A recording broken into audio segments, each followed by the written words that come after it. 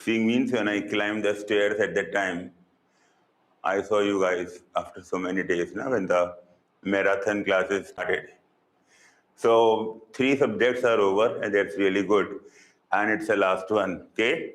So I hope you will be benefited by these marathon session, and we'll try to condense the information as much as possible, and it will be of your you will like that. Like means it will be very beneficial for you. So we have tried all that, right? Now we have this session from 7:30 to 1 o'clock, 12:30 or 1 o'clock. We'll take us some buffer time also. And this is the planning that has been done, okay? So as per the planning, we'll be going, and each chapter is given some time, and accordingly, I'll be monitoring the time, and we have got the time stamp also coming, so that I can see how much time for each chapter is, so that we should not give too much of time to one chapter, two chapter, and then hurry up in the later on. And the distribution of time is also done in the form of how many minutes are required to complete this much of session, plus what is the importance of this chapter, right? So in front of you, this is the planning. I hope I am audible. If I am not audible, you can ask anyone to, communicate to the person here, and he will take care of the, mechanics here, okay? So this is the planning. We'll start with the first chapter, Animal Kingdom. So you can open your NCERT book. Always keep a paper and pen. Always, always. The more you write, the more your brain works. Then after that, we'll be doing the structural organization, and then we'll be doing the locomotion. Session 2 will be of transport and exchange, in which we'll be doing 2 chapters like body fluids and circulation and breathing and exchange of gases. And then again, we will have a small buffer time wherein I can go to washroom or some, resetting focus, etc. of around 10-15 minutes. And again, the last session, the third session is of elimination and control, elimination of the waste and control and coordination, both neural and chemical control, right? Now, seeing the last 5-6 years of papers, okay, and taking the average, plus also, taking the opinion of other teachers, what we have done here is the distribution of the questions, right? You will be having 90 questions on first year. First year means class 11th, 90 questions. And 90 questions on second year. You know the format. So the total question will be 180, right? So this 90, how the distribution is, so that in your mind you can have an orientation that what you are doing and how much marks you are ensuring, right? So like Animal Kingdom, 18 questions will be in the paper, and already this paper has been finalized.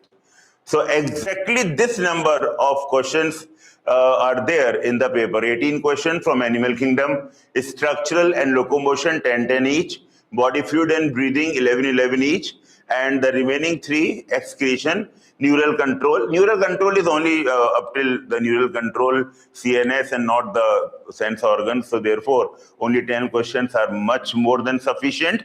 And chemical control, little one extra is, I think, 10, but to make it easy, we have done it 10, okay? However, the distribution in terms of percentage was coming to be 9, but to make the calculation easy, we have taken it 10, okay? So this will be the distribution of questions in the paper that you are going to write on day after tomorrow, right? I hope this is clear to everyone.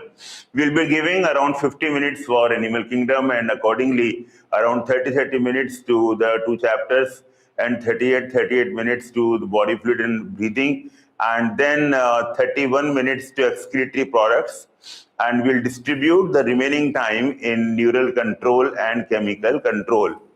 We'll be trying to do a little faster. The timing also given here, like 7:30 to 8:20, the first session is of Animal Kingdom, and then we'll have a small break for you guys also and for me also. and that can also be used as a buffer. Okay, so I hope this this planning is well understandable. Now, more important is how we implement that, and therefore let us quickly begin with the animal kingdom. Okay, guys. So animal kingdom, in the very first part of this chapter, is the basis of classification. If you closely see, there are 6 bases of classification given. One is level of organization. If I'm not audible, please inform the Ravi. Okay. So one is the level of organization. Then we have symmetry. Then we have coelom. Then we have segmentation. Then we have notochord. So these are the basis of classification. Accordingly, it is very easy, I hope, but then still a revision is required for example, the cellular level of organization. Let us begin with the first one, that is level of organization. In the level, we have got organs and organ systems. Right, so how to recall that? Just recall your first year classes. So it's like the cellular level of organization is in phylum Porifera. Phylum Porifera has cellular level, and then we have got Cnidaria and Ctenophora as tissue grade of organization, tissue level. Organ level, if you have to answer one, then what you have to answer? Platyhelminthes, okay? And organ system is Aschelminthes up to chordata, right? Very simple. This is the most simple one, right? Now here, you know that one of the table in the NCERT book has given that platyhelminthes have both organ and organ system. If the examiner is particularly about that, he will give accordingly. So you can easily understand the mindset of the examiner and you can answer accordingly. But you should be able to, you should know that this is given in the NCERT book. But if you have to choose one for the platyhelminthes, then what you have to write? Organ level of organization, right? Very simple. Now, next is symmetry. Symmetry means how the body is, how we can divide the body. Is the body divisible into the equal parts, through any plane, or it is just like a crumpled paper? You just take a paper and crumple it, okay, and then this is okay. So, yeah, symmetry. Here is a symmetry. So animals can be asymmetrical, they can be radially symmetrical, they can be bilaterally symmetrical. Asymmetrical, phylum, most of the members of phylum Porifera are asymmetrical, right? So Porifera mostly asymmetrical and some are radially symmetrical, like Leucosolania. It's a vase-like body, vase, flower pot type, vase-like body. So that is radially symmetrical, but mostly it is asymmetrical. Okay. Then coming to phylum Cnidaria and Ctenophora, they are radially symmetrical. Adults of the phylum Echinodermata are also. Now I cannot ask you because I wanted to ask you an answer, but since I cannot hear your answer, so try to feel that only that you are answering in the class as if this is a live session in front of you. Right. So adults of phylum Echinodermata are radially symmetrical. The adults of phylum Cnidaria Ctenophora are also radially symmetrical, right? Now coming to Platyhelminthes, Platyhelminthes has got bilateral symmetry, and Platyhelminthes onwards all have bilateral symmetry except the echinoderms, which are radially symmetrical only in the adults. Now here comes a catch. The primary symmetry, that is the symmetry of the larva of Echinodermata, is bilateral. So only they become radial in the adults. Now this, that radial symmetry is a little lesser, standard feature, and bilateral symmetry is a more advanced feature. So in this case, what has happened, as per the evolution, when the metamorphosis happens, metamorphosis means transformation of the larval form to adult form. When the metamorphosis happens, so from the simple, from the advanced form that is bilateral, in the adults it becomes simple. Why it is so? As per the constraints of the phylum, as per the constraints of the animal, right? I hope this is very easy. You have understood symmetry. Now, one thing also you can see here, and that is the type of digestive system and the type of circulatory system. In the digestive system, you know that the digestive tract. Now, you know that phylum, Porifera, phylum Cnidaria, phylum Ctenophora, they do not have any organ. when they don't have any organ, there is no digestive tract. First time organ level is found in the platyhelminthes, right? And that type of gut the platyhelminthes have a single opening, right? So platyhelminthes, we can say it is incomplete digestive tract, right? Then from Aschelminthes, roundworm, they have got two openings, mouth and anus, and therefore we can say it is a complete digestive tract. So for incomplete, you can answer platyhelminthes. Why not Cnidaria ctenophora? Because they are having tissue grade of organization and they are not having organs. I hope it is clear to everyone, right? And from Aschelminthes to Phylum Chordata, all have got the, complete digestive tract. That means two. They have a tube within a tube body plan. Tube within a tube body plan, okay? Here, I think we can write here Aschelminthes onwards, okay? So I think I wanted to have changed this also, Aschelminthes. Aschelminthes onwards is a complete digestive tract, that is tube within a tube body plan, and here you can see that it is an incomplete digestive tract. Okay. Circulatory system can be open type and it can be closed type. Now, open type of circulatory system is that there is a heart, there are blood vessels, but there is no interconnection between the arteries and the veins. That means the blood vessel which bring the blood away from the heart is not connected to the blood vessel which is taking blood towards the heart. In some of them, they don't have any vessel at all. But even if the vessels are found, the connectors, the capillaries are not present. So that's the main thing that differentiate open circulation from a closed circulation is the capillaries. Closed have capillaries. In the diagram in front of you, these will be given to you. So I'll leave them here, and every class can copy this one, and you can use this one later on. So you can see in this diagram, there is everything is same in both the diagrams, but you can see that there is no connector. But in this closed one, capillaries are there, and therefore there is a complete loop is there. Now, which phylum has got open type and which phylum has got closed type? In general, saying that non-chordates have open type and chordates have closed type. In non-chordates, when we say organ system, it is a circulatory system. In non-chordates, we can say that Arthropoda and Mollusca have open circulation. Most of the Mollusca have open, Arthropoda have open circulation. Closed circulation, in the non-chordates, we have Annelida. Annelida is a non-chordate. How to remember that? Think of earthworm. In the earthworm, we have seen that they have a closed circulatory system, so they belong to Annelida. So annelids have closed circulatory system. Other than that, all the chordates are having closed circulatory system. Can I say again? Open circulatory system, Arthro, Mollusca. Closed circulatory system, Annelida, Chordata. Done? Are you guys with me? Very good, right. Now, and you know that the open circulation is a sluggish one and less coordinated, and a closed circulatory system is a more coordinated one, okay? Then here also symmetry, this diagram is showing this is radially symmetrical and that is a bilateral symmetry, okay? Fine. Then number of germinal layer. Another type of basis of classification is number of germinal layers. If the germinal layers are 2, we can call them diploblastic. And if the germinal layers are 3, we can call them triploblastic. Diploblastic will not have, which one is not have?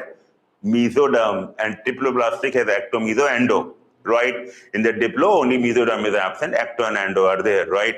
Now, diploblastic, which two phylum are diploblastic, having diploblastic nature? So please understand that Phylum Cnidaria and Phylum Ctenophora are diploblastic. Cnidaria, Ctenophora, diploblastic.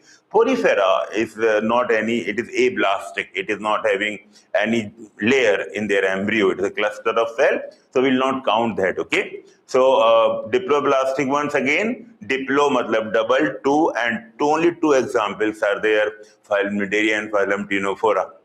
Remaining all the higher phylum means from Platyhelminthes to all the chordates, they have got triploblastic nature. Okay, so diploblastic and triploblastic, you can see this diagram here. In the diploblastic one, there is a mesoglia in between the ecto and the endo. Please understand that when you see the word mesoglia, it is undifferentiated layer, mesoglia, and mesoglia can only be seen in diploblastic. In place of mesoglia, there is a mesoderm in between ecto and endo. A mesoderm makes it triploblastic. So this diagram is triploblastic. Very simple, right? Diplo and diplo example I told you, Cnidaria, Ctenophora, and triploblastic are from Platyhelminthes to Phylum Chordata. Now, just I'm asking you, can you please tell me which phylum or what phyla have bilateral symmetry? Think of, yes, Platyhelminthes to Chordata, right?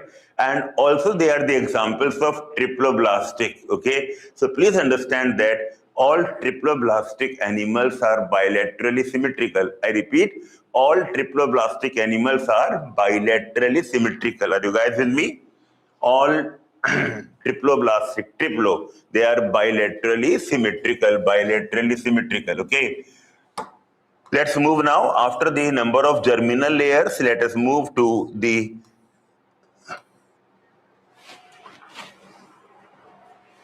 what has happened? This sound coming. What is sound coming? Okay, right. Now coming to the coelom. Coelom is a body cavity. A true coelom is a body cavity lined by a mesoderm. A true coelom is a body cavity lined by a mesoderm, and that too mesoderm should be all around, right? So animals can be acoelomate. They don't have a coelom at all. They have animals can be pseudocoelomate, and animals can be eucoelomate. So acoelomate, a matlab absent, pseudo means false, and you matlab true coelomates, right? Now, please understand that the concept of coelom only comes with triploblastic animal. The concept of coelom only comes with triploblastic animals. So only we can classify that triploblastic animals into acoelomate, pseudocoelomates, and eucoelomate. And what are the triploblastic animal? From Platyhelminthes to Chordata. So from the phylum Platyhelminthes to Chordata, those who are acoelomates, they are Platyhelminthes. Those who are pseudocoelomate, Aschelminthes, and those who are eucoelomate are from Annelida up to Chordata. Annelida to Chordata are eucoelomate. Okay, acoelomate. अच्छा, if someone asks you कि चलो ठीक है ये बताइए कि what about the Cnidaria Ctenophora? Do they have a true coelom? What is your answer? No. So in terms of that, can we call them acoelomate? 100% true. And what about Porifera? Certainly no, right? So can we call them as acoelomate? Yes, why not? We can call them as acoelomate. You understand my point? Acoelomate literally means that there is absence of a coelom. In case of pseudocoelomate, the mesoderm is there, but it is not lining everywhere. In the beginning, pouches of mesoderm are there, and pouches of mesoderm do not form the proper lining. Okay, 2025 examination, the question came about the pseudocoelomate is that the mesoderm is not lining all around. I think they have given, I remember they have said that the mesoderm is surrounding the gut but not lining the body wall. They have given like that, okay? And that is perfectly, the mesoderm is lining the body wall, but the mesoderm is not surrounding the gut. Now, this is the one of the diagram of a pseudocoelomate one. Another diagram of a pseudocoelomate can be this one, okay? Another diagram, because after this, what is the next form? The next form is this one, okay? So this is the next form. After this, it is the next form will be, it is, these are the pouches of mesoderm. Pouches of mesoderm. A simple question came And those who are very adamant that I don't want to listen anything outside NCERT, they have lost marks in this question, okay? So some flexibility we all must have. Now, this is the space, and in case of pseudocoelomate, the next step is something like this, okay? So this is the mesoderm. The mesoderm is lining the body wall. This is the mesoderm. But since the mesoderm is not surrounding the gut, we cannot call it as a true coelomate. So this is a pseudocoelomate. Are you guys with me? This is a pseudocoelom. And this is a true coelom. Why? Because mesoderm here also and mesoderm here also, right? And therefore, this can be called as a true coelom, right? Now, you know that examples, acoelomate, Phylum Platyhelminthes, then pseudocoelomate are Aschelminthes or the roundworms, and true coelomates are Annelida up to Chordata. Very simple, right? So this is important, one should keep in mind. Many questions can be solved just by knowing the basis of classification. Guys, now coming to segmentation. Segmentation is a division of body into segments, into metameres. Each segment can be called as metameres, and there is a serial repetition of at least some organs. Serial means in every segment, a part of that organ is present. Not in all, not of all organs, but some organs there is a serial repetition. This type of body design is called segmentation, right? Now, segmentation begin with the phylum Annelida. The first time the phylum which is segmented, Annelida. Then next one, Arthropoda, segmented phylum, okay? And next one, like Mollusca, Echinodermata, Hemichordata, they are not segmented. So in non-chordates, only Annelida and Arthropoda are segmented. Then coming to chordata, they are also segmented. So please remember that there are three phyla which have segmented animals. Number one, Annelida. First time segmentation begin, Annelida. Each segment is called metamere, and the phenomenon can be called as metamerism. Make sense? Okay. Annelida, Arthropoda, chordata. Annelida, Arthropoda, chordata. Those who remember the classes, you can remember A, C. Annelida, Arthropoda, chordata are segmented phylum. Okay. Then, so this is showing segmentation. Even the chordata, Arthropoda, they are segmented.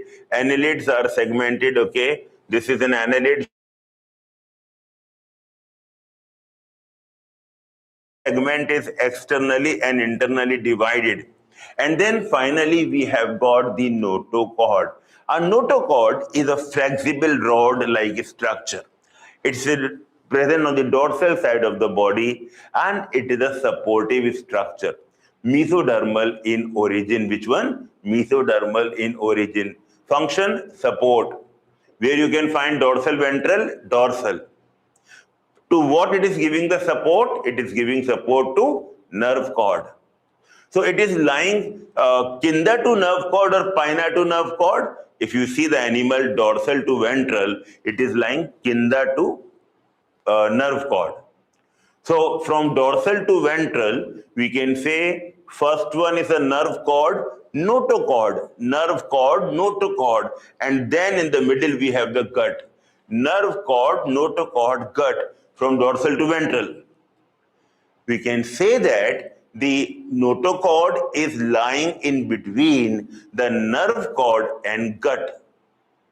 We can also say that the nerve cord is dorsal to the notochord and gut is ventral to the notochord.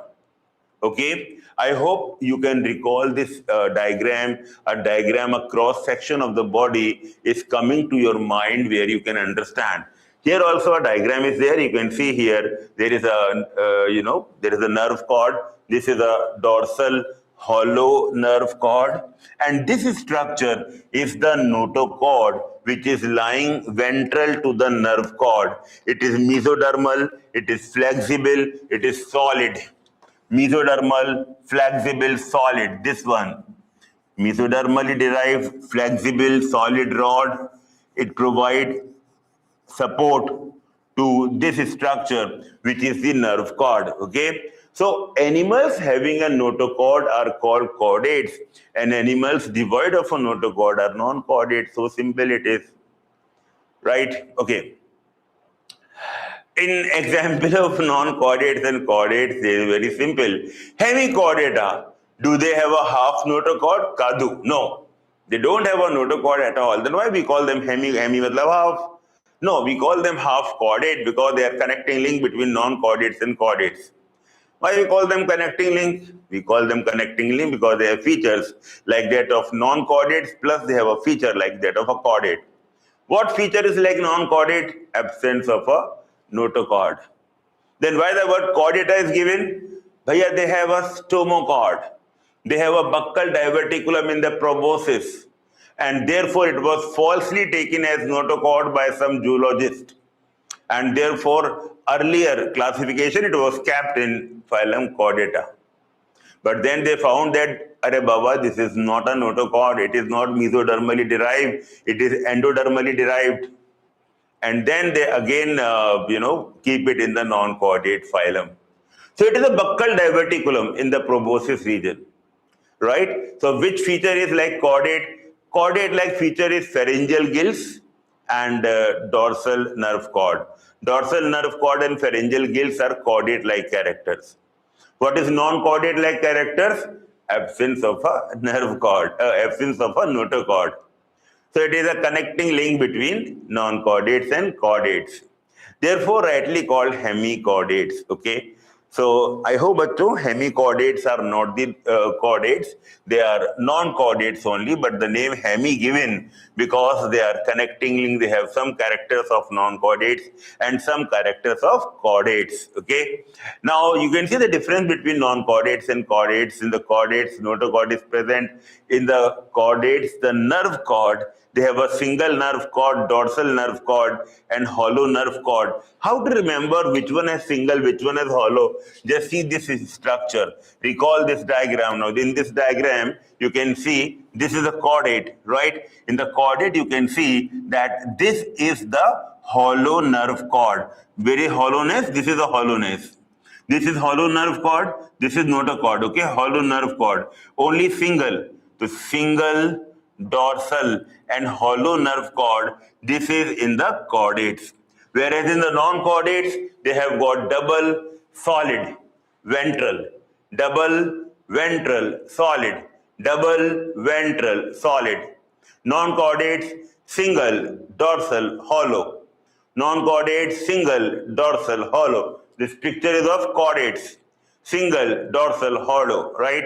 I hope this is clear to everyone. And then this is the pharyngeal gills, okay, pharyngeal gills.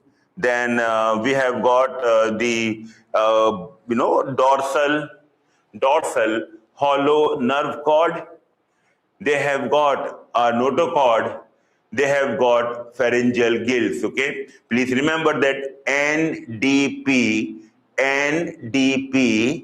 They have a notochord, they have a dorsal, single, hollow nerve cord and pharyngeal gill slits in the embryo, because in the embryo gills are not functioning, so we can say they have got gill slits in the embryo, right? These three are the fundamental chordate characters. Some other chordate characters are post-anal tail and ventral heart. Post-anal tail, ventral heart. Okay. I hope this is clear, bacho. This is about the difference between chordate and non-chordates. Then coming to the classification of the phylum Chordata, you can see this classification of phylum Chordata. This is a non-chordata only. Later on, we can see the classification of phylum Chordata, right? We have got a classification of phylum Chordata. Now, in this phase, in this page, you can see some of the important features of each phylum, and this one, okay, so this one is a brief idea about all the basis of classification that you have seen earlier. This is the basic idea of that one. Right now, this is, we can take one by one each phylum one by one, starting with phylum Porifera. Phylum Porifera, level of organization is cellular level of organization. Mostly they are asymmetrical. Some of them are radially symmetrical. They don't have any germ layer. There is no true germ layer. Coelom is, of course, they are acoelomate. Coelom is absent. And mostly they are marine. The phylum members of the phylum Porifera are mostly marine. However, there are some examples of freshwater form like Spongilla. Spongilla is a freshwater sponge, right? Then there are some other important characters. For example, the digestion is intracellular only intracellular, just like that of the protozoa. In the protozoa also they engulf the food and digestion occurs inside the cell. Similar here also intracellular. Reproduction is asexual by fragmentation and sexual by gamete formation. Fertilization, now this is very important. This is internal fertilization, very, very important here. Fertilization is internal fertilization. They have got a skeleton, and the skeleton is not truly exoskeleton. So better you can call it as an endoskeleton. It is of spicules or spongin fibers. Spicules. Now, of what material spicules is made up of? Spicules is made up of, one is called medusa. Polyp is a fixed form. Polyp is a fixed form, and medusa is a freely swimming one. Okay, polyp and medusa. You can see this is a polyp, and this is fixed from the bottom, and this is a medusa. So you can understand that some rearrangement happens in this, and this becomes, so here these tentacles, and here the tentacles are down, and this is a freely swimming one. Here this is a mouth, and this is hypostome, and this is a hypostome, and here is the mouth. Okay, now this is a polyp, fixed one, and this is a medusa, which is a free living form. Okay, guys, you understand this point? Very good. Okay, then polyp is cylindrical, and the base is attached to the bottom. Medusa is umbrella shaped, and it is a freely swimming one. Okay, now mouth in polyp is on the top, and mouth in medusa is on the bottom. You have seen in the picture, mouth on the top and mouth is at the bottom in medusa. Examples of polyp are Hydra, Edemsia, and medusa is Aurelia. The jellyfish, this is a diagram, mostly jellyfish is shown like this. The jellyfish, okay? Okay, guys, I hope this is clear to everyone. This is a polyp. This is a gastrovascular cavity. This is a hypostome. This is a mouth here, okay? This is a Cnidarian, the diagram of Hydra, okay? Right.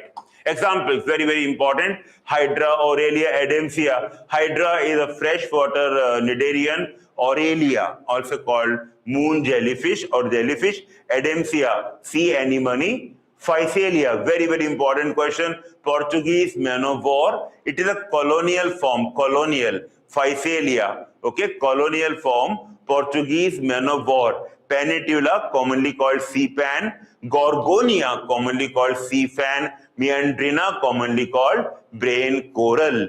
Obelia, commonly called sea fur, and Obelia shows metagenesis. Now, metagenesis means that it has got both polyp and medusa in the same life. Okay. Now, in this case, what happens? The polyp can form medusa, and medusa can reproduce to form polyp. So, in Obelia, the polyp reproduce asexually, and the medusa reproduce sexually. In Obelia, the polyp reproduce asexually to form the medusa, and when medusa forms are there, they reproduce sexually. Sexually means both gametes are there, and the gametes fuse, and then fertilization happens in water. Okay, right.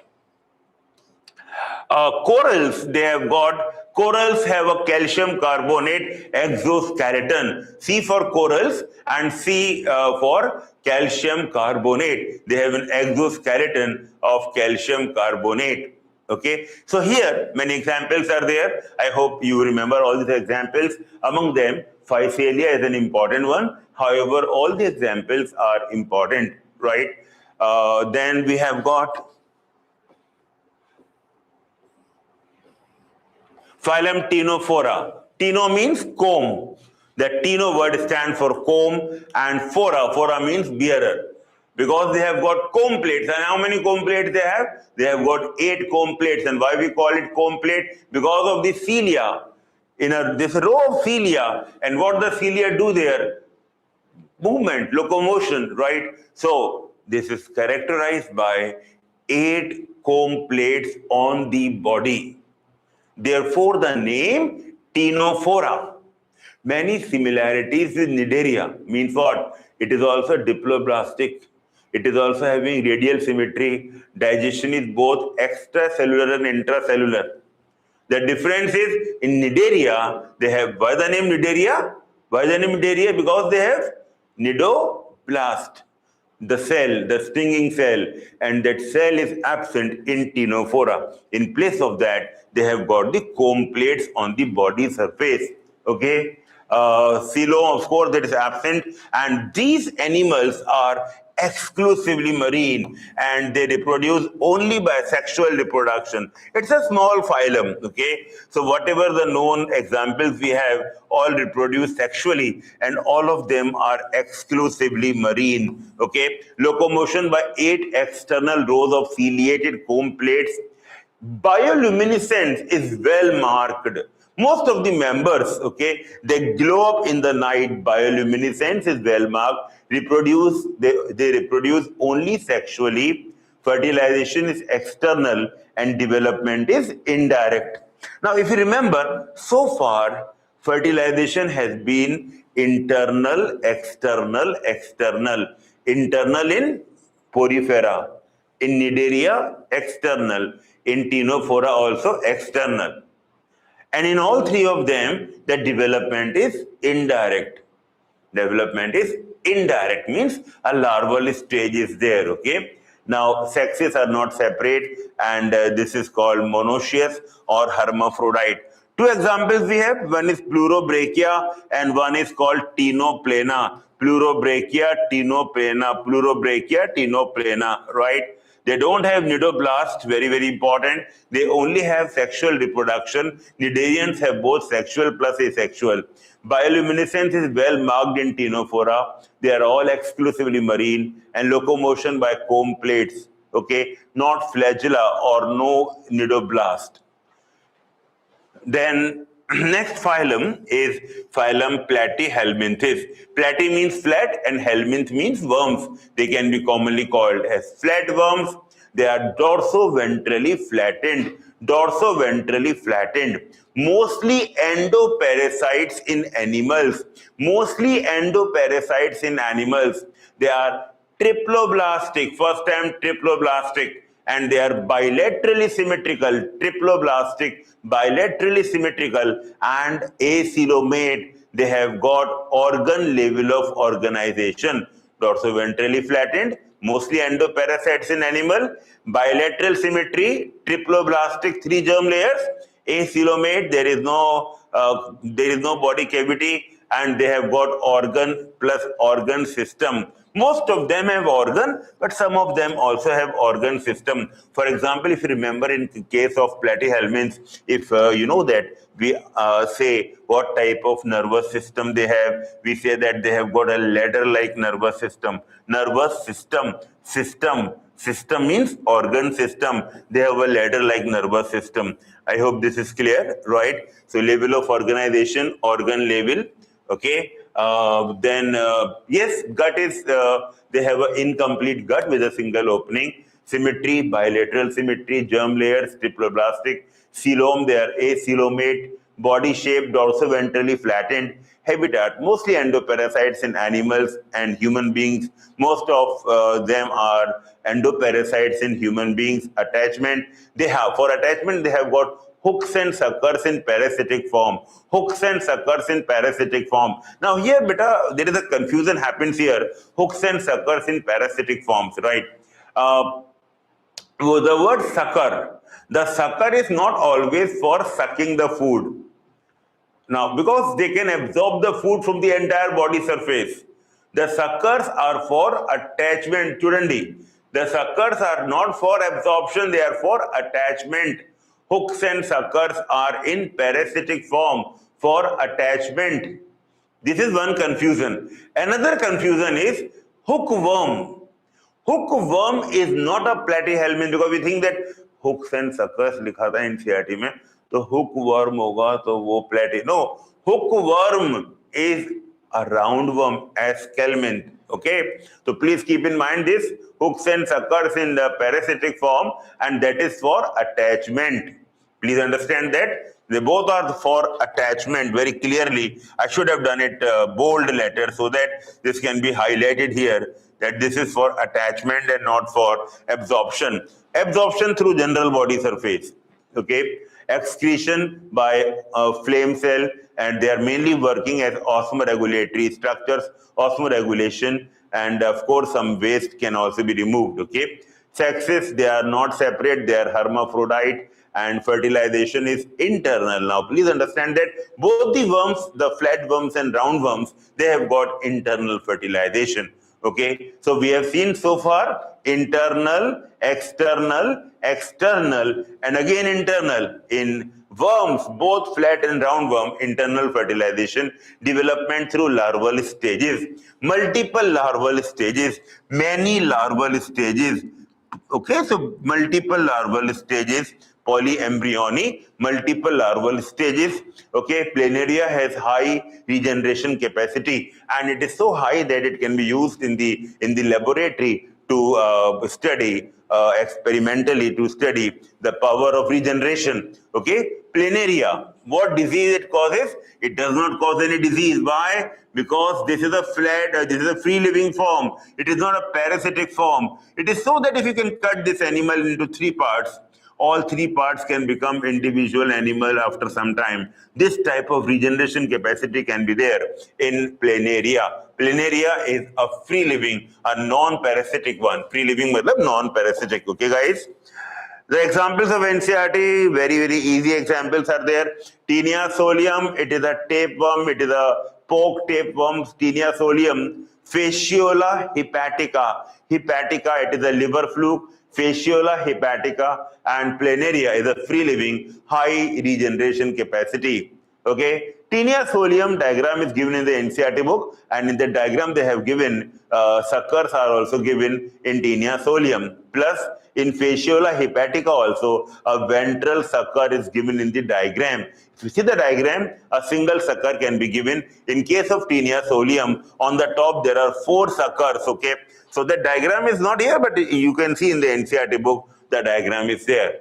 Okay, so platyhelminths, they are acoelomate, they are triploblastic, they are bilaterally symmetrical flame cells for osmoregulation and excretion. Okay, and they have got organ level, but incomplete gut is there. Some of them have even organ system level. So if you have to answer one, you can say organ level, and not all platyhelminths are parasitic. Planaria is an example of a free living form.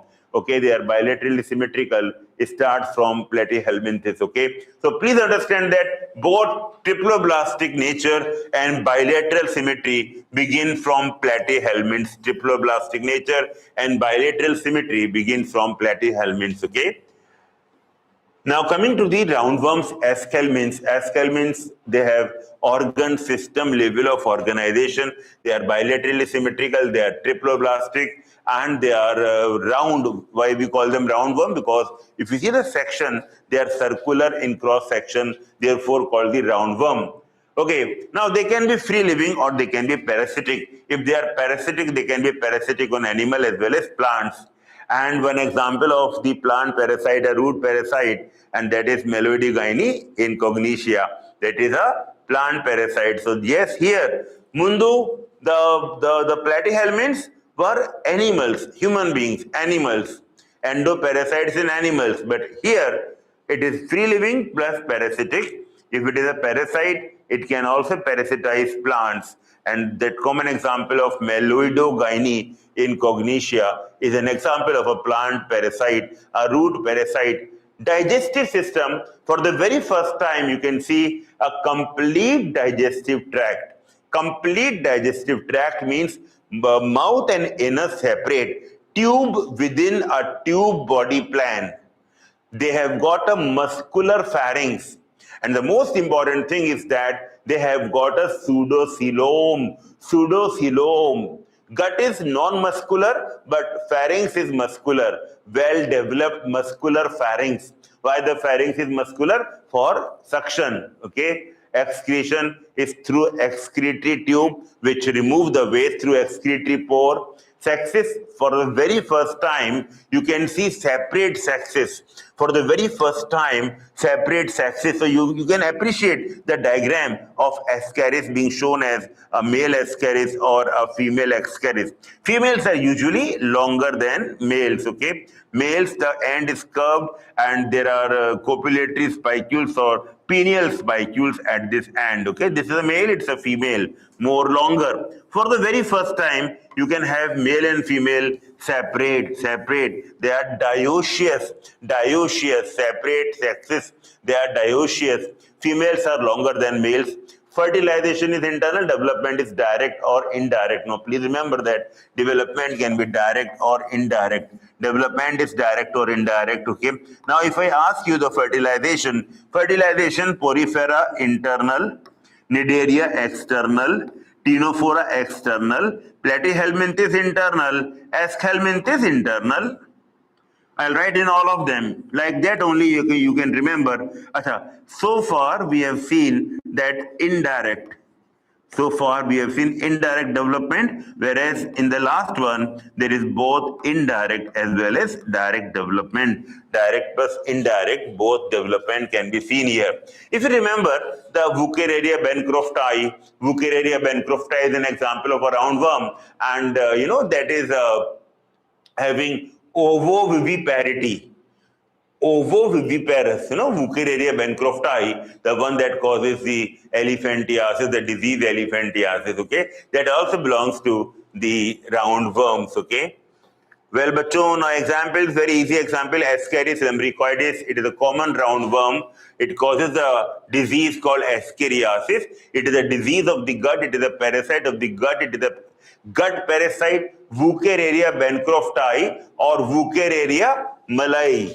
Wuchereria bancrofti or Wuchereria malai. Okay, they both causes the disease filariasis or elephantiasis, okay, and it infects the lymphatic system. And ankylostoma duodenale, it is called the hookworm. It causes a hookworm, ankylostoma duodenale, and as the name duodenale, it is also a gut parasite.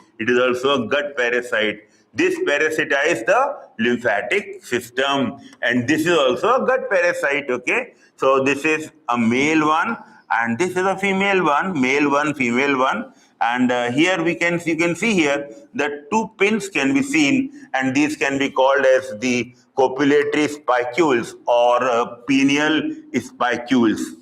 These two are pineal spicules. They represent the penis here, or they can be called as copulatory spicules. So, which one has got a pineal spicule? Answer is the male. Obviously, the male is supposed to have the penis like that. You can say the spicules are there in the males. Okay, okay, beta. So then next one, examples. Very easy examples. Only 3 examples to remember here.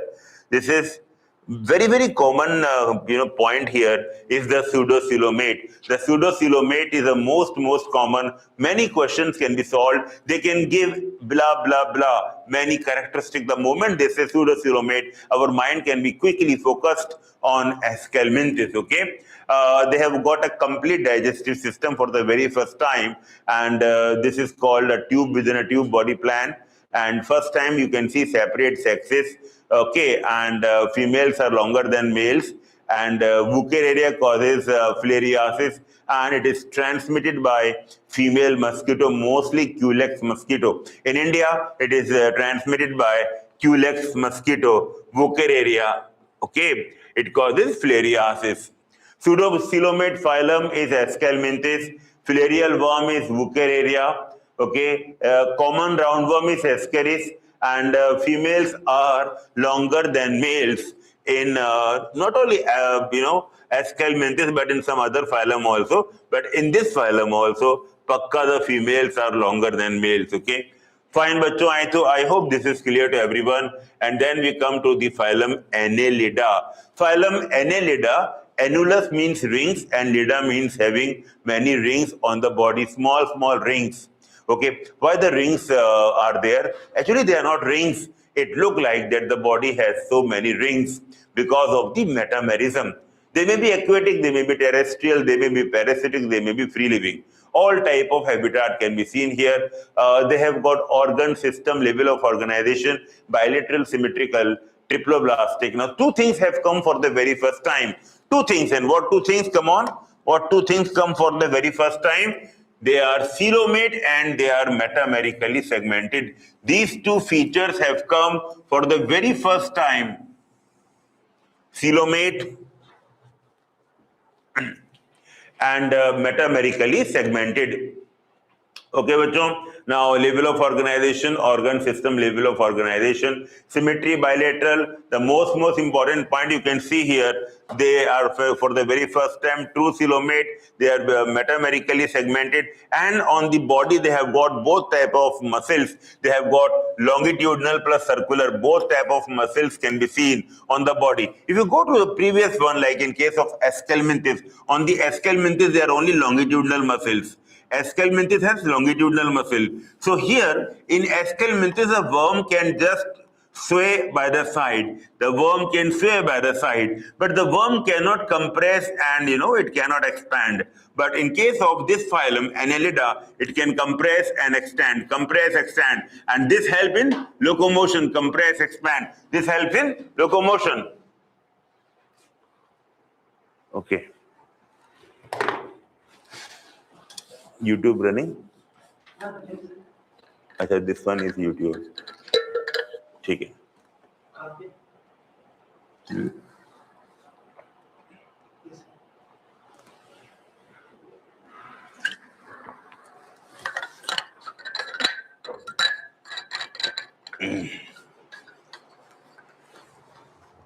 Okay, बच्चों.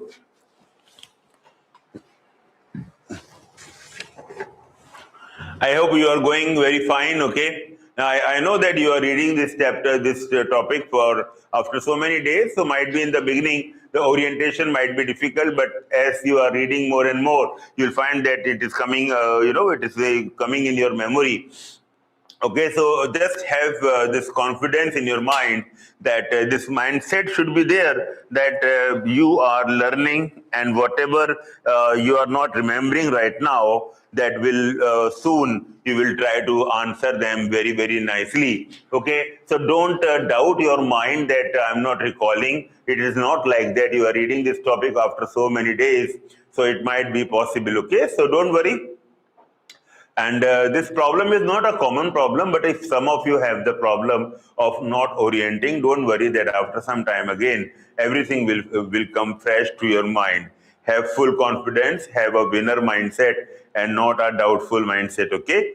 Done. Now, please understand that the aquatic forms for locomotion, they have got parapodia. So example, Nereis, okay? Note they have got parapodia. These are the parapodia on the by the side lateral appendages.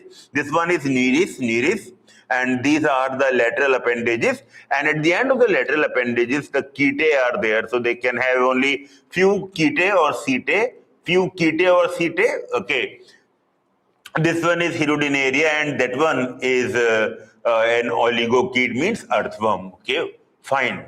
So segmentation came for the very first time. A true coelom come for the very first time. These are very, very important questions. If the teacher want to go a little higher, then he can ask about the muscles in the body wall.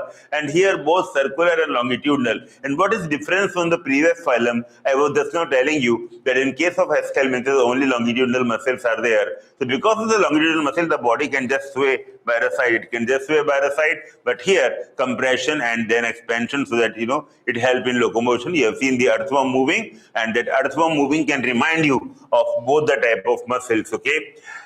Circulatory system, very beautiful. This is, again, a system as a system come for the very first time. Circulatory system is absent in all the previous phylum. It appear for the very first time, and this is a closed circulatory system.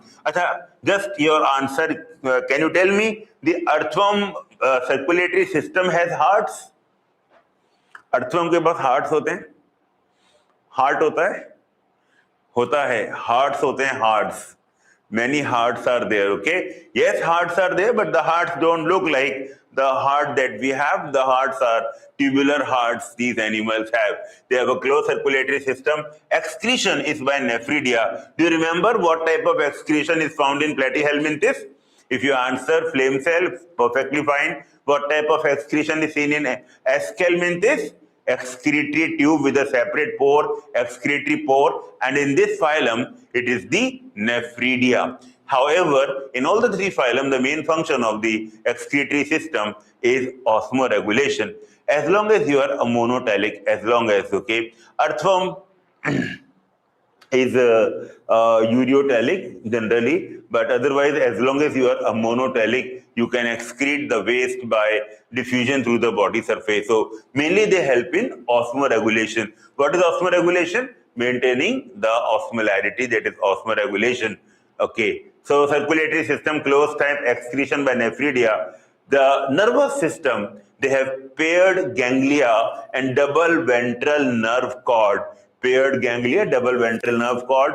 Okay, so generally they are monoecious. For example, earthworm and leech are monoecious or hermaphrodite, but Nereis is dioecious. Nereis is dioecious. Please understand that Nereis is aquatic. Nereis has parapodia. Nereis is dioecious. Nereis is aquatic. Nereis has parapodia. Parapodia for locomotion. And Nereis is dioecious. There is a male Nereis and female Nereis. However, these two guys are monoecious or hermaphrodite, okay? Example, Nereis, also called the ragworm, okay? It is aquatic, dioecious, has parapodia. Phragma posthuma, this is the earthworm. It is a terrestrial, it is monoecious, and there is no parapodia. Hirudinaria is a leech. It is a parasite. It is an ectoparasite, and of course, it is a monoecious. Actually, if no need to remember about monoecious, dioecious about every animal, just remember who is dioecious. Then you have one example to remember in dioecious. Remaining all, you can say monoecious, and the one example, and that is Nereis. Okay, Nereis is something unique here. Okay, fine, bachcho. Segmentation first appear in Annelida. Closed circulatory system also comes first time in this phylum. Okay. Then next is Phylum Arthropoda. It is the largest phylum of animals. Over 2/3 of all named species are arthropods. 2/3 of all named species are arthropods. Okay, you know that 70% of all the animals are insects. 70% of all the animals are insects. Okay. So we can say that 2/3 of all named species are arthropods. Arthro means joints and poda means legs or appendages. These are some of the examples of arthropods. Okay, the features of arthropod, label of organization, organ system. These are simple examples. Now, the most important example is exoskeleton. Chitinous exoskeleton, appendages, jointed appendages with skeletal muscles. Very important. Body division into head, thorax, and abdomen. Circulatory system also present here, but now it is an open type of circulatory system. Can you please recall the closed circulatory system?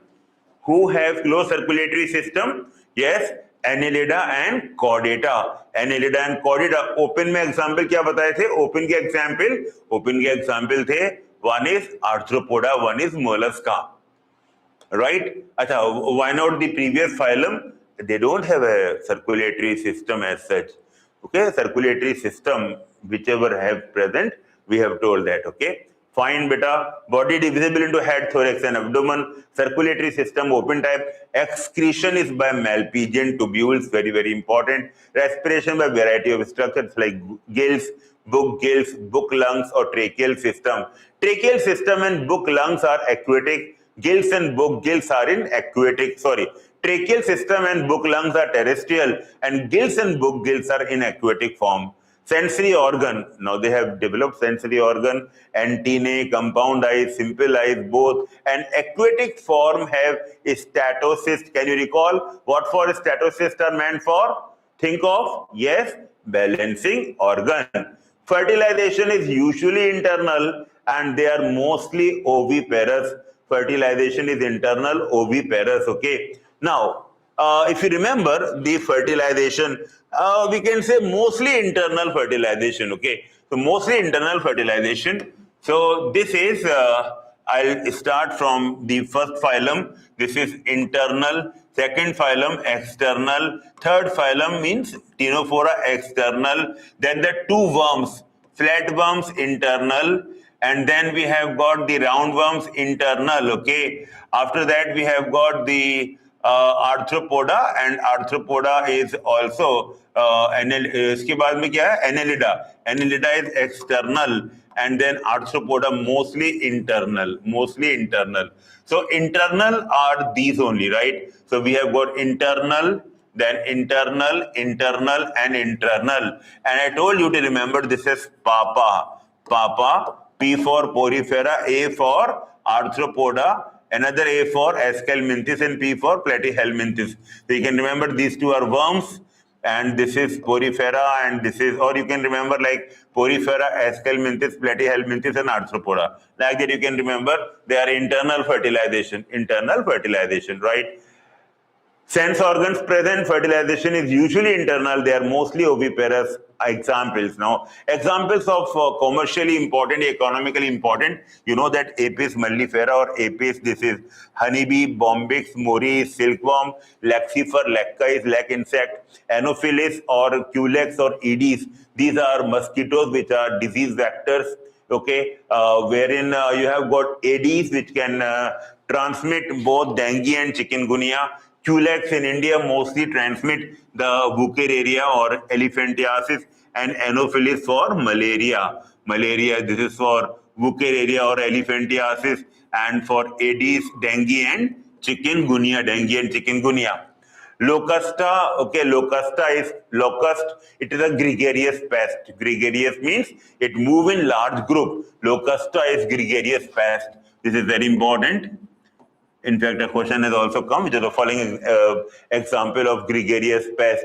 Limulus is king crab, it is a living fossil, and Scorpio is scorpion. These are examples of Arthropoda. Okay, after Arthropoda, let's talk about Mollusca. And Mollusca, second largest phylum, terrestrial or aquatic, organ system level, bilateral symmetry, and triploblastic, and they are coelomate. The body is divisible into distinct head, muscular foot, and visceral hump. Okay, where is the head? You can clearly see the head. Distinct head is there. I can make this diagram bigger so that you can appreciate the three parts of the body. Distinct head. This is distinct head. Okay. Then muscular foot.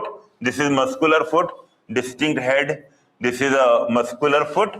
This one. This is muscular foot. And this motum is the visceral hump. Hump means the projection of the back is called hump. Okay, this is visceral hump. Then you can see the various parts. For example, there is a mantle, which is a spongy skin. The mantle secretes a shell. The shell is calcium carbonate shell, and this is muscular foot.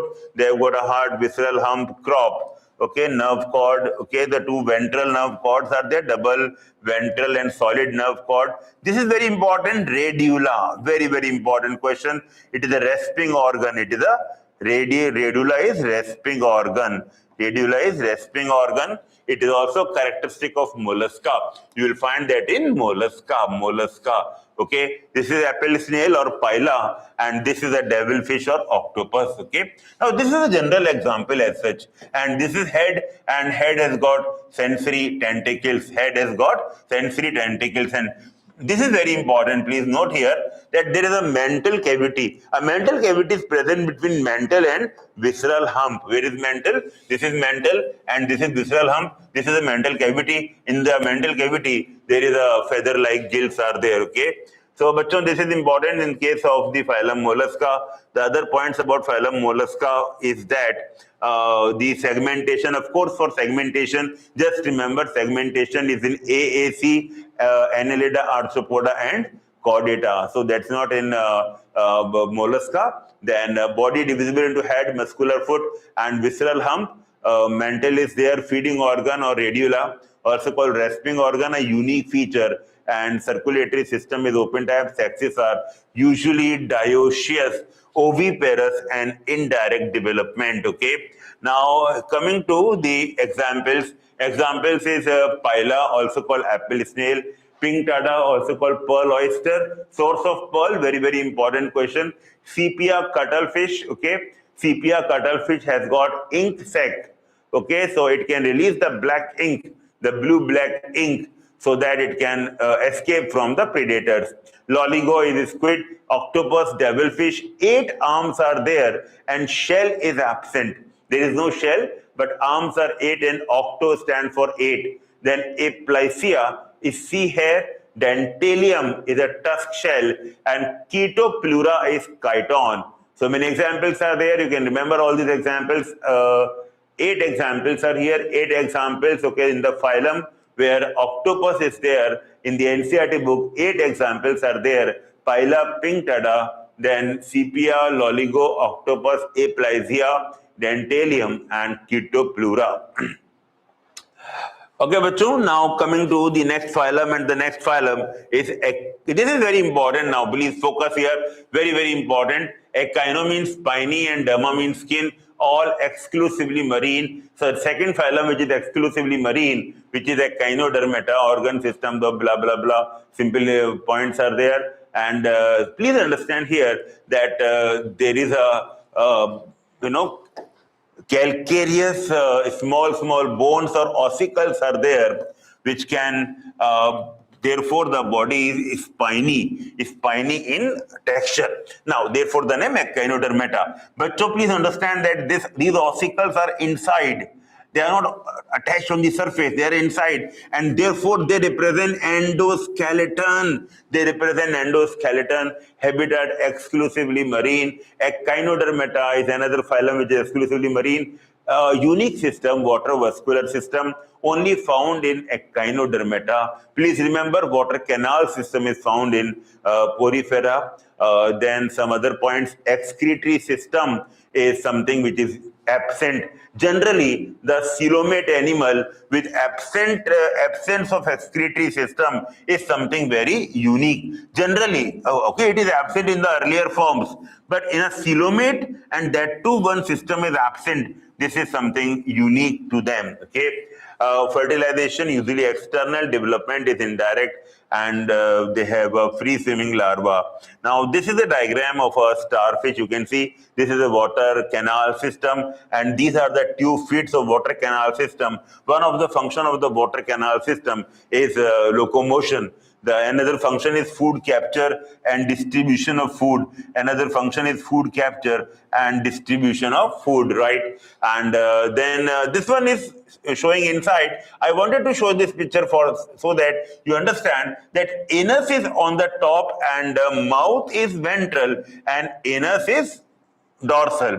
So this is oral end is ventral, aboral end is dorsal. Please keep this point in mind. And this is Ophiura. This is Ophiura brittle star. Ophiura brittle star.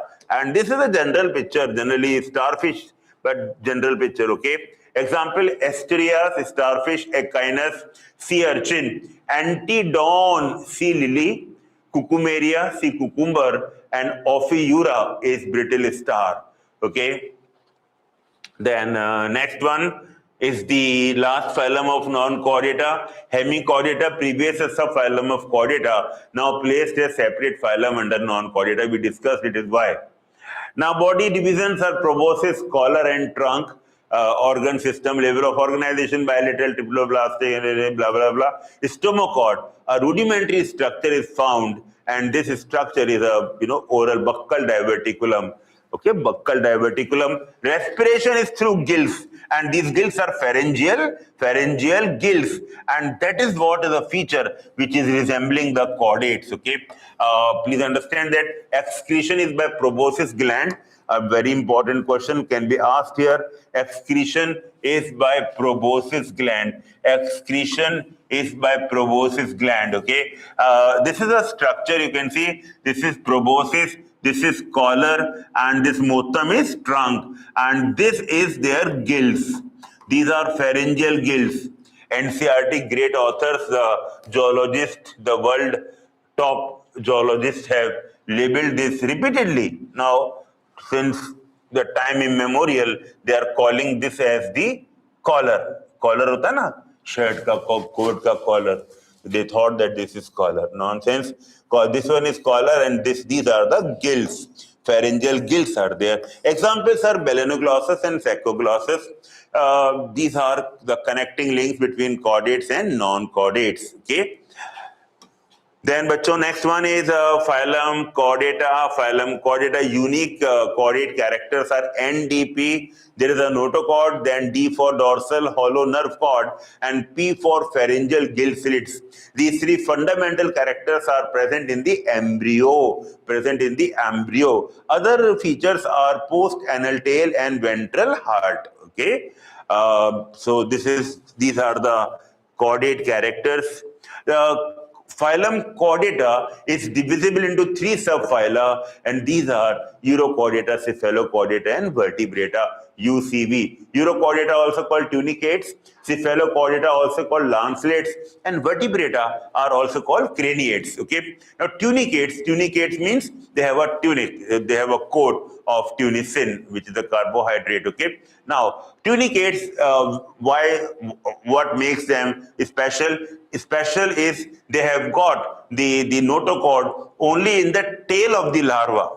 Okay, what about the cephalochordates? They have got from head to tail of the larva, and beautiful thing is that notochord is persisting even after birth throughout life. Coming to vertebrates, in the vertebrates, notochord of the larva is replaced by a bony or cartilaginous vertebral column in adults. Okay, vertebrates. Once again, the urochordates are also called tunicates, cephalochordates are also called lancelets, ballum, lancelets, and vertebrates are also called the craniates. Okay. Now, urochordates, examples of urochordates like Doliolum acidia, and there is another one, Doliolum acidia, and the one which is Doliolum salpa. Okay, acidia, Doliolum salpa. These examples are of urochordates. They are exclusively marine. Okay, all of them, all cephalochordates and urochordates are exclusively marine. They can be called as protochordates, and they are exclusively marine. Cephalochordates examples, you have branchiostoma also called the Amphioxus branchiostoma, and remaining all of them are vertebrates. So many examples of vertebrate. We can divide the subphylum Vertebrata. We can divide this subphylum. Now, this picture you can see, this picture is of a tunicate. It is acidia. This picture is of acidia, and this is a cephalochordate. It is also called a true chordate. And this is the mouth and the gills. So, therefore, branchio means the gills, and stoma means the mouth. Gill-mouthed animals. This is Amphioxus. And this is the division of the Vertebrata. Subphylum Vertebrata is divided into two divisions, Aeginatha and Gnathostomata. As the name indicates, Aeginatha means without jaws, jawless, and Gnathostomata means they have got stoma, means mouth, are surrounded by jaws. Gnathostomata. Agenatha, most of them have become extinct. The only survivors are, they belong to one class called cyclostomes.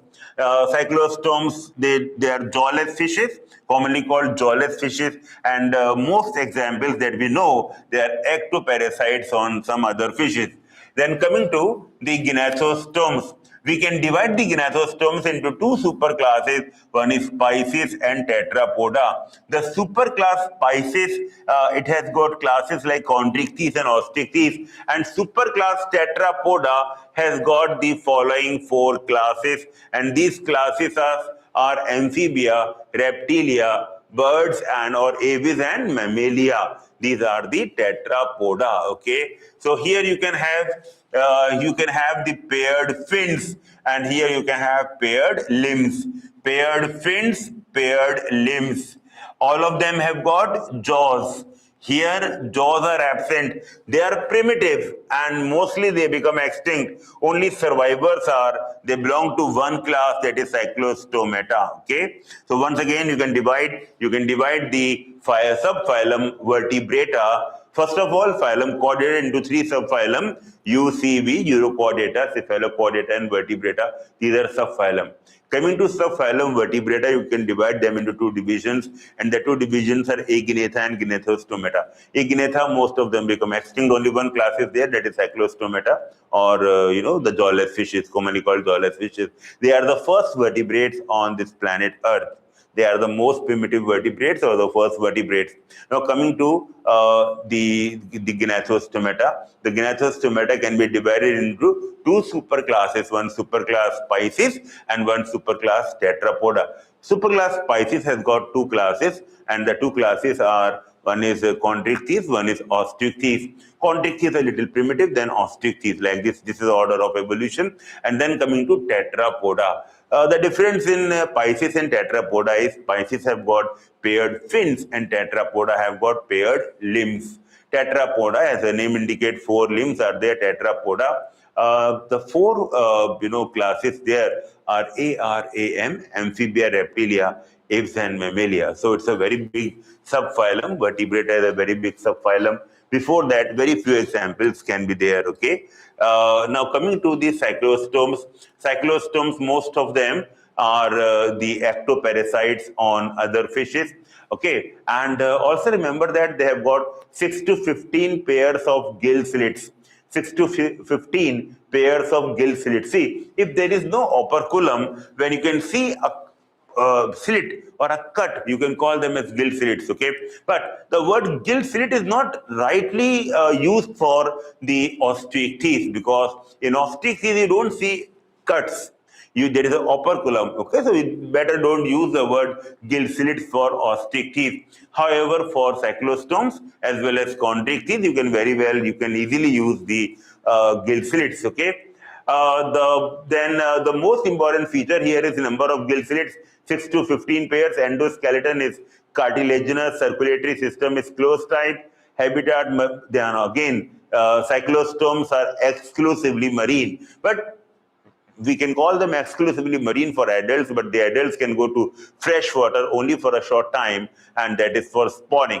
Once they spawn, they don't come back to the marine water. They die there. Okay, only their next generation, they come back. Okay, so the next generation, the larva first become the adults, and the young adults, very very young adults, the juvenile fishes, they come back into the marine water again. Okay, after spawning, they die, and within a few days, the larva return to ocean after metamorphosis. Okay, examples you have got Petromyzon, also called lamprey, myxine, hagfish. Petromyzon, lamprey, and myxine is hagfish. Okay. Now, but so please understand that the example of this one, that they migrate to the fresh water. This is generally, it is not a general feature of the cyclostome. It is seen in Petromyzon. Now, since this is a very, very small class, so therefore NCERT book has given it as a general one, but it is only seen in the Petromyzon. Myxine does not have a larval stage. Myxine or hagfish is a very atypical one. It does not have a larval stage, so it does not show this feature. Only Petromyzon show this feature. Okay, please keep this point in mind. This is an example of a Cyclostoma Petromyzon, which the one which is also called lamprey. Okay. Then coming to the chondrichthyes or cartilaginous fishes, some very crucial points about the cartilaginous fishes. Again, they are exclusively marine. Mouth is ventral. You can see sharks where the mouth is ventral. The gill slits are separate without an operculum. Scales, they have got a placoid scales. Teeth are modified placoid scales which are backpolly directed. Air bladder is absent, only present in the osteichthyes. Notochord is persistent throughout life.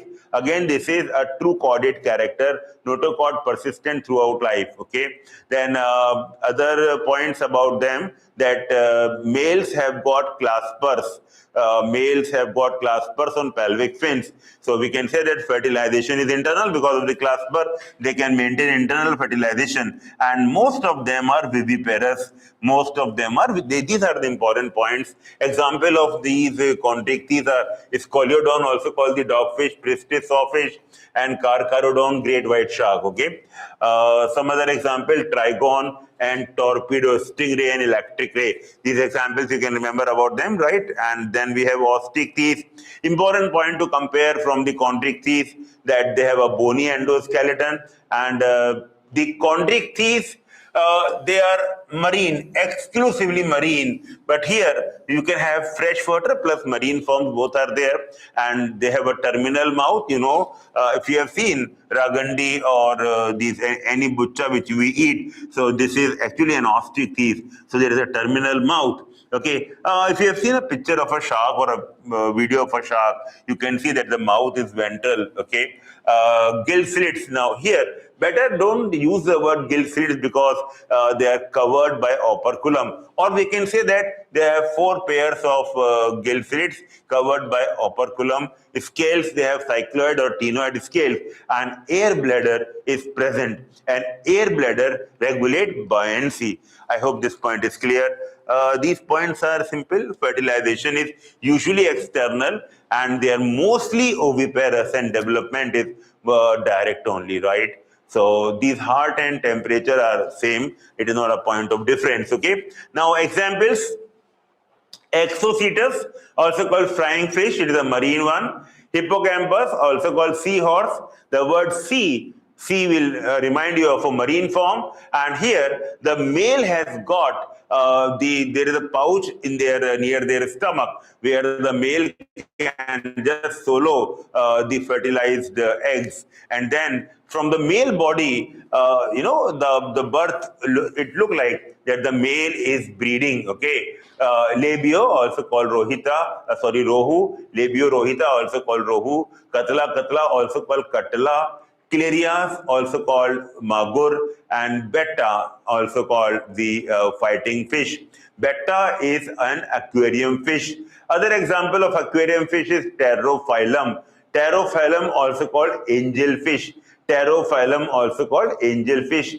These are aquarium fishes. Okay. Freshwater forms are labio and katla and clerias. Labio, katla, clerias, most of the edible which are edible in this part of India, labio, katla and clerias. This is the catfish. Okay, fine. Then coming to amphibia, the word amphibia means dual mode of life, both aquatic as well as terrestrial habitat. They are tetrapoda, you know that. Okay, now skin is moist, thin, moist and without scales. Eyelids, they have got eyelids, they have got even have a third eyelid, also called nictitating membrane. The tympanum represent ear, cloaca, a common opening for digestive, urinary and reproductive tract. Cloaca is present in them. Respiration is by the gills, the lungs, okay, and the skin. 3 methods. We'll discuss about them in detail. Especially when we discuss about the Rana tigrina, okay. Heart, 3 chamber, 2 auricle, 1 ventricle. Temperature, poikilothermos. Actually, only homeothermous are only birds and mammals. So remaining all of them are poikilothermous, and fertilization is external. They lay eggs, they are oviparous, and they are indirect. There is a larval stage, and the larva metamorphose into adults. Okay. Example: there is a bufo, also called toad; rana, also called the Indian bullfrog, Rana tigrina; hyla is tree frog. Okay. Salamandra is also commonly called salamander. Okay, it is a tailed amphibian. Salamandra is a tailed amphibian, and Ichthyophis, it is also called limbless amphibian. Limbless amphibian. Ichthyophis limbless amphibian.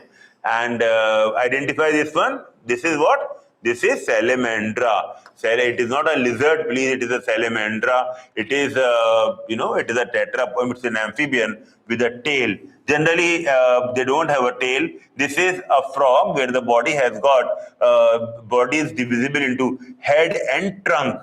Only head and trunk, okay? No tail, no neck. But here you can have the head, trunk, and tail, which is present in salamandra, okay? Coming to the class Reptilia. Now, compare the skin of Amphibia and Reptilia. In case of Amphibia, the skin is moist here, the skin is dry, cornified, matlab thick, and then there are epidermal scales or scutes. Now, coming to this epidermal scales, these are epidermal, that is, they are derived from the ectoderm. They are derived from the ectoderm. Now, if you compare the scales of Pisces, the scales of Pisces are mesodermal. They are mesodermal. The scales of Pisces are not epidermal.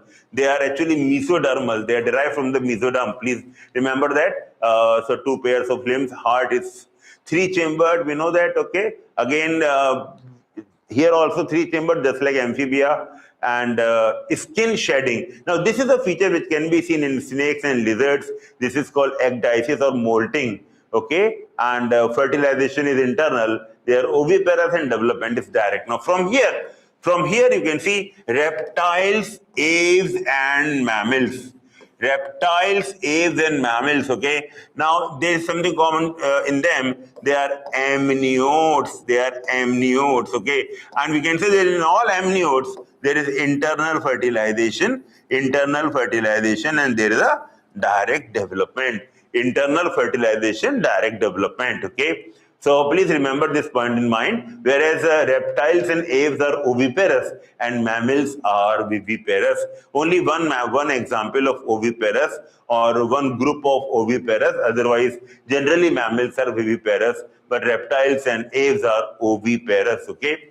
Now coming to the examples, chelone, testudo, which is turtle, and tortoise. Then chameleon, it is a tree lizard. Calotes, garden lizard. Crocodile, alligator, also called alligator hemidactylus. Wall lizard, it's a naga, which is cobra. Bangaras, which is crate. And vipera, which is called viper. All three examples, naga, bangaras, and vipera, are poisonous snakes. Now, please see the examples. These one. Okay, so please try to identify. This is you can see this type of tail is prehensile. Prehensile means it can roll around. This type of tail is a feature of chameleon. Chameleon can also turn its head 180 degrees to, that side also. It can turn its head, which is again something unique to chameleon. Now birds, okay, they have got a unique feature of flying. Another unique feature that they have got the warm-blooded nature. Okay, that's very unique to them. Warm-blooded nature. Feathers present, and it's the most diagnostic character, presence of feather. No other group of animals have got feathers, okay? Now, wings may be present, wings. For example, the bat has got a wings, but feathers and wings, both you can find only in the birds, okay? The forelimbs are modified into wings. The beak is present, teeth and jaws are absent. Endoskeleton is fully ossified. They have got hollow bones, or also called pneumatic bones, okay? Digestive tract has some additional chambers called crop and gizzard, okay? Completely four-chambered heart. For the very first time in the animal kingdom, completely four-chambered heart as a group. Only in reptiles, some of them, for example, crocodile, alligator, they have a completely four-chambered heart. But as a group, Motam group, Aves, they are completely four-chambered heart. They are warm-blooded, okay, and respiration is through lungs, and air sacs, it supplements respiration. Air sac does not help in any exchange of gases, but it only help in creating a negative pressure and positive pressure so that it can allow the movement of air, okay. Skin glands, there are dry skin is there. One gland is present at the base of the tail. It is an oil gland, okay. Oil gland is present at the base of the tail. Fertilization, just like the previous one, reptile, aves and mammals, please understand that they have internal fertilization and direct development. Of course, they are oviparous. Reptiles are oviparous and birds are oviparous, okay. Fine. Examples: Corvus, Columba, Cetacula, Struthio, Pavo, Eptinotitis, and Neophron. I remember that when we were discussing this topic, you can easily recall these examples, okay? Neophron is vulture. Vulture, Neophron, Eptinotitis. What is Eptinotitis? It is the penguin. Eptinotitis, okay? Class Mammalia. Some unique feature of Mammalia, they have got hair on skin, and most advanced vertebrate, four-chambered heart, they are warm-blooded, and one more thing, they have got mammary glands. It's a very unique feature, mammary gland. Presence of mammary gland is a very unique feature, okay. And also you can find diaphragm is also a unique feature here, okay. Now coming to the pinna external ear, again, this is only present in case of Mammalia. Then they have got different type of teeth, heterodont dentition, incisor canine, premolar and molar. Only mammals have got this type of dentition, okay. It is a thecodont, means teeth are embedded in the bony sockets, and their heterodont means that they have got four type of teeth, and their diaphyodont means that two set of teeth appear in lifetime. One after birth, and then that one shed out, and then another set which is permanent teeth appear again. Okay, then the other features to remember here, just like birds, mammals are also homeothermous, okay, and just like birds and reptile, internal fertilization, and they are mostly viviparous. Few exceptions are of oviparous mammals, okay, and just like birds and reptiles, development is direct development, okay. Examples, so many examples are there and these are also easy example, like Ornithorhynchus, also called the platypus. It is an oviparous mammal. And Macropus, kangaroo, pteropus, flying fox, also called bat, gabellum, Camillus, camel, delphinus, common dolphin, Balenoptera, blue whale, Panthera tigris, tiger, Panthera leo is lion. See these diagrams. This one is Ornithorhynchus, is a duck-billed platypus. Duck-billed, you can see the bill like a duck. Duck-billed platypus, Ornithorhynchus, okay. This is not a fish, this is a mammal, it is a whale. It's a mammal, it's not a fish, okay. Well, bachon, I hope this is a microchip, which is, I'll leave this file in your classes so that you can just quickly revise all the points that we have done. This is the summary of that, okay, which are exclusively marine, which are mostly marine, okay, which can live on land plus water, which are only aquatic. All these points are here. Similarly, the digestive system, circulatory system, in the beginning we have done. Then respiratory structure, what respiratory structures we have just now discussed in each one of them. Then excretory structure, okay, circulatory system, nervous system, okay, and then the skeleton, exoskeleton and endoskeleton. Then hermaphrodite or monoecious or dioecious nature, okay. Then fertilization, whether it is internal, external, and development is indirect or direct development. These are also there, okay. So this is about the summary of all the points that we have discussed, okay. So this microchip will help you to recall all these points, okay. Well, the print was not good, so again these points are written here. Same points, so those are the same points are there, which are there in that microchip. And this is about the animal kingdom. That's all about the animal kingdom, okay. And these are the questions which are given at the back of the NCERT book. These questions are there, okay. Some points are there, for example, which phylum has got comb plates, which phylum bioluminescence is well marked, flame cell, which phylum. Pseudocoelom, which phylum metamerically segmented, first time which phylum Nephridia, like that. So which phylum has got these important characters. So these points are also given at the end, okay? So when you do the questions, try to make your own microchip, try to recall that, okay, these are the features which are present only in this phylum, like that type, okay? So, okay, we'll send you, we'll send you this microchip. This complete we can send in the WhatsApp group. Give me access to this WhatsApp group, because this WhatsApp group, this year I'm not into this online teaching, but we'll definitely, okay?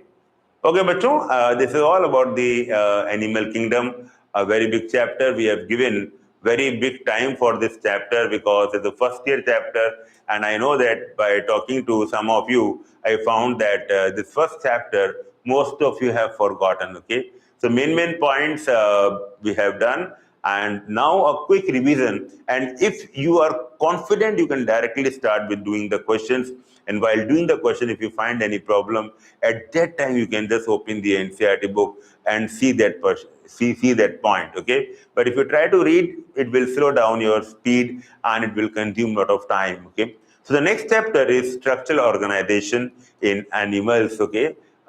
This we are going as per the plan. So same type of things are there, but it is a very small one, very small topic as compared to animal kingdom. Animal kingdom is a considerable, a big chapter, okay, and others are a smaller one. So just give me 4 or 5 minutes of a small break, and then we can start with the structural organization in animals, okay?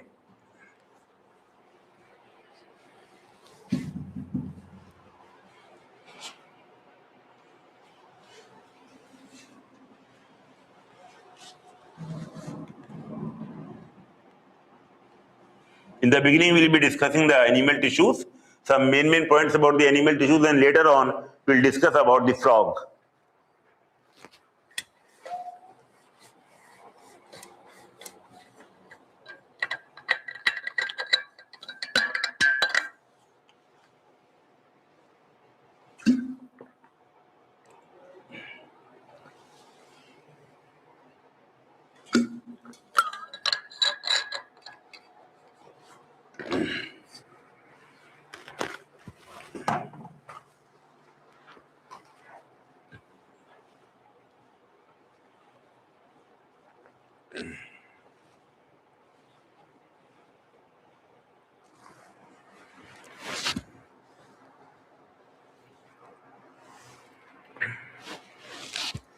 Okay, let's begin now.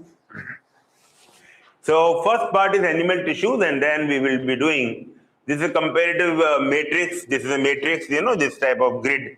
It's called matrix, and 4 type of animal tissues. We have epithelial, connective, muscular, and neural. In terms of the origin, epithelial tissue derived from all the 3 germ layers. Then we have got connective only derived from mesoderm, muscular also from mesoderm, and neural tissue from ectoderm. Epithelial is from all the 3 germ layers. Okay, epithelial is found on all the other tissues. So therefore, the name epi means upon, and thelios means to grow. It grows on all the tissue, so it can found on the surface as well as it line the hollow organs also. It line the cavities, it line the hollow organ. So that's about the epithelial tissue. Some key important points are there, that here the cells are compactly packed with very little intercellular spaces or matrix, okay? As per the definition of a tissue, you know that a tissue is a group of cell along with the intercellular substance, okay, which perform a specific function. Group of cells along with intercellular substance, okay? That intercellular substance can also be called as a matrix here. So here, epithelial matrix is almost absent or very little. In connective, very much abundant. Matrix, very much abundant. Then muscular, almost absent. And case of neural also almost absent. Very muscular and neural cells are very compact, okay? Then please remember here that connective tissue, the matrix contain fibers, okay? Fibers of protein, for example, collagen, elastin. Blood is an example, which is an exception here, which does not have the, proteinaceous fibers, okay? Well, now next one is the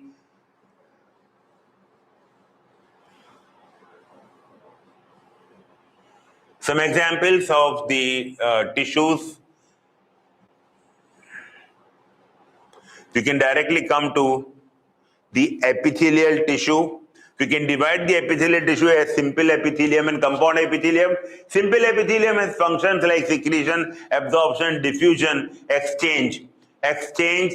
Secretion, diffusion, and absorption. Functions of simple epithelium. A compound epithelium is a multi-layered epithelium, and the function of a compound epithelium is protection. It is a protection against physical and chemical stress. Stress matlab injury, okay? Any stress or injury, physical and chemical stress. Is it involved in secretion? No. No secretion, no diffusion, no absorption, nothing. It is only for protection against physical and chemical stress, okay? This is the broad division of the epithelial tissue. Then, simple epithelium can be further divided on the basis of shape of the cell. So, we can call simple squamous, simple cuboidal, simple columnar, okay? And so, these are the simple epithelia, simple squamous. These are flattened cells. On the surface, they look like tiles on floor, okay? They have got wavy margins, okay? And it looks like a pavement, okay? Like tiles on the floor. So like a pavement, also called pavement epithelium, and simple squamous epithelium. So where do you find simple squamous epithelium? Some very good examples are lining of the blood vessels, also called endothelium. And where else you find? You find in the alveoli of lungs. Simple epithelium can be found in alveoli of lungs, okay? So simple squamous epithelium. Now coming, and also the inner layer of the Bowman's capsule, where we call them podocytes. The inner layer, the visceral layer of Bowman's capsule, where we can call these cells as podocytes. Okay. Then coming to the simple cuboidal. Now simple cuboidal, cube-like cells, you know that. Okay. And where do you find simple cuboidal? You find in the renal tubules, especially in the PCT. To increase the surface area, you have got something extra in addition to the simple cuboidal. You have one thing extra, and you know what that extra is, and the answer is PCT. Okay, this is simple cuboidal, also present in the ducts of glands. Then we have got simple columnar. Simple columnar, tall cells, pillar-like cells, and the nucleus is not in the center, it is towards the base, okay? Nucleus is not in the center, towards the base. Please remember that where you find them, you find this epithelium in the stomach and the intestine, stomach and intestine. Especially in the small intestine, to increase the surface area, you have got on the free surface something is also present in the free surface of PCT. The same thing is present in the free surface of the epithelium lining the small intestine, because the small intestine is a main site for absorption also. Just like the PCT main site for reabsorption, the small intestine is the main site for absorption. And what is the answer? The answer is microvilli. If any epithelium has microvilli, we can also say it is having brush bordered. Okay, that is simple columnar. Now, simple columnar with cilia can also be found in the respiratory passage. Cilia. Simple columnar with cilia can also be found in the fallopian tube. And you know that the function in fallopian tube is to move the ovum and the embryo. And in case of the respiratory passage, is to move the dust-laden the mucus. The dirty mucus is then propelled out from inside to outside thanks to the cilia. Okay, so that's about the ciliated columnar epithelium. And then we have got yes, there is another variant of the ciliated columnar one, and that is the pseudo stratified columnar. Okay, pseudo stratified means that it is not a stratified. Stratified means a compound. multi-layered. It is not a multi-layered, it is a pseudo. It looks like multi-layered, but it is truly a single layered, a simple epithelium. And where you find this type of feature, you find this feature in the respiratory passage. You may be wondering, sir, just now you said respiratory passage, ciliated columnar, and now you are saying it is, pseudo-stratified ciliated columnar. But when we don't want to give that detail, yes, all pseudo-stratified is columnar only, simple columnar only. So if you want to give very precise, we can say that PSCCGE, pseudo-stratified ciliated columnar, it is a characteristic epithelium found in the respiratory passage. Respiratory passage, okay, then glandular epithelium found in the, the glands. Which gland can be found here? The gland can be simple tubular, simple branch tubular, okay, or even the single-celled glands, also called the goblet cells, okay. You can find them in the respiratory passage, and you can also find that in the intestine, stomach and intestine. So yes, those can be found there. Now, this is an important point. Cell junctions are there. Junctional complexes means that in between the two cells, some specialized complexes can be seen. As you can see here, the first one is called tight junction. It is a sealing junction. Sealing matlab it can prevent leakage. Second one is adhering junction.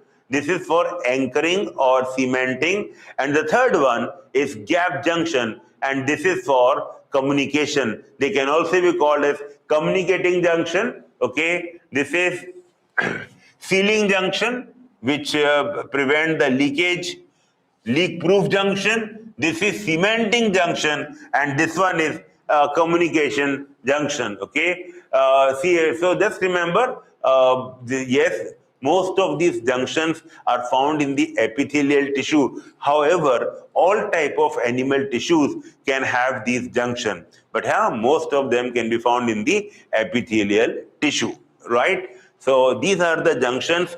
Here function is they prevent the leakage. Here function is cementing, and here function is rapid transfer of ions and small molecules. Rapid transfer of ions and some small molecules, okay. So that is about now. Here coming to the quick fire location recall. Alveoli of lung, what type of epithelium? Simple squamous epithelium. Renal tubule, what type of epithelium? Simple cuboidal epithelium. Intestinal lining with villi, simple columnar in the small intestine. Trachea bronchi, ciliated columnar. Stomach wall, simple columnar with goblet cells, okay. Skin. Now, see, this is about the simple epithelium. Compound epithelium. Compound epithelium, just remember one type of compound epithelium, and that is stratified squamous epithelium. The top layer of cells are flat cells, and the bottom layer of cells are cube-like or column or column-like cells. The flat cells or the squamous cells are only on the top surface. Now, this stratified squamous epithelium can be found in the skin, which is the dry surface, and the moist lining of buccal cavity, moist lining of the pharynx, okay, lining of the, this esophagus, lining of anal canal, lining of vagina. Here we can find, these are the moist surfaces, and here we find the stratified squamous. The difference which makes it dry is the keratin, okay. So we can say it is keratinized stratified squamous. The keratin makes this epithelium waterproof. This keratin is absent in the lining of buccal cavity, esophagus, pharynx, anal canal, vagina. Keratin is absent. So it is keratinized, and in the buccal cavity, non-keratinized. Remaining is stratified squamous epithelium. Okay. Urinary bladder has got a compound epithelium, which is a very special epithelium. It is stretchable epithelium, also called transitional epithelium. Stretchable epithelium, transitional epithelium. Okay, bacho. I hope you understood this epithelial tissue. Connective tissue. Connective tissue. We can divide the connective tissue into two type, we can say, or in fact three type. We can divide them like, for example, loose connective, dense connective, and specialized connective tissue. Now the loose connective tissue, this can be adipose or areolar. Then we have got the dense connective tissue, which can be dense irregular and dense regular, okay? And then we have got specialized connective tissue. Generally, specialized is of two types. One is skeletal, bones and cartilage, and one is vascular, blood and lymph. However, the adipose tissue is, of course, it is a loose connective tissue, but the functions are very special. And what is the function? It can store the extra nutrient. This is a special function.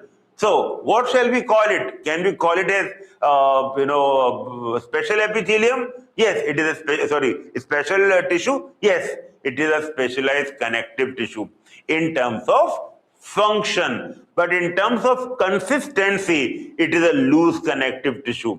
In terms of consistency, it is loose, but in terms of function, it is a specialized connective tissue, right? Examples of the areolar, so many places. It is a filler tissue in the body, areolar. Then adipose tissue. Adipose tissue can be found underneath the skin and around the vital organs as a cushion. Then we have got the dense epithelium, dense connective tissue, dense regular connective tissue. It is found in ligaments and tendons. Dense irregular is found in the skin, not below the skin, in the skin. Dense irregular, okay? Dense regular, tendons and ligaments. And the specialized one, we know the examples of the specialized one, okay? So this is about the, the tissues. Now coming to the Rana tigrina Indian bull frog. It is the only animal whose complete morphology and anatomy is given in the first year, okay? Now, digestive system of Rana tigrina, alimentary canal is short because these are carnivorous. Adults are carnivorous. However, the larva is, herbivorous, but adults are carnivorous. They have got bilobe tongue, and the bilobe tongue is helping in capturing the food, which is the insects. It can prey upon the insect. The passage of food is from mouth to buccal cavity to pharynx, pharynx to esophagus, then to stomach, and then to intestine, and then to rectum, and finally cloaca. Remember that these animals have got cloaca. These animals have got cloaca, right? Now, if you remember, the cloaca, we have highlighted in the animal kingdom, the cloaca is present in, we can remember crab, okay, crab, C for cloaca, R for reptiles, A for amphibians, like this, an amphibian, frog, and B for birds. Birds also have cloaca. So cloaca is in reptile, amphibians, and birds. Crab, C-R-A-B, crab. Okay. If you want to remember in the order of evolution, you can also remember carb. When you remember carb, C for cloaca, then A for amphibian, then R for reptile, and B for birds. So this is an order of evolution. Here what is happening, reptile is coming before the amphibian. So it's up to you. This appeared in my mind, so I told you this one. But if you want to remember in an easy way, yes, carb can also be remembered. So that is cloaca, very important, right? So here they have cloaca. Liver produce bile, which is stored in gallbladder. Common bile duct deliver bile plus pancreatic juice to the duodenum. Villi and microvilli are present in the intestinal wall, which is the site of digestion as well as absorption. The digestion begins in the stomach, not in the buccal cavity. Why? Because the salivary glands are absent, okay? Undigested waste is collected in the rectum, and from the rectum it can pass on to cloaca, and then from the cloacal aperture it can pass out. There is no anus here, Okay, digestion of food is by the action of HCl and gastric juices secreted from the stomach wall, and then the intestinal juice from the intestine. Okay, partially digested food is called chyme. It is called chyme. Partially digested food is called chyme, which can pass on to the intestine. Okay. Coming to the circulatory system, they have got a closed type, well-developed circulatory system, vascular system. Vascular system is both, they have got blood vascular system as well as got lymphatic system. 3-chambered heart, 2 atria and 1 ventricle, plus 2 additional chambers. One is sinus venosus and one is conus arteriosus. Okay, sinus venosus and conus arteriosus. Heart is covered by double-layered pericardium. It's a membranous covering pericardium. Okay, then sinus venosus is triangular and conus arteriosus is sac-like. Sinus venosus can be seen on the dorsal surface or the dorsal side of the heart, and conus on the ventral side of the heart. Sinus venosus collect the deoxygenated blood and pour it into the right atrium, and conus arteriosus collects the blood from the ventricle. And remember, they have a single ventricle, and then it will divide into the trunks, the main systemic trunks, and systemic trunks divide the body, divide the blood into the body, right? So the ventricle open into conus. Conus is sac-like, present on the ventral side. RBCs are nucleated, unlike in human beings. RBCs in humans or in mammals, most mature mammalian RBCs are enucleated, but amphibian RBCs are nucleated, right? They have got both hepatic portal system as well as renal portal system. Okay, so this is about circulatory system. Now coming to here, please remember that lymphatic system comprise of lymph channels and lymph nodes. Okay, lymph lacks few proteins and RBCs. Not all proteins, because large proteins are absent in the lymph. Few proteins, few, the large proteins, of course, and RBCs are absent. Okay. Then coming to the respiratory system, adult frogs respire by 3 modes, mainly by the skin, then by the buccal cavity, and then by the lungs. Okay, mostly they respire through the skin. In water, they only respire through the skin, while in hibernation or aestivation, they only respire through the skin. Okay, so in water, they respire only through the skin. On land, they respire by all 3 modes: skin mainly, buccal cavity, as well as the lungs. Now, in order to push the air, not suck. The lungs are not, suction wala lungs. They have to push the air into the lungs. So what they can do, they have to close the mouth, take the air through the nostrils, then close the nostrils internally, and then they create a pressure in the buccal cavity by lifting the floor of the buccal cavity up. Now this increases the pressure in the buccal cavity, and this pressurized air then enters into the lungs. If the mouth remain open or the nostril remain open, the air cannot enter into the lungs. Okay, so if you just fix anything in the mouth so that the mouth doesn't close, remember, pulmonary respiration will stop. It will be alive, because cutaneous, after all, it is present every time. Cutaneous by moist skin. But then if it is not going into water, how the skin remain moist? Remember that this animal has got mucus glands on the surface. So mucus glands keep the skin moist. Okay. Lungs are elongated, pink colored, sac-like in upper part of the trunk, which is thorax. Okay. Air passage from nostrils to buccal cavity and then to the lungs. During aestivation and hibernation, gaseous exchange is only cutaneous. Okay. Simple points are, these are simple points. Then coming to the reproductive system. Now male and female, we can treat them separately. The male gonads are testes. They are yellow colored. They are ovoid in shape, oval in shape, and attached to the kidney. They are physically attached. by a common peritoneum called mesorchium. A common peritoneum called mesorchium. Okay. Now, from the testes, 10 to 12 fine tubules arise, which are called vasa efferentia. Then vasa efferentia enter the kidney of that side, and they open into a common duct called Bidder's canal, and then Bidder's canal finally open to outside into the urinogenital duct. Remember that in males the ureter can be called as urinogenital duct, and where this duct opens, yes, you are right, it is cloaca, and cloaca opens to outside by cloacal aperture. Make sense?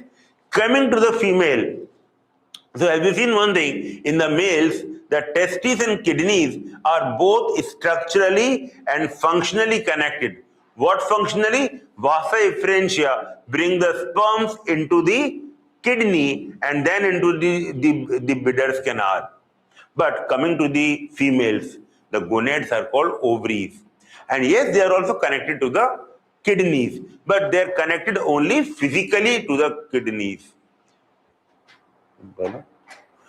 Yes, हाँ battery one minute हाँ आवाज बंद हो गया it is आवाज stop और okay just one. Okay, so in the females the ovaries are only connected physically but not functionally, and again a double membranous fold of peritoneum, and here we can call as mesovarium. Mesorchium is the testes and kidney, and mesovarium is ovary and kidney. But of course there is no other duct which bring the ovum into the kidney, remember. So where the ovum goes, think where the ovum goes, it goes in the abdominal cavity. From there, where it goes, oviduct, from there cloaca, and from there out into water. Similarly, the sperms are released out into water and fertilization happens in water. Okay, so just I'll get the batteries changed. Meanwhile, you can just a female lays 2,500 to 3,000 ova at a time. Just go through this one. Meanwhile, I'll get the battery changed.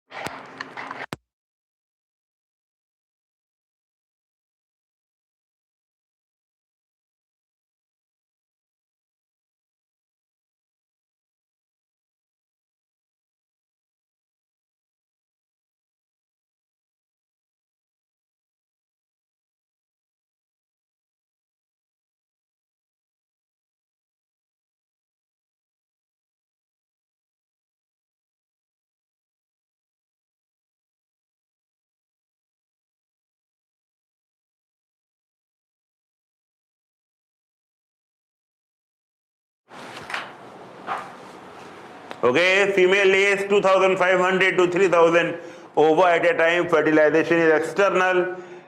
In water development, there is a larval stage. The larva called tadpole. Do you remember how the nutrition in larva? Is it herbivorous or carnivorous? You are right. It is herbivorous. Very good. Adult carnivorous. So generally, if you compare a carnivorous animal of the same size to a herbivorous animal, then generally you will find the gut length of a herbivorous is longer than that of carnivorous, right? And the reason for that is the digestion of cellulose. You remember the cellulose require more length for digestion. It look like कि sir non-veg तो difficult to digest ना, तो non-veg food तो those are carnivorous, they have got a longer gut. No, It may look like, but very difficult for digestion of cellulose. Generally, cellulose, we don't have any enzyme. Animals don't have any enzyme for digestion of cellulose. Am I audible? Yeah. Generally, animals are, they don't have any enzyme for digestion of cellulose, okay? So the microorganisms are there in the gut which secrete these enzymes for digestion of cellulose. That's the reason they require a longer, the later part, the hind part of the intestine. Now coming back to the basic points, okay? So fertilization external in water, development through a larval stage tadpole, the tadpole metamorphosis, it undergo metamorphosis and then it become adult. Can you tell me which hormone is required for metamorphosis? Which hormone is important for metamorphosis? And the answer is thyroid. And which element is important for making thyroid? Iodine. Now, if your pond is having deficiency of iodine, then of course these animals will not have enough thyroid, and therefore what will happen that the larva remain larva. It will not become adult. So indirectly we can ask a question like this, bachon, then development. After that, sexual dimorphism, males and females, they are in different body, and also we can make out the difference. It can be seen two forms are there, dimorphism. So males are characterized by a vocal sac, okay? Maybe in some species, two vocal sacs are there, or a single vocal sac, it will expand, contract, and it can create a sound of tar, which is also called croaking sound. The louder the croaking, that male is supposed to be more, it can attract the female more, okay? So croaking is a mating call, okay? And vocal sacs help in croaking. Another thing which is found different in the sexes is a copulatory pad. Now, who will have a copulatory pad? The males. Now, which limb has copulatory pad? Forelimb or hind limb? Forelimb. Now, generally, the forelimbs, it end in 4 digits, and the hind limb end in 5 digits, okay? Forelimb in 4. Forelimb, F-O-R-E, forelimb. And how many digits are there? F-O-U-R. Forelimb in 4. And in the 4 of these digits, the first digit, at the base of the first digit, you will find this copulatory pad. In the breeding season, it becomes sticky in nature, which help in their, which help in a type of amplexus. Amplexus means a sexual embrace, okay? However, it is not a true copulation, but it is a just sexual embrace. Why not a true copulation? Why? Because after copulation, the male releases the gametes inside the female tract, female genital tract. But in this case, the male and female both release the gametes in water. Simple, right? Okay, then excretory system. Remember that these animals are, adults are ureotelic. However, their larva is more fish-like, and since it is fish-like, it lives in water, and therefore it is a monotelic. Larva or tadpole are monotelic. Adults are ureotelic. You know that adult amphibians, they are ureotelic, okay? Aquatic amphibians, however, are monotelic. Terrestrial amphibian are ureotelic, okay? Well, this word terrestrial and aquatic is a little dicey thing because amphibian itself means bios, dual mode of life, okay? But yes, we can call aquatic amphibians like salamandra. Salamandra is an aquatic amphibian, and tadpole, this frog, we can call it as a terrestrial one. Yes, it requires water, but that is only for reproduction. It requires a water body for reproduction, okay? Then kidneys are compact, dark red in color. They are bean-shaped and placed posteriorly in the body. The structural and functional unit of kidneys are nephron or uriniferous tubule, and there is a urinary bladder which opens into cloaca.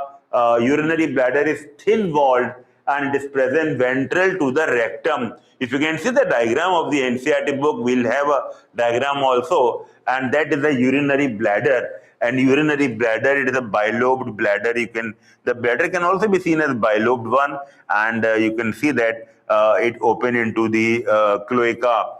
And this one, okay, it opens into cloaca, and cloaca opens to outside as cloacal aperture. So this is a urinary bladder, and this one, if I label this structure, so let's start labeling. All of you can, we can label it together, all of you. Starting with the first one, this one is esophagus, okay. Then this one is the liver, B is the liver, C is the stomach, D is the intestine. This is actually a small intestine which has got parts like duodenum, jejunum, and ileum. Yes, they have got these three parts, okay. Duodenum, jejunum, and ileum. Please understand that the common bile duct opens into duodenum. Common bile duct opens into duodenum, okay. Then this one is their rectum, E is the rectum, F is the cloacal aperture, G is the cloaca, H is their urinary bladder, then I is their ureter, J is their kidney, K are fat bodies. What is the function of fat bodies? Anyone? Yes, you are right. It is for excretion. Fat bodies help in excretion. There is a type of excretion which is called storage excretion. Normally, we only know one type of excretion, which is eliminative type. But this is a storage excretion, and it can be absorbed in the fat bodies. L for the lungs. These are pink-colored lungs, and M for the gallbladder. It is for gallbladder, and N for the heart. So these are the various labelings.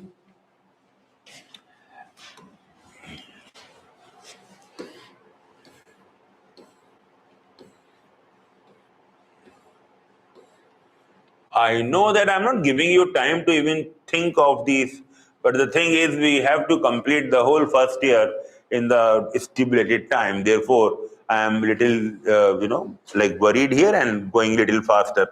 So urinary bladder is thin-walled, and it opens into the cloaca, and it is ventral to the rectum.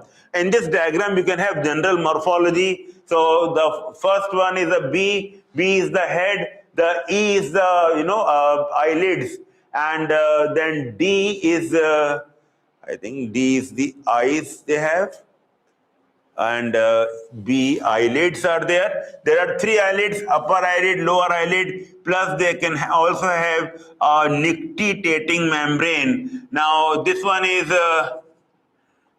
their tympanum, which represents ear, okay? So external ear is not present here, which is only present in the mammals, okay? You can ignore this one.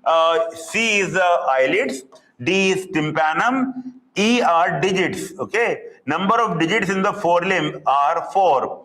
F is the forelimb, G is the digits of the hind limb, also called toes, and number of toes are 5. Number of toes in each limb is 5. H is cloacal aperture, okay. A for the dorsal surface, which is olive green in color with black color, dark colored stripes, and therefore the name Rana tigrina, okay. You can see bulging eyes, they have got bulging eyes, and they have got a U-shaped mouth, and just above the mouth a pair of external nostrils can be seen here. So this is the structure, this is the external morphology of this animal, right? Now, some other diagrams are there. For example, in this diagram, the nictitating membrane, the third eyelid, the tympanum is labeled, the nostrils are labeled, webbed digits. Please understand that the toes are webbed, okay? So these toes, they have got webbing of the toes. And webbing of the toes help in steering. It help in steering the water, where the toes help like, or the hind limb, act like a tappu, so that they can move the water and they can, push their bodies. Right, then the difference between hind limb and forelimb, hind limb are more bigger, more muscular, 5 digits, and there is a webbing. The forelimbs are thinner, they end in 4 digits, and there is no webbing. But in the forelimb, in the males, the first digit has got which pad? Copulatory pad. Okay, then body divisible into head and trunk. Absence of neck and absence of tail, it help in making the body streamlined, which can help in swimming and can also give stability to the body, so that it can also help in leaping. It can give stability to the body so that they can leap easily. Okay, and also it can make the body streamlined, so it can help in swimming. Absence of the neck and absence of the tail. Okay, this diagram we have already labeled this diagram. Now coming to the circulatory system. Now this is a 3-chambered heart, 2 atria and 1 ventricle. Now let us see where you can see that triangular accessory chamber. So the B diagram is a triangular accessory chamber. This is a dorsal view, and this triangular accessory chamber, which is labeled as 2, and you know that this is sinus venosus. Sinus venosus gets these 2 precaval and 1 postcaval. 2 superior vena cava, also called precaval. It gets the deoxygenated blood. It receives deoxygenated blood. Okay, 2 precaval and 1 postcaval. This is deoxygenated blood, which opens into the right atrium. From the right atrium, it can come to the ventricles. Okay, this accessory chamber is sinus venosus, and it can be seen on the dorsal side. Now this sac-like structure, this is conus arteriosus, and this is their ventral side. It receives the mixed blood from the ventricle. The conus arteriosus receives mixed blood from the ventricle. The conus further divides into the systemic trunks. So you can see these systemic trunks. The conus arteriosus divides into systemic trunk, and it is getting the mixed blood. So I'll change the color here. It's a mixed blood, and they receive the deoxygenated blood. This is accessory chamber, very, very important. Okay, dorsal and ventral. Dorsal sinus venosus, and ventral is conus arteriosus. Okay, now this is both the diagram of kidney, that means excretory plus reproductive system. You can see on the left hand side it is a male, on the right hand side is a female. In the male you can see ovoid, they are yellowish in color. Okay, ovoid, and then this is the kidney, the dark red. Okay, dark red color, bean shaped kidney. Bean shaped, NCERT has given bean shaped. Now this is the adrenal gland. So H stands for adrenal gland, I stand for testes. Now A stands for vasa efferentia. They are 10 to 12 in number in each testes. Okay. Then B stands for the fat bodies. Then the C, this is important here. This stands for Bidder's canal. Bidder's canal. Okay, this one. C is the, I think this one is the Bidder's canal. This one is the Bidder's canal. Okay, the vasa efferentia open into Bidder's canal, and on that side is the collecting duct. This is collecting duct, and this is Bidder's canal, and then this one is their urinogenital duct. Urinogenital duct. It brings both urine plus the gametes, the male gametes. Okay. Now, this is their rectum. This is their cloaca. This is urinary bladder, and this is cloacal aperture. Now, this is a male excretory plus reproductive system. Coming to the female excretory and reproductive system, dark red color, and these are bean-shaped kidneys. This is adrenal gland, and these irregular structures with dot inside, these are the ovaries, okay? Inside the ovaries, many ova are there. Can you remember how many ova are released at one time? In one breeding season at one time, how many ova released by a female? Yes, you are right, 2,500 to 3,000. Now D is the ureter, D is the ureter, and E is the cloaca, F is cloacal aperture, and G is the urinary bladder. So yes, you should not forget that there is a structural connection. In both of them, structural connection can be seen. So here, the structural connection is this one. This is called mesorchium, and this is called mesovarium, mesovarium, mesorchium and mesovarium. And remember, it is double walled.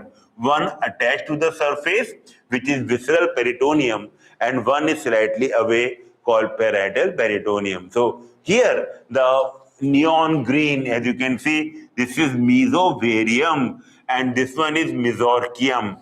Okay, fine. The other diagram here, and this one is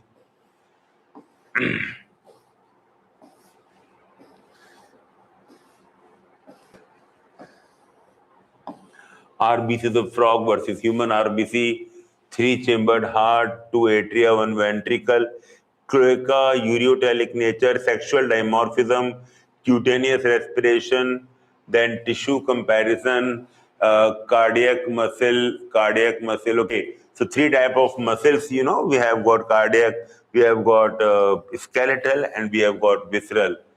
Then portal system in frog. Okay, now this one I want to discuss about the portal system. You can see a specialized connection can be seen between the digestive system and between the hind limbs, and between the digestive system and their liver, which is called hepatic portal system, and between the hind part of the body and their kidney, which is called the renal portal system. The hepatic portal system and renal portal system. Hepatic portal system, this connects the alimentary canal to the liver or digestive tract to the liver, and renal portal system, this connects the hind limbs or the lower part of the body, the hind part of the body to the kidneys. Okay, now you should understand what is the flow of the blood. So capillaries of the GIT, intestine and stomach, they collect to form hepatic portal vein.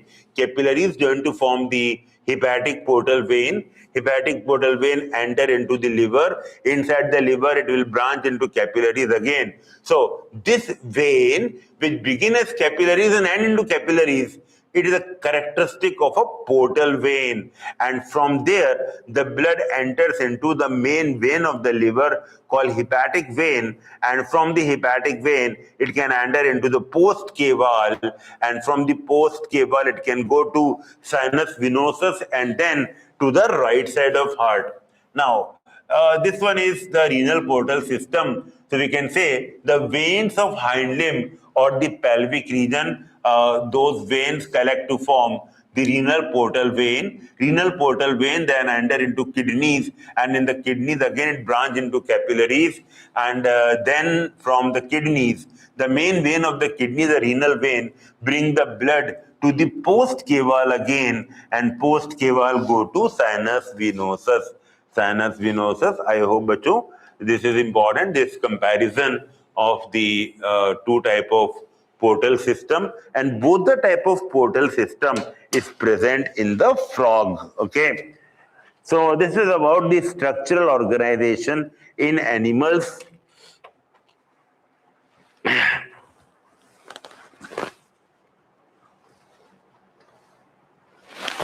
Just give me 4 or 5 minutes.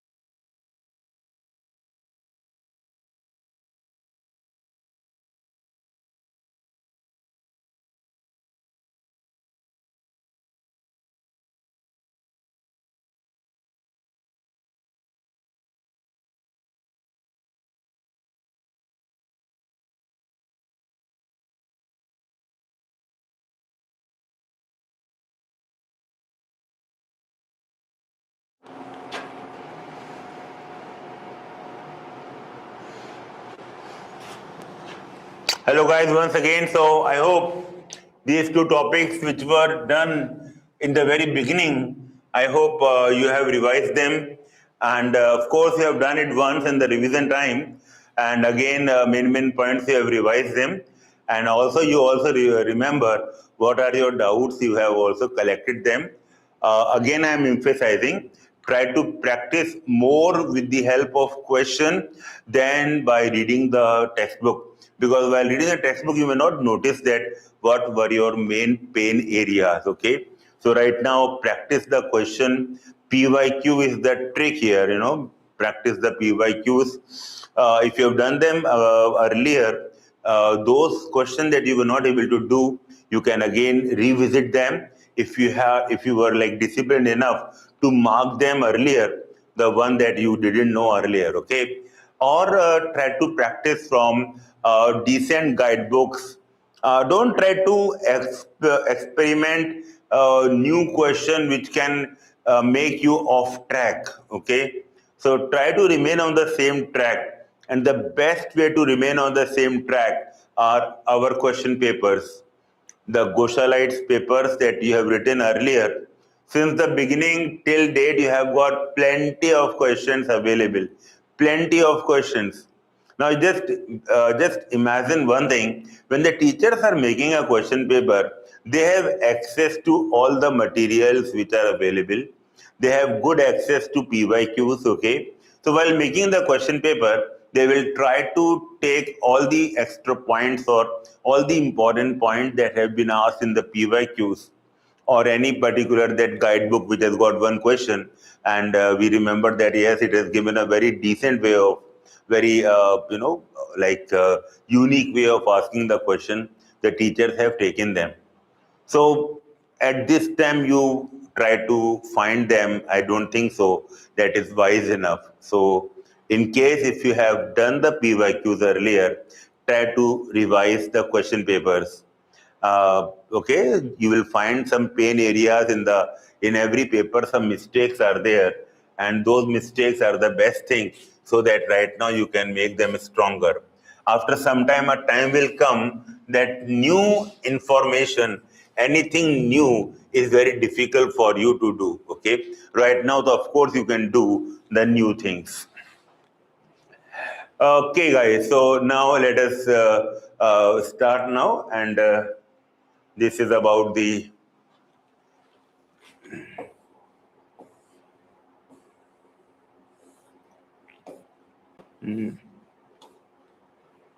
this one is for revision only, right? This is for revision only. Done.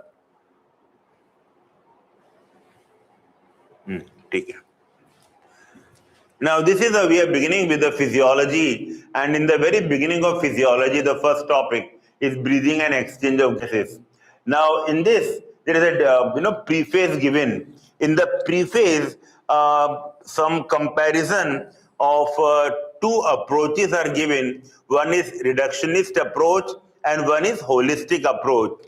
In a reductionist approach, what is done that they divide all the process into small parts, physico-chemical, physical plus chemical, and study each of them separately, and believe that they have studied the whole procedure, a whole system, any organ system. They can study. If, for example, now they want to study the nervous system, they start with the neuronal structure. With the neuronal structure, they can understand the generation and conduction of nerve impulse, and then they can understand what are the functions of the forebrain, midbrain. But do you think that how the brain is processing, is this studying independently is giving any idea to them how the memory works? Okay, so this is one approach called reductionist, where they reduce any process into very smaller part, and they focus on that part, and they study and understand that part. So they break into physical and chemical, all small parts. One is called holistic. On contrary, one is holistic approach. In the holistic approach, they don't study individual physical chemical process. They know that when all these processes are together, it gives rise to a third dimension, which is the function which all of them are working as a team. So when they all are as a team, here 2 plus 2 does not become 4, it becomes 5. Okay, so when all are together, it gives a different dimension of the function. That is called holistic or organismic approach. Okay, here the whole organism is studied as a single unit, right? Now, there is something called systems biology. Now, systems biology, what is this word systems biology? All these points, all these, terms are given in the beginning of that chapter in the preface portion. Now, systems biology is the different dimension.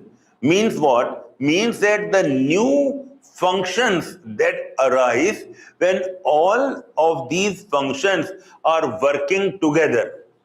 For example, when the neurons are all connected together and they are along with the neuroglial cell, okay, and the structure called the brain, the two hemispheres connected by corpus callosum, it gives rise to different systems altogether, which are difficult to understand from individual part. If you can study one neuron, you cannot understand how the nervous system works, because you cannot say that the nervous system function is a sum total of function, or you can just understand the function of one neuron, multiply them into some trillion, and you understand that how the brain works or the nervous system works.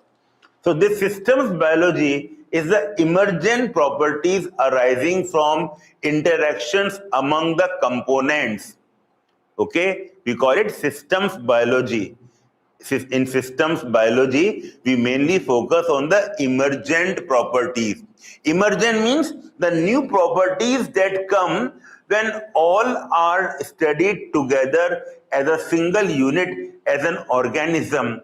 Then that emergent properties which by reductionist approach we are unable to understand.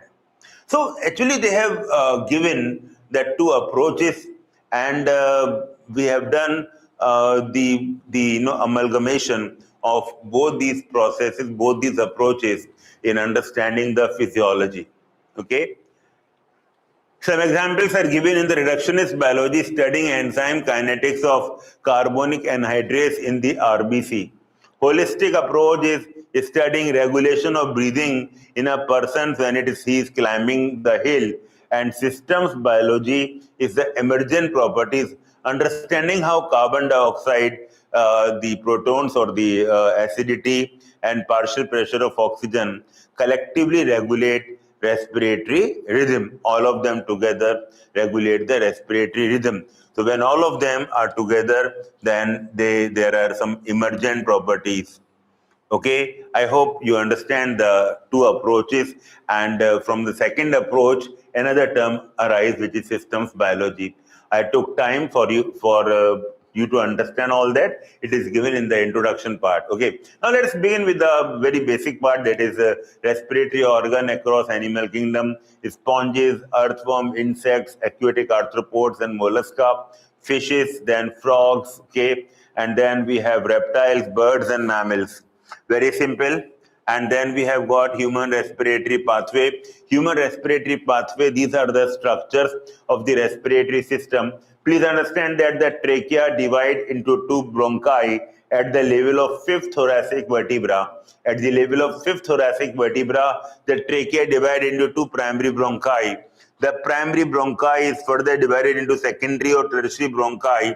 The tertiary bronchi divided into bronchioles, and then the terminal bronchioles, along with the alveolar ducts and the alveoli, they form the respiratory or the exchange part. So we can divide from the nostrils, from the external nostrils till the alveoli. We can divide the entire respiratory tract into two parts. One is conducting zone and one is exchange zone. Okay, so this already you understand. From the nostrils to the terminal bronchiole, nostrils to terminal bronchiole is the conducting zone, and later on alveolar duct, alveoli. NCERT didn't use the word alveolar duct. Okay, so yes, they have given alveoli, that's it, and that is a part of the exchange zone. Okay, so please keep this point in mind. The volume of air which is present in the conducting zone is around 150 ml, and that represents the volume of air which is not utilized for exchange of gases. We can call that as the anatomical dead space volume. Okay, pleura is a double membranous sac, thoracic chamber boundaries. So we have got on the ventral side we have sternum, on the dorsal side we have vertebral column, and on the right on the lateral side we have got ribs, and the floor or on the posterior side we have got diaphragm. I think in the new NCERT book they have removed the word posterior from the lower side, lower diaphragm in the lower boundary. Okay, insect gas exchange is directed to the tissues by the tracheoles. Why we call it direct? Because the blood is not involved in the transport of gases. Now here what is happening in our body, the system is only taking the air to the lungs, and where the diffusion of gases happens. After that, the blood is involved in the transport of gases to the organs or the cells. In case of insects, directly air enters into the spiracles, okay, and then after that it divides into the tracheal trunks, and finally to the finest branch of trachea called the tracheoles. It is exchanged with the tissues or cells. So therefore, we say it is direct respiration. The blood is not involved. Then the functions of how the mechanism of inspiration and expiration. Please understand that inspiration happens when the pressure inside the lungs become lesser than the atmospheric pressure. Even a 1 atmosphere pressure is lesser. Okay, sorry, 1 mm of mercury, not 1 atmosphere. Even 1 mm of mercury is lesser than the atmospheric pressure, then the air can enter into the lungs.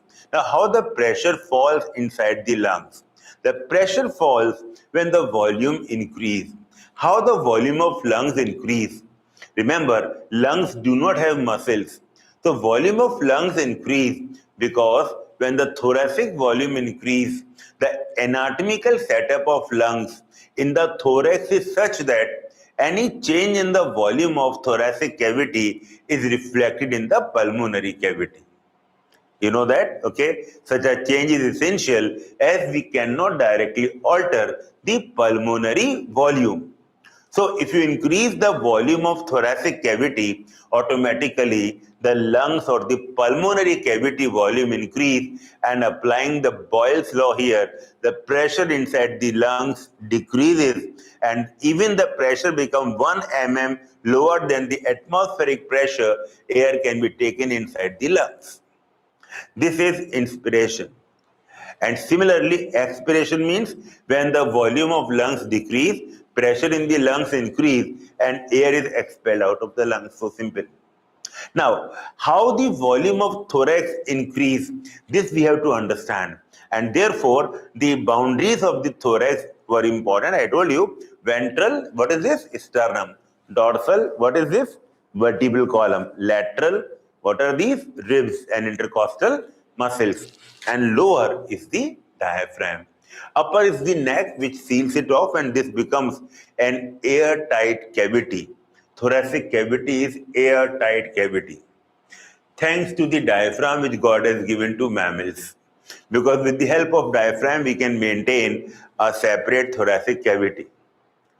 Of course, in case of birds also, their lungs can suck the air inside, but they have to play another trick because they don't have a diaphragm. Diaphragm is only a mammalian character.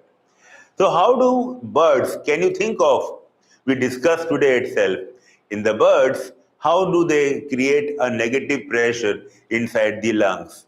Answer is, they don't create a negative pressure inside the lungs as such, but they create negative pressure inside the air sacs.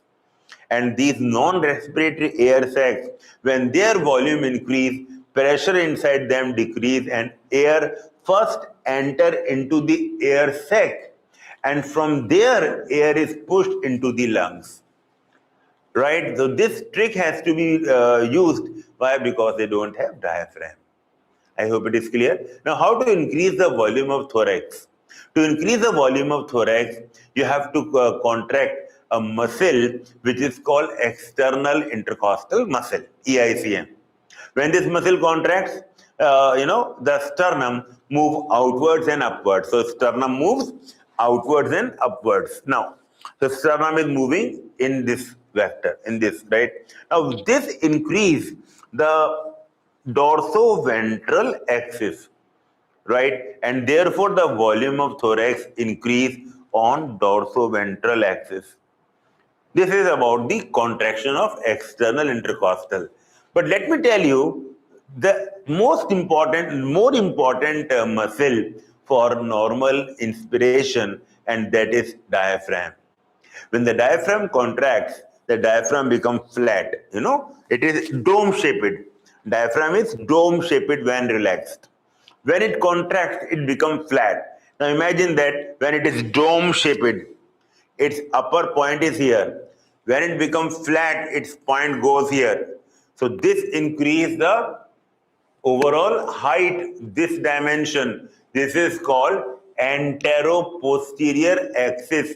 Anterior-posterior, antero-posterior axis. So when both these axes increase, the volume of the thorax increase. This increase the volume of the lungs. Pressure inside the lungs decrease and air is taken into the lungs. Now, here comes a very important neat trap. Let me tell you, please remember the word trap here. And the trap is, in the question, they can give inspiration occurs when the intrapleural pressure is lesser than atmospheric pressure. Now, please understand that this is different. This is different from the intrapulmonary pressure. Intrapleural, or we can also call it interpleural. Intrapleural means inside the pleural cavity. Interpleural means in between the two pleura, both are same. This is the pressure between the outer and the inner pleura, parietal and visceral pleura. This pressure. And this pressure is always negative. Right, you understand? So it doesn't change as such during inspiration it becomes lesser than atmospheric pressure. Please understand, read the option very carefully. Inspiration occurs, option number 1, when intrapulmonary pressure becomes lower than atmospheric pressure. Option number 2, interpleural pressure becomes lesser than atmospheric pressure. Option number 3, intrapleural pressure becomes lesser than atmospheric pressure. And option number 4 can be given any one of them. Here the answer is first. What is that? Intrapulmonary pressure, pressure inside the lungs. I hope you understood this, right? So this is how the inspiration occurs. The inspiratory muscles are diaphragm muscle and external intercostal muscle. Expiration occurs when these muscles relax, then the dimension of the lungs decrease. How? Because dimension of thorax decrease. Again, the diaphragm relax and this become dome-shaped, antero-posterior decrease, the EICM relax, external intercostal relax, the sternum comes downwards and inwards and downwards, and therefore the dorsoventral decrease. When both of them decrease, then the pressure inside the lungs increase and the air expel out of the lungs. Remember, in this process, there is no contraction of any muscle. Only relaxation of muscle occur, no contraction. Therefore, we can say that this is a passive process. Expiration, precisely the normal expiration is a passive process. But forced expiration is not passive. You need to create some maneuver in order to expel more air out of the lungs. The air that you have taken inside the lungs, that can be expelled by relaxation of the muscles. Thank you. The air that you have taken inside by inspiration, that can be expelled by just relaxation of the inspiratory muscle. But if you want to expel more air out of the lungs, you have to create a maneuver. And in doing the maneuver, what will happen? That, the pressure in the abdominal cavity increase. How? By contraction of the abdominal wall muscle. Now remember, these are skeletal muscles, they contract. This creates high pressure in the abdomen, and high pressure will push the diaphragm more up, and therefore the anteroposterior decrease further. Okay, normally decrease by relaxation of the diaphragm, but now because you have got more pressure from bottom, it will decrease further. Plus, there is another intercostal muscle called internal intercostal muscle. When external take the sternum out and up, internal bring it down and back. In fact, it will take it more downwards and more backwards. So therefore, when internal intercostal muscle contract, the dorsoventral axis decrease further. Why I am using the word further? Because in normal expiration also, I said the dorsoventral decrease. But that decrease was only the one which increased, now it become back to normal. Now this is more than the normal or resting, further. And therefore, when these dimension, anteroposterior and dorsoventral, they decrease further, the volume of the lungs decrease further, the pressure inside the lungs or intrapulmonary pressure increases further, and more air can be expelled out of the lungs, and that can be called as forced expiration. So this is a maneuver in order to expel more air, extra air out of the lungs. But whatever you are taking inside, for that you need contraction of muscle. But their relaxation of the inspiratory muscle, that is enough to create an elastic recoil of the lungs, and the air can be expelled out. So what is the summary here? The summary is, number one, what are inspiratory muscle? Answer is answer is diaphragm. One second. Question is, any student is calling during the class. This is so. Okay, I repeat. What are inspiratory muscles? Inspiratory muscles. Any problem in any problem in audio?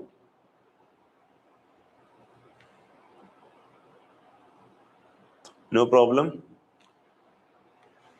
Okay, what are inspiratory muscles? Inspiratory muscles are diaphragm, phrenic muscles, and external intercostal muscle. Now, what is the normal expiration? Is it active or passive? Answer is it is passive. How it occurs? By relaxation of inspiratory muscle and elastic recoil of the lungs. What are the muscles required for forced expiration? The muscles for forced expiration are abdominal wall muscles and internal intercostal muscle.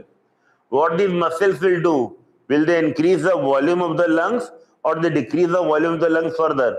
Answer is they decrease the volume of the lungs further, so that pressure inside the lungs can increase further. Okay, bachcho? Normal breathing rate is 12 to 16 times per minute in a healthy human being. By spirometer, we can measure or estimate the pulmonary volumes. Normally, we can estimate the four volumes, which are tidal volume, inspiratory reserve volume, expiratory reserve volume, and the another one is residual volume. The only thing is residual volume is not estimated directly by spirometer. Only the procedure by the procedure spirometry help in finding out tidal volume inspiratory reserve volume, and expiratory reserve volume. Residual volume is found by some indirect method, okay? In the tidal volume is a normal, during normal breathing, how much air is inspired or expired, and that is around half liter or 500 ml. Inspiratory reserve volume is that additional air which can be inspired by forced inspiration, that is known as inspiratory reserve volume. Remember that this is above the tidal volume. This is the additional air, and that is about 2500 to 3000 ml, means 2.5 to 3 liters. Similarly, expiratory reserve volume. Again, this is additional air that can be expelled out by forced expiration, that can be given as nearly 1 liter. Finally, the residual volume is air left in the lungs after forced expiration, and that is about 1200 ml or 1.2 liter. If you can remember only one data, or at least in the other three, you can remember one value, only the range can be studied for this one, because here the difference is about 500 ml, right? So this is about half liter, this is about 2.5 to 3 liter, this can be given as 1 liter, and this can be given as 1.2 liter. These are the four volumes. The first three can be measured directly by spirometry. Then we can find out the capacities. Now the different capacities around, we have got 5 capacities: inspiratory capacity and expiratory capacity. Inspiratory capacity is the sum of tidal volume and inspiratory reserve volume. It is a total volume of air that can be inspired maximally, or I should say, it is a maximum volume of air that can be inspired by a person by forced inspiration. It is a sum of tidal volume and inspiratory reserve volume. Similarly, expiratory capacity. Expiratory capacity is the total volume of air a person can expel by forced expiration. It can be given by the sum of tidal volume and expiratory reserve volume. Tidal volume is half liter, expiratory reserve volume is 1 liter, it becomes 1.5 liter. Then there is another one called FRC, functional residual capacity. Now this is crucial. FRC is the volume of air left in the lungs after normal expiration. After forced expiration, the volume of air left in the lungs is residual volume. But what about normal expiration? After normal expiration, the volume of air left in the lungs is called functional residual capacity. It is given by the sum of expiratory reserve volume and the residual volume. So residual volume is 1.2 liter, expiratory reserve volume is 1 liter. So it can become 2.2 liter roughly. 2.2 liter is the functional residual capacity, FRC. Then another very important is vital capacity. It is the maximum volume of air a person can inspire after maximum expiration or forced expiration. That means you can inspire how much, but that maximum can come only after maximum expiration. So you have to exhale out maximally, and then you see how much is your vital capacity. So you exhale it out and then you try to inhale. This total volume of air is called vital capacity. Now, you should know that how do we do this?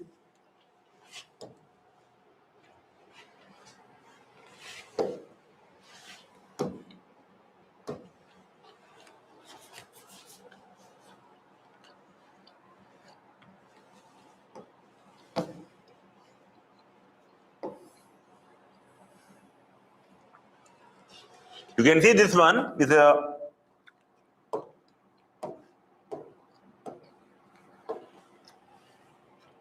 volume of air taken inside normally and expelled normally.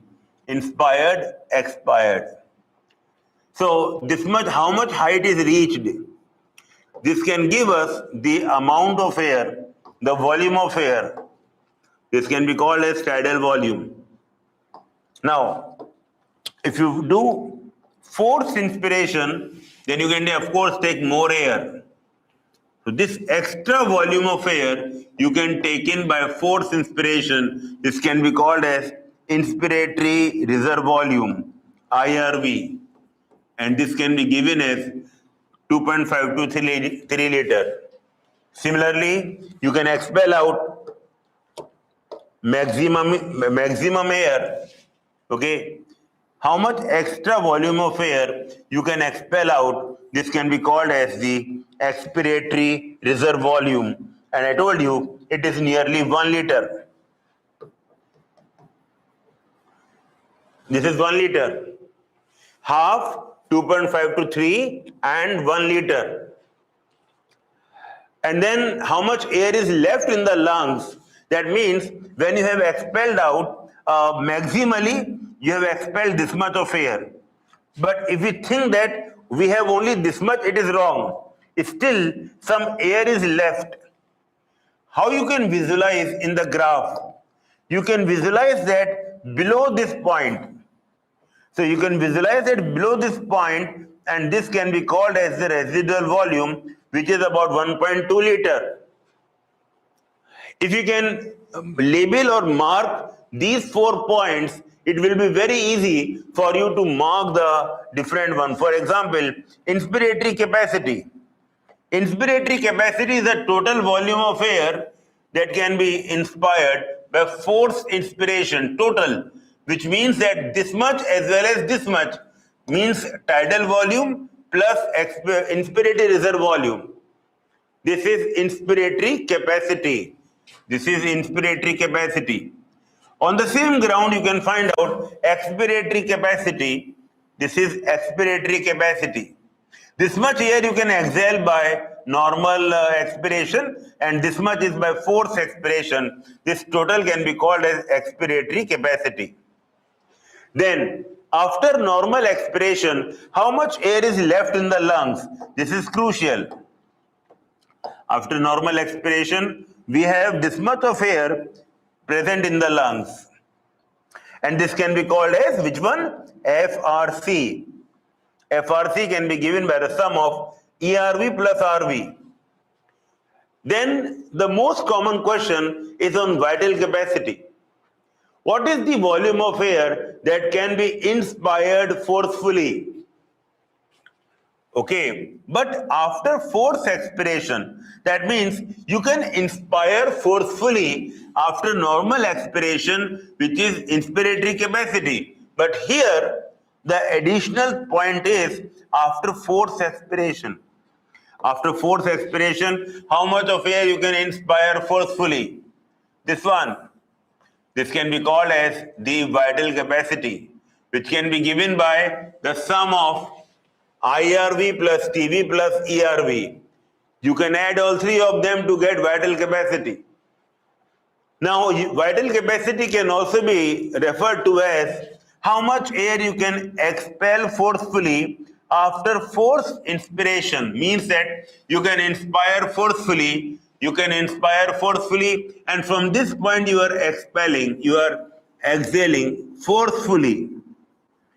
So you can exhale, you can see here, you can get the same volume here also. So either maximum inspiration after maximum expiration, or maximum expiration, but before that maximum inspiration. Maximum inspiration, maximum expiration, or maximum expiration, after that you can go maximum inspiration. Either up to down or down to up, but the height remains the same, and therefore the capacity or vital capacity will be the sum of IRV, TV and ERV, that also remains the same. If you add residual volume also in the vital capacity, you get how much air, how much is your lung capacity. This is your total lung capacity. Total lung capacity you can add all these volumes like IRV plus TV plus ERV plus RV. Now you know that IRV plus TV plus ERV is VC, vital capacity. So you can just add residual volume in vital capacity to get the total lung capacity. Now you have to remember these values: tidal volume half liter, 2.5 to 3 liter, 1 liter and 1.2 liter. Just by knowing these 4 volumes, remembering them, you can find out the remaining all the capacities which are just given by the sum. You have to take a sum and you will get all the capacities. I hope this is clear to everyone. Many questions are asked on these pulmonary volumes and pulmonary capacities.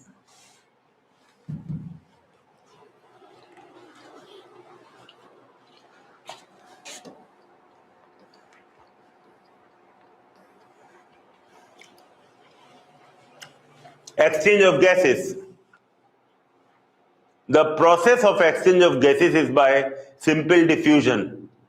Simple diffusion occurs by the gradient of partial pressures. See, when you have a mixture of gases, then individual pressure matters. Suppose you have single gas. On one side, you have got gas A, gas B on other side. So from high pressure to low pressure or high pressure to low pressure, the diffusion occurs. Very simple. But when you have a mixture of gases, then individual pressure matters. The individual pressure can be called as partial pressure. For that, you have to remember the partial pressure of oxygen and carbon dioxide in various places. For example, the partial pressure of oxygen in the atmospheric air, it is 159 or 160 millimeter of mercury. Partial pressure of CO2 in atmospheric air, 0.3 millimeter of mercury. You understand my point? Okay. Now coming to partial pressure of oxygen in the oxygenated blood, 95 mm of mercury. Partial pressure of CO2 in the oxygenated blood is 20 mm of mercury. Sorry, 40 mm of mercury. Okay. Now coming to the alveolar air. Okay. First you can do outside. Then you next is try to see inside the alveoli, okay, the alveolar air. In the alveolar air, the PO2 is 104 mm of mercury and the PCO2 is 40 mm of mercury. Then you can talk about the deoxygenated blood. Here the PO2 is 40 mm of mercury and the PCO2 is 45 mm of mercury. Now you can take oxygenated blood, which is PO2 95 mm of mercury, PCO2 40 mm of mercury. And finally, you can take in the tissues or the cells, tissue fluid. And here the PCO2 is 45 mm of mercury and PO2 is 40 mm of mercury.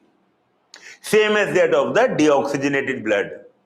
So it is same, exactly same in the tissues and in the venous blood here deoxygenated, it is same. So this can help you to understand from where to where the diffusion of gases occur.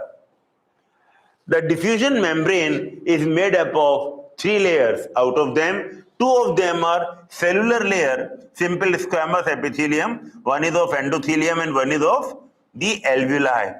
And in between them, you have the basement substance. See, epithelial tissue lie over a non-cellular membrane called basement membrane. All epithelial tissue, including transitional epithelium, lie over a basement membrane. Now here, the basement membrane of the alveolar epithelium is here. So here is the basement membrane of alveolar epithelium. The basement membrane of the endothelium is also towards the same side. So when you add the basement, when both these basement membranes, they fuse together, this is the basement membrane of the alveolar epithelium, and this is the basement membrane of the endothelium. What happens that these two basement membranes fuse together.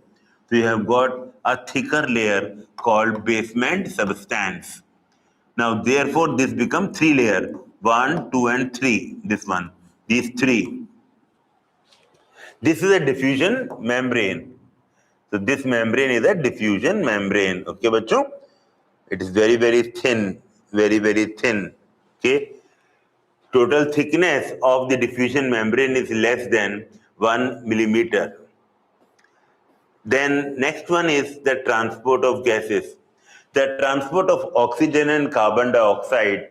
Majority of the oxygen is transported as oxyhemoglobin, and the next is in dissolved form in the plasma. So 97% is oxyhemoglobin, 3% is dissolved in plasma. CO2 is transported in 3 ways. Number one is the majority of it is transported as bicarbonates in plasma, followed by carb aminohemoglobin, amino, not oxy, carb aminohemoglobin, which is 23%. And finally, in the dissolved form, 7% in the dissolved form. So what is that? 70, 23, and 7. 70, 23, 7. Oxygen, 97, and 3%. The last one, that is 3% and 7%, is dissolved in plasma. Right? So they may ask you what are the different forms. They may also ask you, which one is the, maximum O2 or maximum CO2 is transported in which form. Now, transport of oxygen. The hemoglobin binding with the oxygen is primarily governed by the PO2. So it is a PO2 which determine what percentage saturation of hemoglobin occurs. So as you increase the PO2, you will find that the percentage saturation increase. In the beginning, however, there is a lag phase, then comes a exponential phase, and then it comes the plateau. Plateau occurs when all the places where the oxygen can combine are occupied with oxygen. One molecule of hemoglobin can combine with 4 molecules of oxygen. 1 gram of hemoglobin can combine with 1.3. Do you remember this data? 1 gram of hemoglobin combined with 1.34 ml. How much? 1.34 ml of oxygen. 100 ml of blood has nearly 15 gram hemoglobin. In a healthy person, 15 gram hemoglobin. So 100 ml of oxygenated blood, when it is fully saturated, it can carry how much? 1.34 into 15, which comes out to be 20 ml oxygen. So 100 ml of oxygenated blood transports how much? 20 ml of oxygen. This oxygen enters into the this blood enter into the capillaries, and from the capillaries, the diffusion of oxygen takes place. Oxygen diffuses into the tissues because there is a gradient, right? And therefore, because in the blood PO2 is 95, in the tissues it is 40. So obviously more in the blood, and therefore oxygen diffuses into the tissues. Carbon dioxide is more in the tissues as compared to the arterial blood, and CO2 diffuse into the blood. Now this blood becomes the venous blood or the deoxygenated blood. But please understand that though we say deoxygenated, but it is not totally devoid of oxygen. For your kind information, still it has got 75% of oxygen. In normal resting condition, the deoxygenated blood has got 75% oxygen, which means that 100 ml of the oxygenated blood carries how much? 20 ml. And 100 ml of the deoxygenated blood carries 15 ml, which means that the difference or delta is 5 ml. We can say that 100 ml of the blood can deliver 5 ml O2 to the tissues, which is about 1/4. 20 ka 5 is 1/4. We can say 25% oxygen is dissociated in the tissues.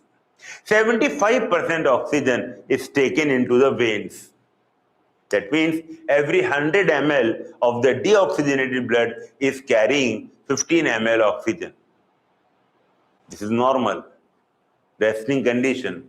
But the moment you start working more, exercising, this proportion keep on changing. Now 25% is not enough for the tissues. Then what happens? Then the tissues demand more oxygen and the hemoglobin is modified. The form of hemoglobin is modified and the hemoglobin affinity for oxygen decreases and it can deliver more oxygen. 25% become 30%, then 40%, 50%, like that percentage is increasing. Maximum, it can deliver 75% oxygen to the tissues. That means 3 times. During vigorous conditions, exercise conditions. So normal condition, 25%. Vigorous exercise, 75%. Normal condition, normal resting condition, 100 ml of blood deliver 5 ml. During vigorous exercise, 100 ml of blood delivers how much? 15 ml. So you understand this reversal of the ratio? Okay, beta. Now this hemoglobin nature is changing. And the hemoglobin nature is changed by 3 main factors. One is partial pressure of carbon dioxide, C for carbon dioxide, A for acidity, and then T for temperature. When CO2, acidity, temperature increases, the affinity of hemoglobin for oxygen decreases. And therefore, more delivery of oxygen can occur. ये क्या हो रहा है भाई?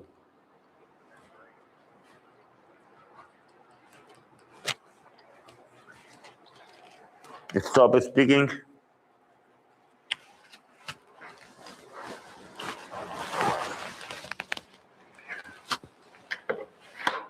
In the whole class, it only understood this matter. Better just give me 1 minute.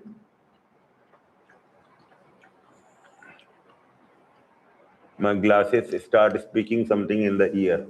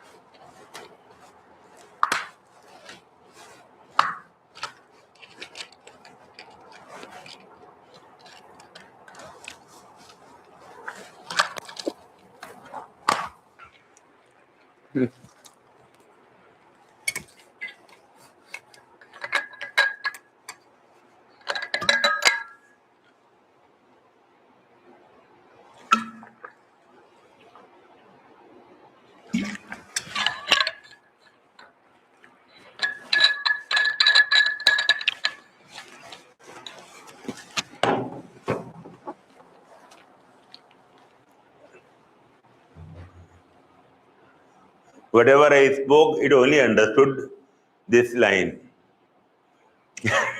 Who was speaking that? Affinity decrease, this, what? And it is confirming in my ears. Yes, you're right. This happened. Bro, who was asking him? He was disturbing in my ears. I try to disable this. Maybe, I don't know how long it can be disabled. Technology has some faults.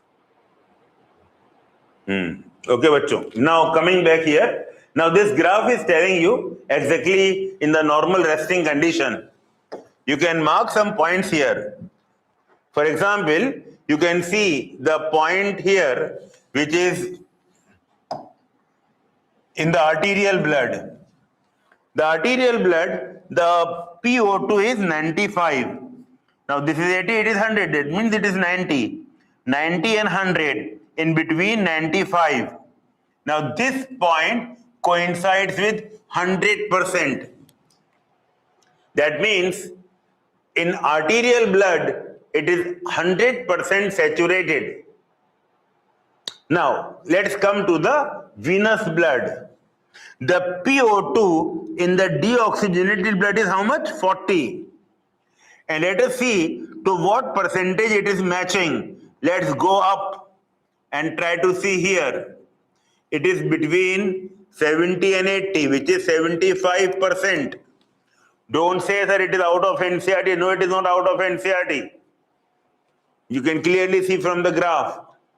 So, in the venous blood, 75% saturation.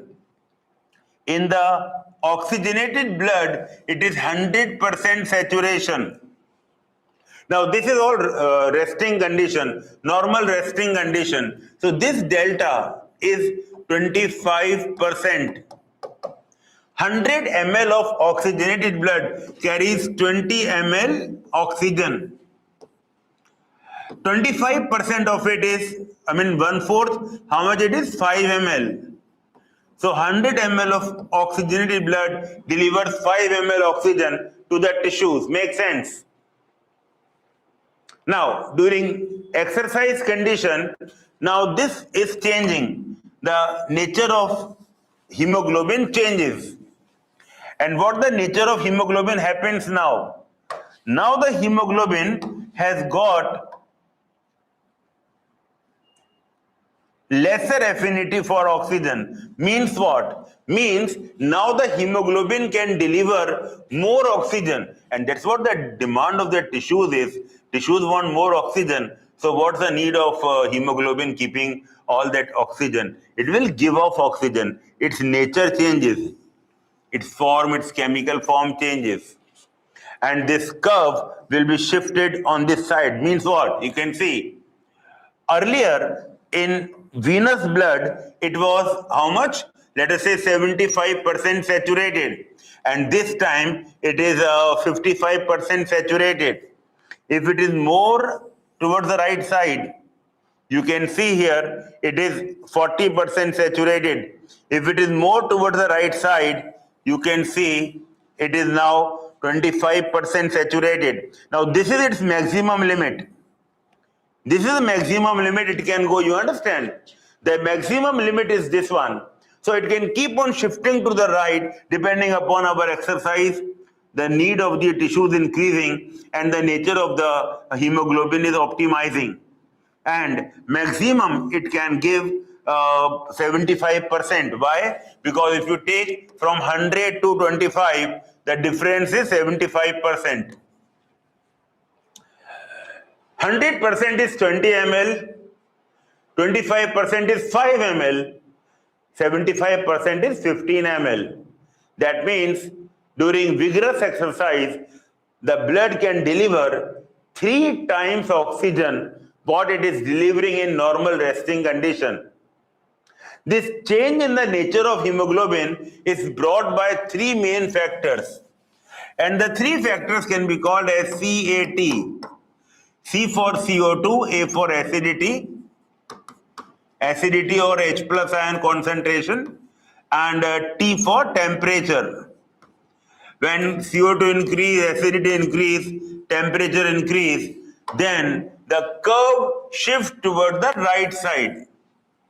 Means the affinity of hemoglobin for oxygen decreases. So simple. Right.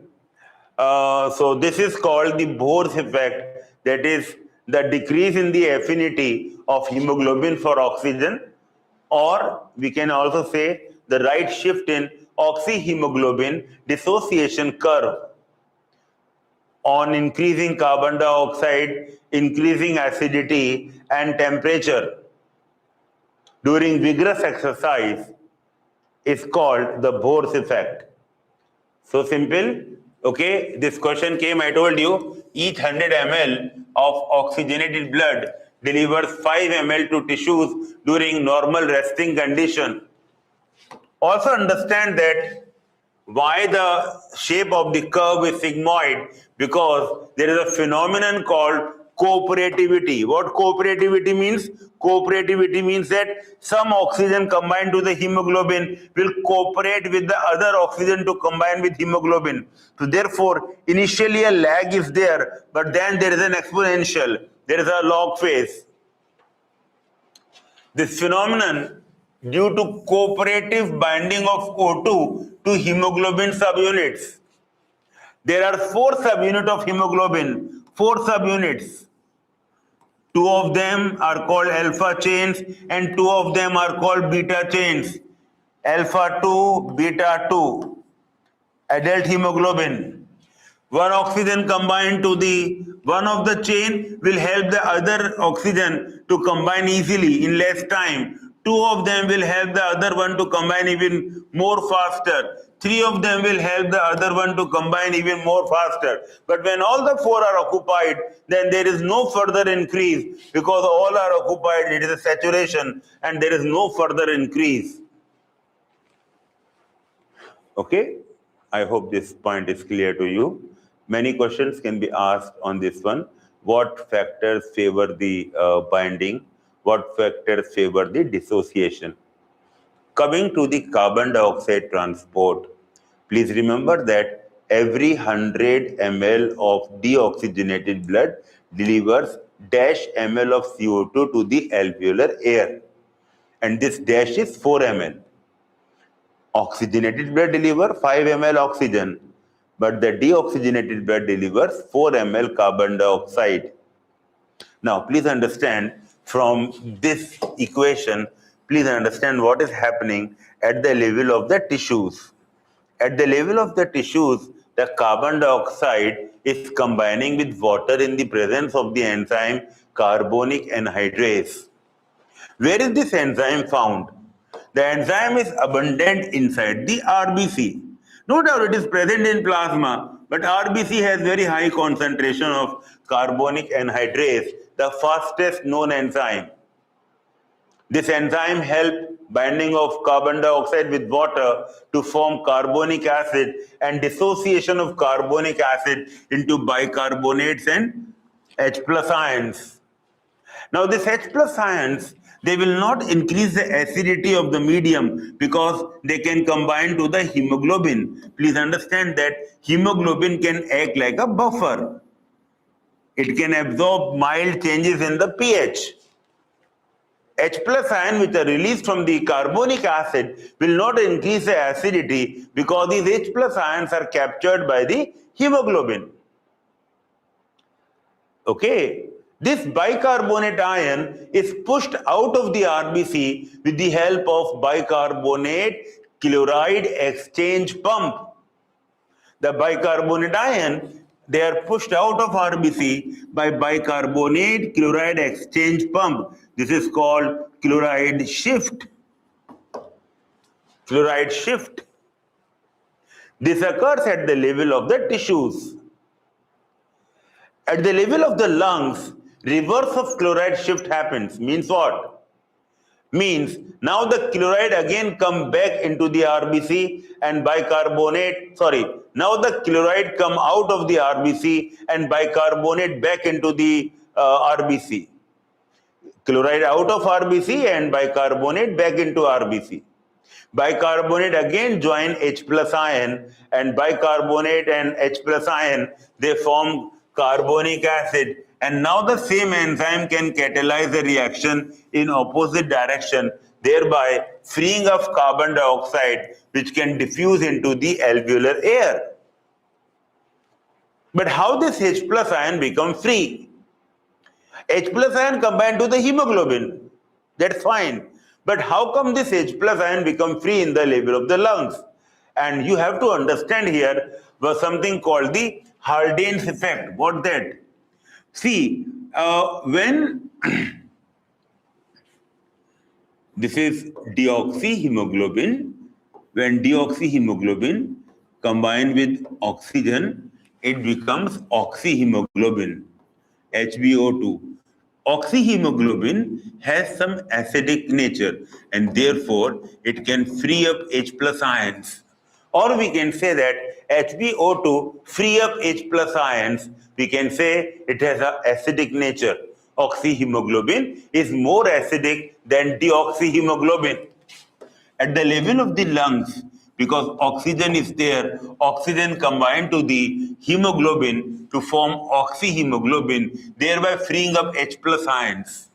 These H plus ions will combine to the bicarbonate ions which have entered inside the RBC at the level of the lungs by reverse chloride shift.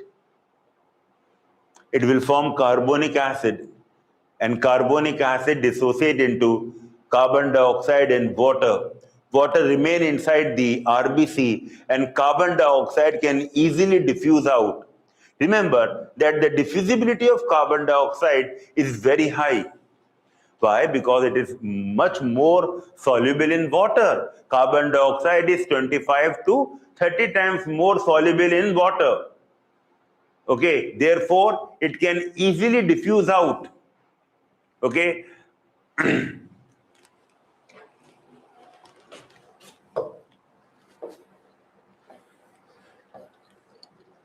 Regulation of respiration. There is a rhythm center in the medulla oblongata. There is a pneumotaxic center in the pons varolai. The pneumotaxic center acts like a switch-off center.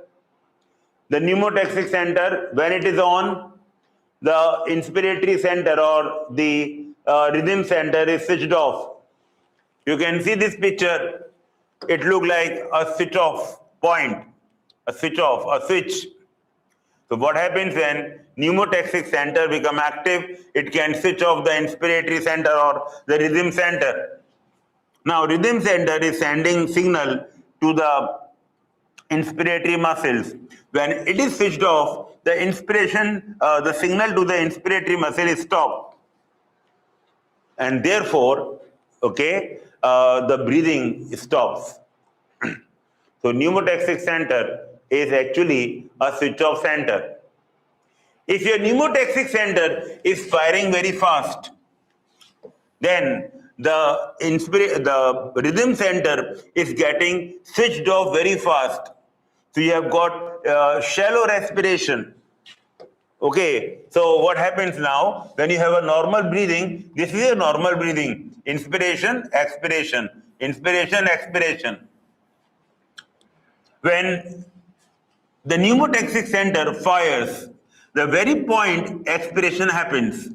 Again inspiration, again it fires, expiration, again inspiration, again the pneumotaxic center is firing. So what it can do, it can reduce the duration of inspiration. Mundu, the duration is more.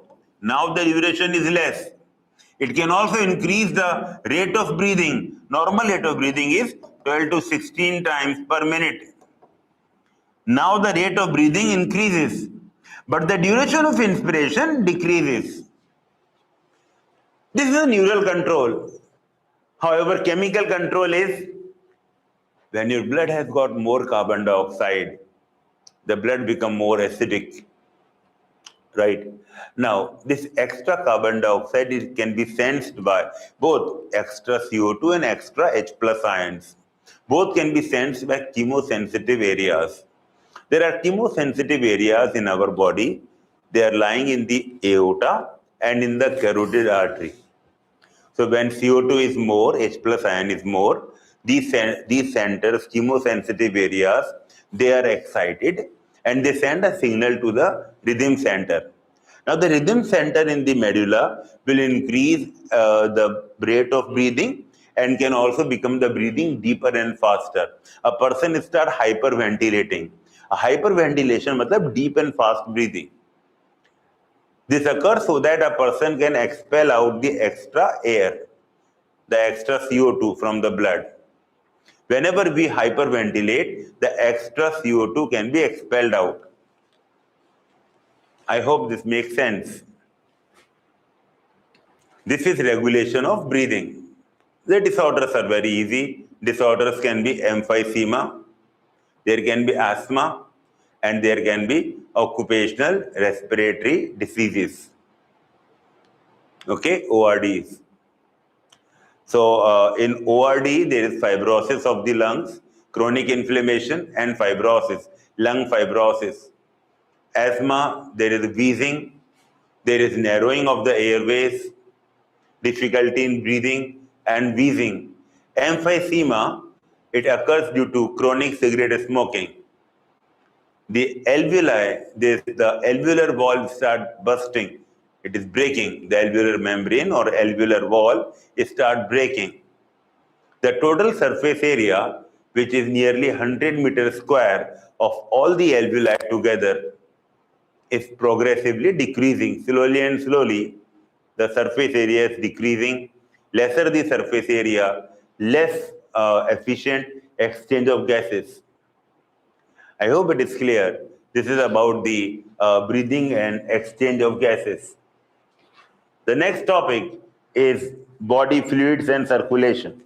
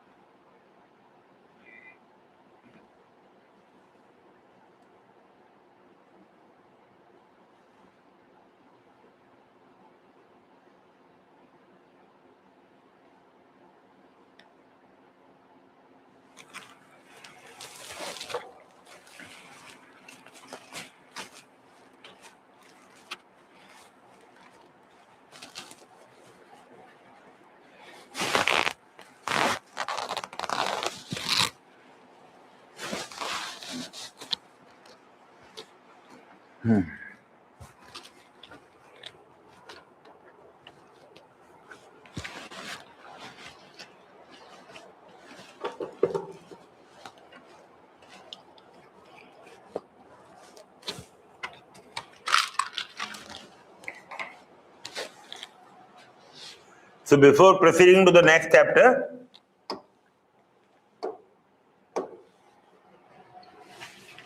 which factor will favor the binding of carbon dioxide with hemoglobin? One option is PCO2 is high and PO2 is low. This is A. The B is reverse, reciprocal of this one, where PCO2 is low and PO2 is high. Now, in which condition you will have more binding of carbon dioxide with the hemoglobin? Is it A or B? I think I cannot get your answers.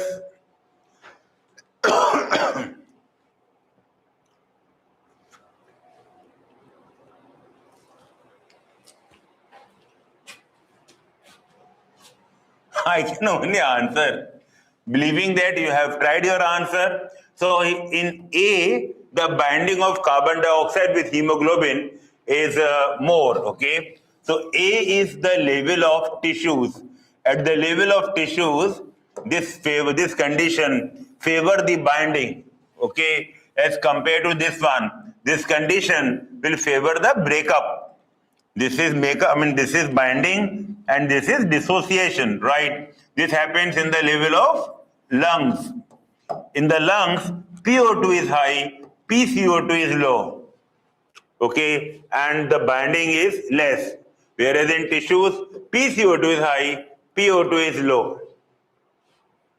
Okay, Bachu? Right. Now let's talk about the body fluids and circulation.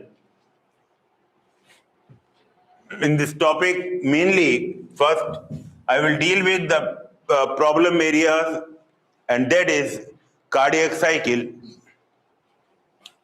Before that, how we have to proceed. In this one, the blood has got the plasma and the blood cells.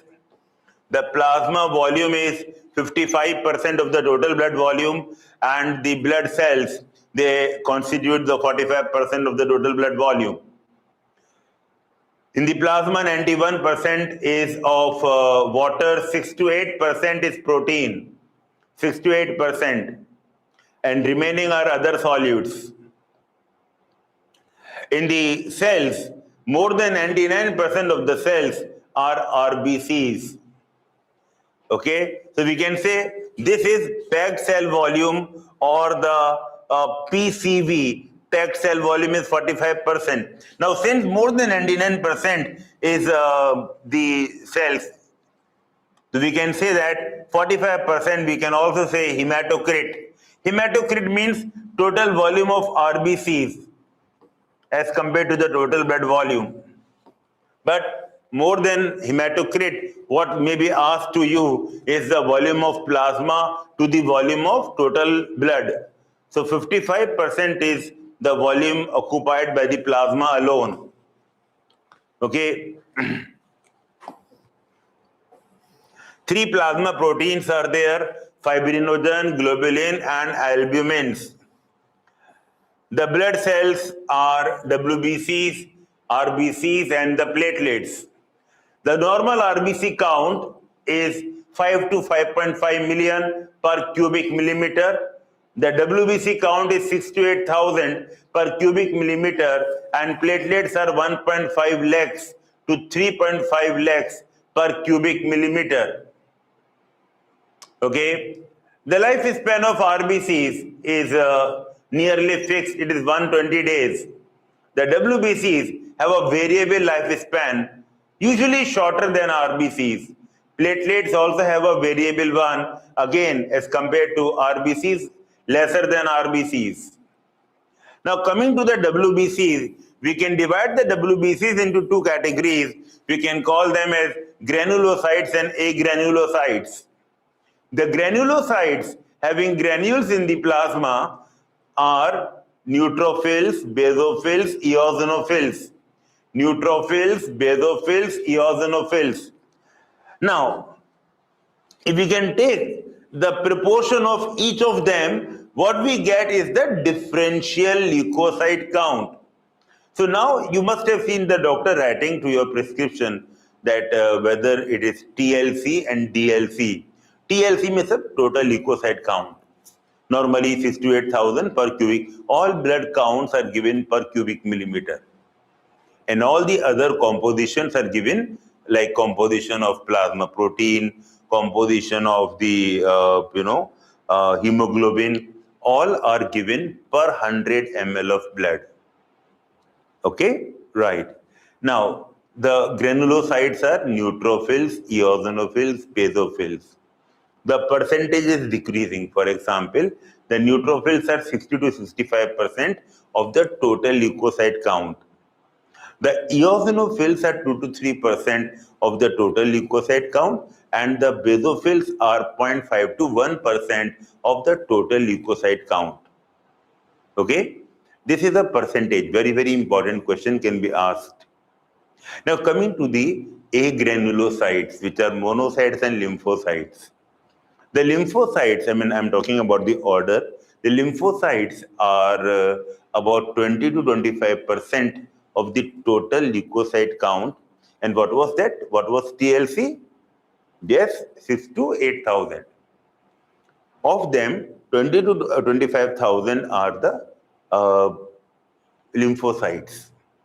And monocytes are 6 to 8% of the total leukocyte count. 6 to 8% of TLC are the monocytes. Okay, so if I say from decreasing order, mixed up, granulo, agranulo, starting with the neutrophils, followed by the lymphocyte, followed by the monocytes, followed by the eosinophils, and finally basophils. Basophils are at the bottom. But no doubt, WBCs are much, much, much lesser than RBCs. I told you, all the blood cells together, more than 99% are the RBCs. 5 to 5.5 million per cubic millimeter. Million. 6 times 0. TLC is just 1,000, 3 zeros. You understand? So please remember, they may ask you arrange them in ascending order, descending order. Sometimes they also add up other blood cells, like they can add up platelets, RBCs, neutrophils, like that. They may mix up. A simple common sense can give you. Then next thing is the functions of these blood cells. Starting with the first one, and that is the neutrophils. They are the phagocytes. They are also called polymorphonuclear leukocytes. They are phagocytes, also called PMNL, polymorphonuclear leukocytes. They are the most abundant phagocytes in the blood. Next phagocytes are monocytes. How much? 6 to 8%. They are not PMNL. They are not granulocytes. Okay? And they are also phagocytes. They are the large eaters. They modify to become the macrophages. What macrophages are there in the tissues? When they are moving in the blood, they were monocytes. Followed by the lymphocytes. Do you remember the function of the lymphocytes? the T cells and B cells? Yes, the T cells provide CMI and the B cells provide humoral immunity or antibody-mediated immunity. The B cells secrete antibodies. Okay? Then coming to the eosinophils. Eosinophils resist infection and they help in or they mediate allergic reaction. In allergies, in different diseases, allergic diseases, the eosinophil count is very high. So if you get your patient report says eosinophilia, means high eosinophil, you can think of any allergic disorder or parasitic disorder. Allergic or parasitic, eosinophil count increases. Function, resist infection and mediate allergic reaction. Followed by the basophils. And basophils are, they secrete substances like histamine, heparin, and serotonin. Basophils modify to become the mast cells. In areolar tissue, the mast cells are modified basophils. This is very important. More important than that are blood groups. Two types of grouping is there, ABO grouping and RH grouping. ABO grouping give rise to the type of blood group, four type, A, B, AB and O. Three type of alleles, three alleles are there. Two antigens are there. Three alleles, two antigens, okay? And four blood group, 2, 3 and 4. What are two? Antigens. What are those? A and B antigen. What is three? Alleles. IA, IB, IO. Three alleles. And what are four?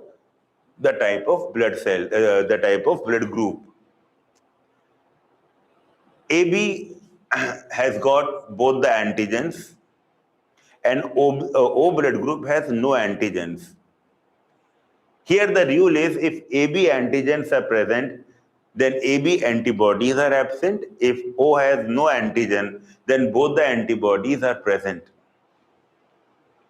These RBCs are the best one to be given to any person because they don't have any antigen, and when they don't have an antigen, they can never be attacked by any antigen. Because if a recipient is having blood group A, B, AB or O, if a person is having blood group A, he has got B antibody. If a person is blood group B, he has got A antibody. If a person is blood group AB, he has got no antibodies. If a person has blood group O, he has got both the antibodies. Irrespective of the antibodies, whether they are present or not, which one is present, A or B, blood group O RBCs are the safest. Why? Because they cannot be attacked. For attack, the antibodies of the recipient must damage the RBCs of the donor. Please remember that in all mismatched transfusion, the donor RBCs are attacked. By whom? By the recipient antibodies. Now the donor RBCs of O are never attacked because they don't have any antigen. Similarly, blood group AB. Now AB blood group has both the antibodies, both the antigens and no antibodies. Okay. Now when you don't have any antibody, you can accept any RBC whether having A antigen, B antigen, AB antigen or no antigen. Okay, you can accept any type of blood cell, any type of RBC. Coming to RH factor. RH is another antigen present on majority of the people, human beings. Those are called RH positive and it is absent in others, RH negative. RH antibodies are not present naturally. AB antibodies are present naturally. If I am having blood group B, I am naturally having A antibody. If you are having blood group A, you are naturally having B antibody. But if you are RH positive, you don't have RH antibody. If I am RH negative, even I don't have RH antibody. You understand? If you are Rh positive, your body can never make Rh antibody because Rh antigen is your self-antigen and the immune system never make antibody against self-antigen. But if I am Rh negative, my body can make Rh antibodies provided that Rh antigens enter into my blood. And how they can enter? They can enter along with the RBC. Suppose if Rh positive RBCs enter into my body, I am Rh negative. My immune system finds an antigen which is not a self-antigen. My immune system will make Rh antibodies, right? So this is little different. Rh blood grouping and Rh incompatibility is different than AB incompatibility. In ABO incompatibility or ABO blood group O is a universal donor and AB is a universal acceptor. We can give assertion reasoning question. For example, a reason assertion is AB blood group is a universal recipient. And the reason given is AB blood group has both the antigen or AB blood group has both the antibodies. Now in this case, the reason is wrong. Why? Because AB blood group has no antibodies and two antigens. And if the reason says that AB blood group has both the antigens and no antibody, then it is a correct answer, okay? Because AB does not have any antibody, it cannot attack any type of RBC, it can accept all type of RBC, it is a universal acceptor. Coming to Rh factor, because I told you, Rh positive person can never make Rh antibody. So, Rh positive person can be a universal recipient. He can get blood from Rh positive person plus Rh negative person. Even if he get blood from Rh positive person, he himself is Rh positive and his body can never make Rh antibodies. But if a person is Rh negative, he does not have Rh antigen and his immune system can make Rh antibodies provided Rh antigen enter into his blood. Okay, so in terms of Rh factor, blood group blood group Rh positive is a universal acceptor and Rh negative is a universal donor. Why it is a donor? Because he does not have any Rh antigen. So whether the recipient is Rh positive or negative, the recipient can never make Rh antibodies. No doubt, Rh antibodies will not be active at the same time. It takes some time for the body to make sufficient antibodies. But chances of the subsequent transfusion become risky in case if you transfuse Rh positive blood to Rh negative person. Vice versa is allowed. Rh positive can get any type of Rh, whether positive or negative, because Rh positive can never make Rh antibody. But Rh negative person can make Rh antibodies. Therefore, it has to be very much kept in mind and very, very crucial to check the blood given to Rh negative person. Because if we give Rh positive blood, that time no risk will happen. But if subsequently, because by that time Rh antibodies are there in the blood and subsequently any Rh positive RBCs are given, his antibodies will attack the Rh positive RBCs. Please understand that it is the donor RBCs which are at risk. You may be thinking, sir, why we are worried about the mismatched transfusion? Because after all, the donor RBCs are hemolyzed, not the recipient. Actually, the blood transfusion is not a normal procedure that I am having a headache and I take a tablet of headache. Not like that. Blood transfusion is done in a dire situation to avoid any danger, to avoid loss of life due to lack of blood. Now, in such a case, you have not helped the person with the donor RBC, with the donated RBC. In fact, the immune system of the recipient have attacked the donor RBCs. So, in a way, this transfusion has utterly failed. And the transfusion was done to save the life. And if transfusion has failed, the purpose of the transfusion is lost. Therefore, it has to be very much checked. Next, after the RH group, so if I ask you, what is the universal donor? You say O. But if I add RH and ask you whether it is RH positive or RH negative, then now you can say RH negative. Because RH negative blood can be given to any person. Is he positive or negative? It can be given. But RH positive blood cannot be given to RH negative person. So universal donor matlab, even without checking the recipient blood group, you have donated the blood group. Whatever the recipient has, you have got some blood in the, in the lab or in the blood bank, and you can blindly transfuse that. And that is RH negative. You can transfuse RH negative blood. Every hospital, there is a mandatory that they should keep some RH negative blood in the blood banks. Before the beginning of a surgery, okay, chances we check that whether the same blood group we can get. If not, then RH negative blood is always taken as a safety device. Then coming to the next step, and that is the blood clotting. Now, blood clotting depends on some clotting factors present in the plasma. Liver makes these clotting factors. The four important clotting factors, three of them are made in the liver, and they are fibrinogen, which is a plasma protein, then prothrombin, then thromboplastin or tissue thromboplastin, and finally calcium ions. These are the four important clotting factors. The combination of some clotting factors form a enzyme complex called thrombokinase.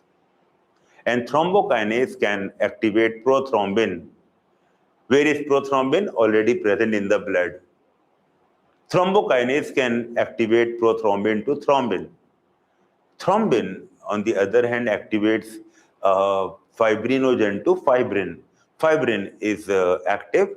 Fibrin is having threads. It is water insoluble. It can form a meshwork, and blood cells, fresh blood cells, are trapped in the meshwork. And then when they dry it up, it can give rise to reddish, scar or a reddish scum. That reddish scum is called blood clot. Okay, so how it happens? It is always better to remember blood clotting from the bottom, and the bottom is fibrin. How come this fibrin come? You will say fibrinogen. How come the fibrinogen is activated to fibrin? You can say because of thrombin. I will say how come this thrombin comes into the blood? You can say it was already present as inactive prothrombin. But how it is formed? By activation of prothrombin by thrombokinase. And then I ask you, how come this thrombokinase is formed? You will say it is an enzyme complex, thrombokinase, and it is formed by active factors like factor 10, factor 5. They both combine to form the thrombokinase. Another one, which is an enzyme cofactor, another clotting factor is calcium ions, which act as enzyme cofactors. Okay? After the blood clotting, the basics of the human heart are simple. Cardiac cycle we have to understand here. Before the cardiac cycle, we have to understand the myogenic nature of the human heart. What is myogenic nature?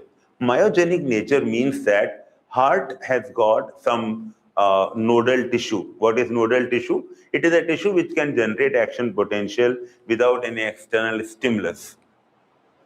This action potential helps in contraction of the cardiac muscles. And that is happening at a regular pace, giving rise to a rhythmic heartbeat. Understand? So let us now talk about this cardiac cycle. Cardiac cycle matlab one heartbeat. All the event that happens in the heart from the beginning of one heartbeat to the beginning of the next is called cardiac. Achha, before that, let me tell you that nodal tissue, we can get the different nodal tissue as SA node, AV bundle, then bundle branches and Purkinje fibers. These are the nodal tissues. SA node, sinoatrial node, upper right corner of atrium. AV node, lower left corner, upper right, lower left, upper right, lower left. The signal or action potential passes from SA node to AV node.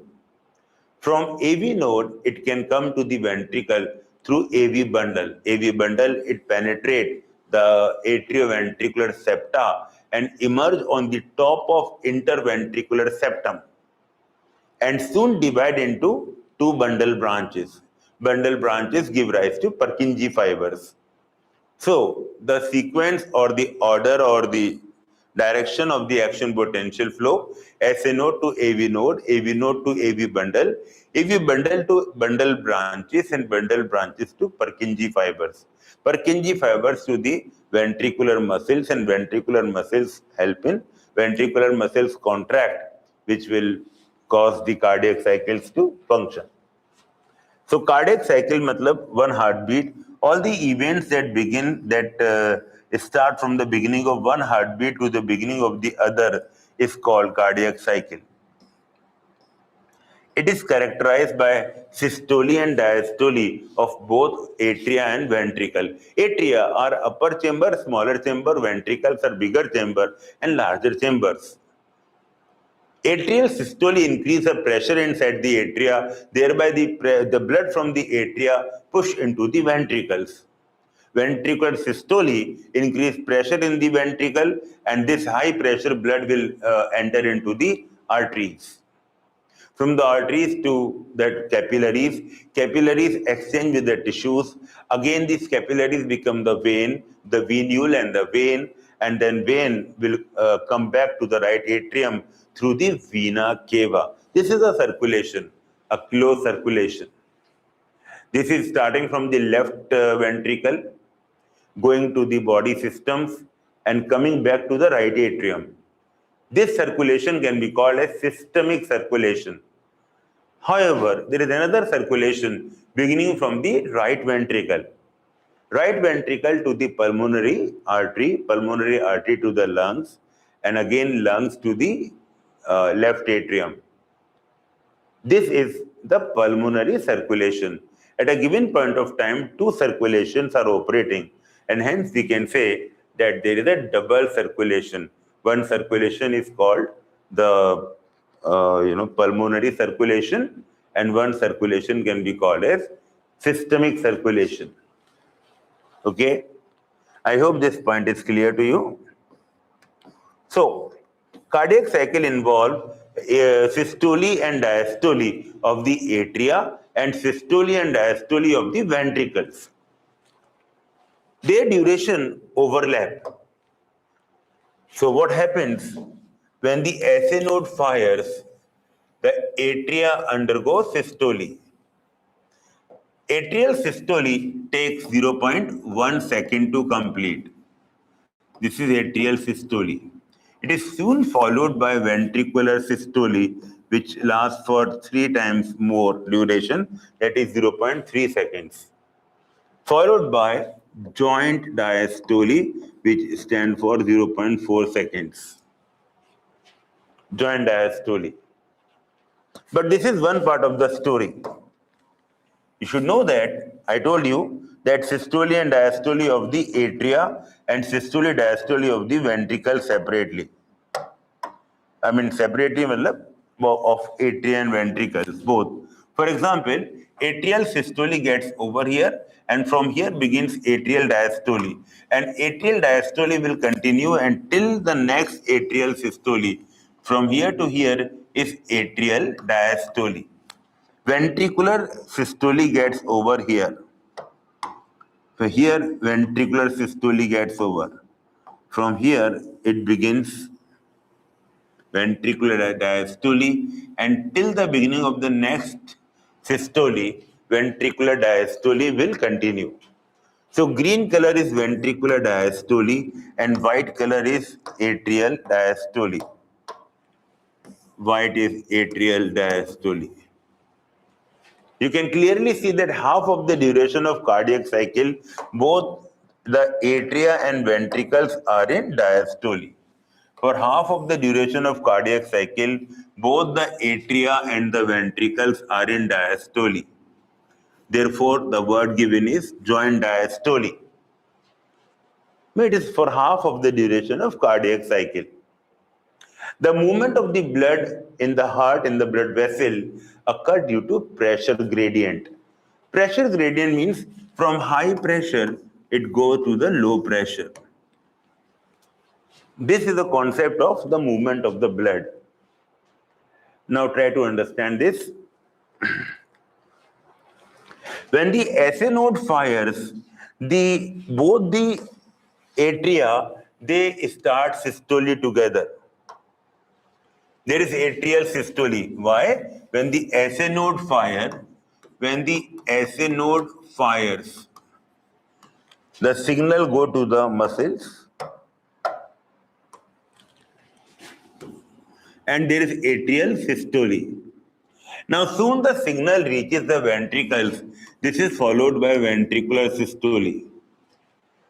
And then ventricular diastole, which also coincides with atrial diastole. We can say it is joint diastole. Atrial systole lasts 0.1 second, ventricular systole 0.3 second, and joint diastole 0.4 second. The SA node fires, atria undergoes systole, pressure in the atria is high, the atrial blood enters into the ventricles.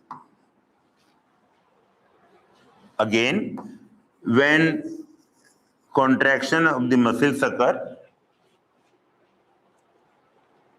due to the signal, the action potential, this causes atrial systole.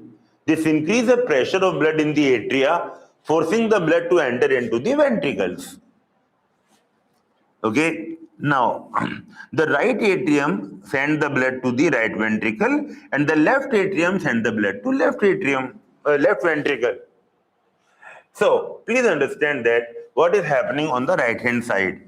On the right hand side, the right atrium sends the blood to the right ventricle. Right ventricle pumps the blood into the pulmonary artery. Pulmonary artery pumps the blood into the lungs, and from the lungs, the blood comes back to the left atrium. It comes to the left atrium. From the left atrium, it can only go to the left ventricle. From the left ventricle, it can go to body systems. Okay, and then the blood can come back to the right atrium. Okay, beta? Please understand that the right side of heart is called the pulmonary heart and the left side of heart is called systemic heart. So there are two terms, systemic circulation and systemic heart. Systemic circulation begins from left ventricle and ends in right atrium. Then what is pulmonary heart? The right side of the heart. What is pulmonary circulation? It begins from right ventricle, then pulmonary artery, then the lungs, and then again back by vena cava, by pulmonary vein, again come back to the left atrium. ठीक है बेटा, यहाँ पर aorta और यहाँ पर है vena cava. So left ventricle pump the blood into aorta. Aorta take it to various body systems. From the body system, the vena cava. The vena cava return the blood to the right atrium. This is due to pressure gradient. Okay, and the pressure gradient is created by contraction of the muscle, and contraction of the muscle is caused by the SA node firing, the action potential coming from the SA node. Okay, so this is basic idea you can get. Now, where you have to focus your attention, please focus all your attention on 2 points in the cardiac cycle to show both the chambers in the one diagram only. I can make this type of pizza distribution. Okay, so I have divided the pizza into so many wedges. Each of them represents 0.1 second. which means that from here the atrial systole begins. Atrial systole lasts for 0.1 second and followed by the ventricular systole. I'll shade the atrial systole and then the ventricular systole. At the junction of atrial systole and ventricular systole, there is something happens. The pressure of blood in the ventricle is rising. Why? Because of systole. And the blood tries to return back to the atrium. But this is the point where a sudden closure of the atrioventricular valves. They suddenly close and semilunar valve open, and because semilunar valve open, the blood from the ventricle pumped into the arteries. Now put your attention on this point. At this point, what is happening? There is a joint diastole. That means from here the ventricular diastole is beginning. The pressure in the ventricle is falling. The blood from all around is trying to come into the ventricle. When the arteries blood return back into the ventricle, when the arteries blood, which is very high pressure blood, return back into the ventricle, there is a sudden closure of semilunar valves, sudden closure of SLV, okay, and opening of AV valves. Now this time the AV valves open. The closure of atrioventricular valve give rise to the lub sound of the cardiac cycle, and the the closure of the semilunar valve give rise to the dub sound. So that's how the two sounds lub dub occur. The duration between lub and dub is 0.3 seconds. You can see one at the beginning of ventricular systole and the other at the beginning of ventricular diastole, and the distance or the duration between them is 0.3 seconds. Once you hear the dub sound, again the lub sound will come after 0.5 seconds. How? You can see here, from here dub sound come, dub sound, अब इसके बाद में dub sound कब आएगा? यहाँ पर आएगा. This is 0.4 seconds, 0.1, 0.5 seconds. Between lub and dub, 0.3. Between dub and lub, 0.5 seconds. So simple. And finally, in cardiac cycle, one more thing to understand is what happens when the ventricular diastole continue. When the ventricular diastole continue, the pressure in the ventricle is falling further. A time comes when the pressure in the atria becomes a little higher than ventricular pressure. Why? Because atria receive the blood, they keep on receiving the blood from the veins. Atria keep on receiving the blood from the veins during the atrial diastole. Okay? Once.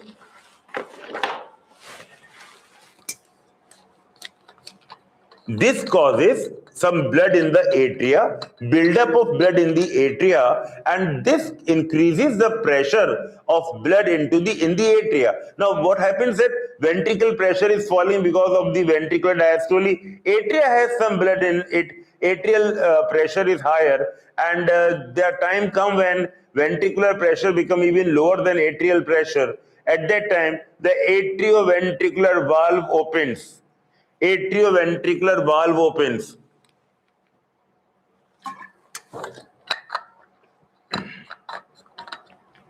Always remember,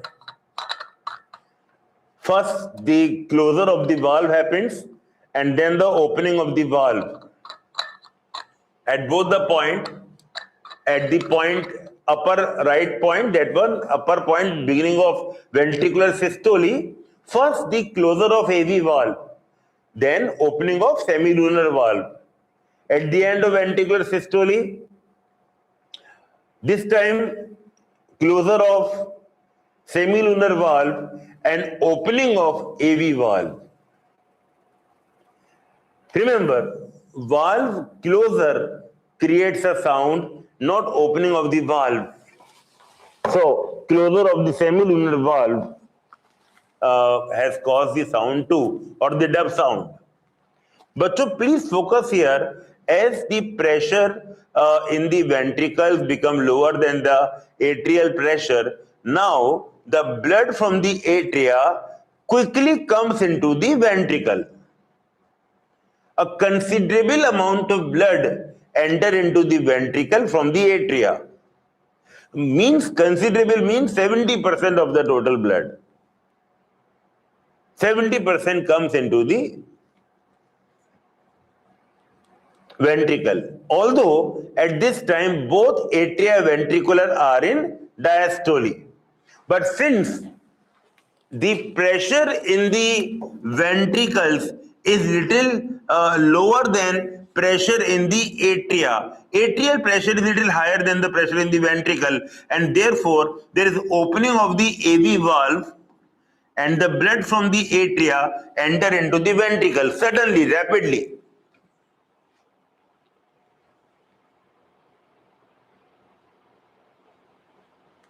This is a passive phase, a rapid filling phase.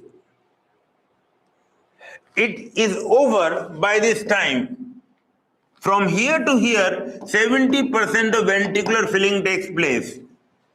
From here to here, that is atrial systole, remaining 25% of the ventricular filling takes place.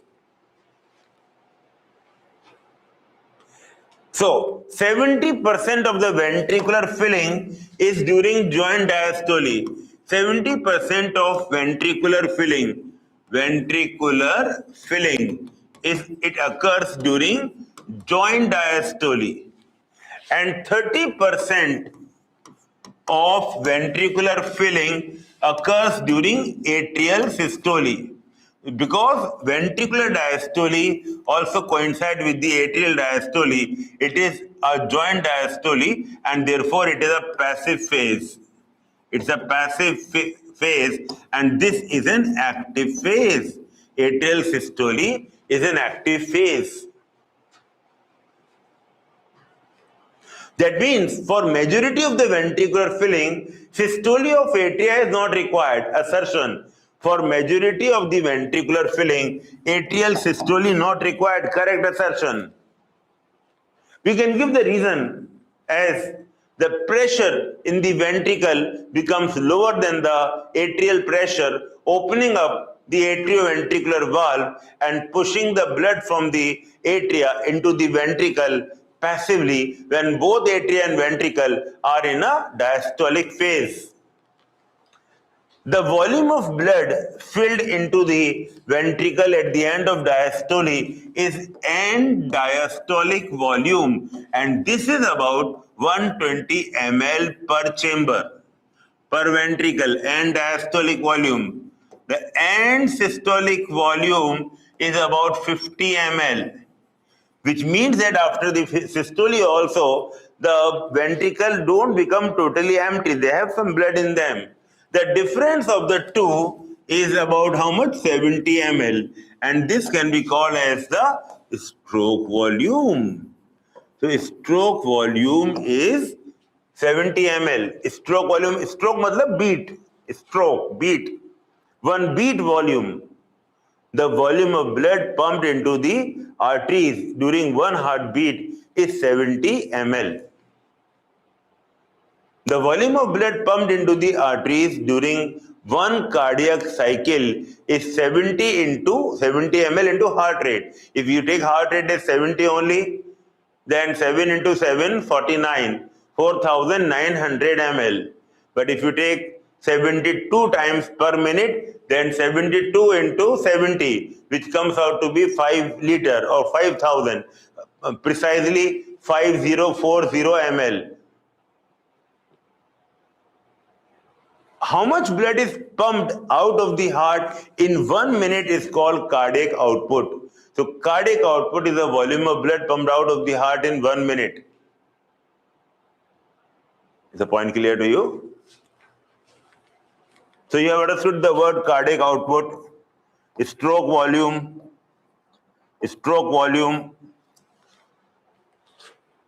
Okay.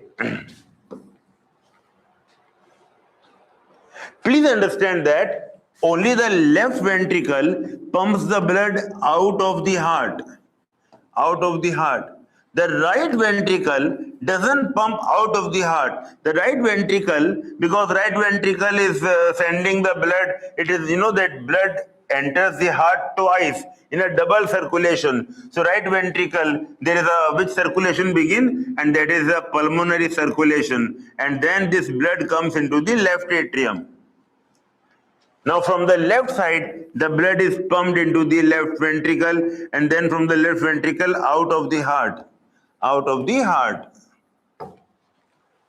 So because of that, you don't have to add both the blood. Suppose if this is your heart, this is your heart, these are the four chambers: right side, right atrium, left atrium, right ventricle, left ventricle. Okay, so right side is pumping 70 ml and left side is pumping 70 ml. Okay, now when we say cardiac output, how much blood is pumped out of the heart in 1 minute? At that time, we don't add both of them. We only take 70 ml. Why not we take this one? Because this is not the systemic circulation. This is a pulmonary circulation. This from the lungs, this will again come to the left side. So the blood entering into the systemic circulation is only from the left side. I hope it is clear. Bachon, I hope I told you about the cardiac cycle. I have told you about the and diastolic volume and systolic volume, cardiac output, stroke volume. These are crucial points. Then now come the ECG. For ECG, I will explain to you in the most easiest way. Before that, try to understand this diagram. You can see in this diagram, you can see papillary muscles. 3 papillary muscles are there in the right ventricle and 2 papillary muscles are there in the left ventricle. So 3 of them in the right ventricle, okati, rundu, mudu, and 2 of them are in the left ventricle. You can also see one more thing, the thickness of the left ventricle, the left ventricular wall is thicker than that of the right ventricle because it has to generate a higher pressure. It has to generate a higher pressure. You can also see that at the tip of these papillary muscles, some collagenous fibers are attached, which are attached to the undersurface of the cusp. They will prevent these valves from tenting out. Otherwise, high pressure in the ventricle can make this thin flap go backside. And the blood start leaking into the atria. But thanks to these threads, what happens when the pressure in the ventricle rises, this closes firmly. These threads are called chorditendini. Chorditendini. These are papillary muscle and chorditendini. Chorditendini. Let's take the projection of the diagram. Let's take the projection of the diagram. This is your this one particularly. This is going from here, This is aorta. This is arch of aorta. Arch of aorta. Now this is pulmonary trunk, the right pulmonary arteries, and these are the left pulmonary arteries. These are the pulmonary veins. The right pulmonary vein and the left pulmonary vein.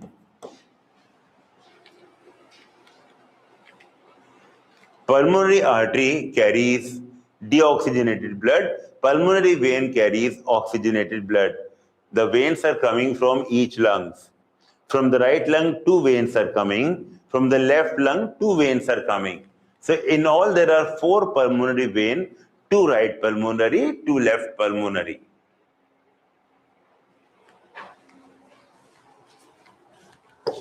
Just keep this diagram in mind. Then ECG, a very crucial thing. ECG, electrocardiography.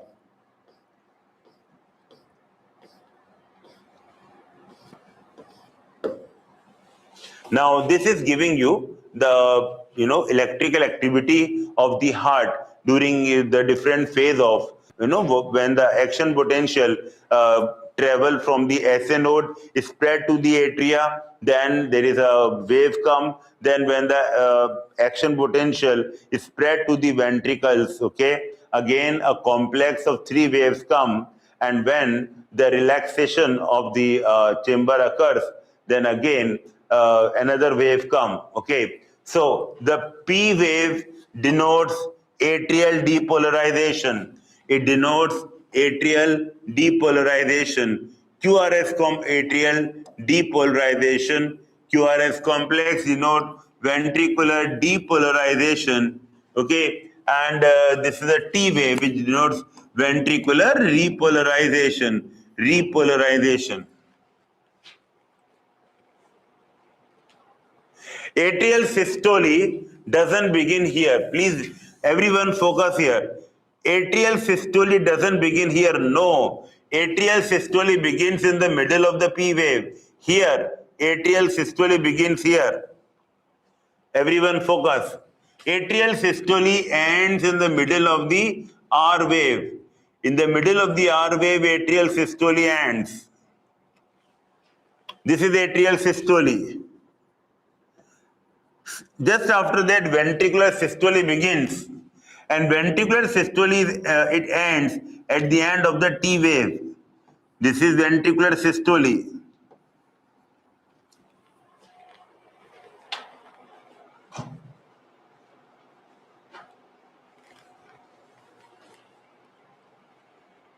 So you understand that the systole and depolarization are not exactly coinciding. The point of the beginning of depolarization and the point of real systole, they are not same.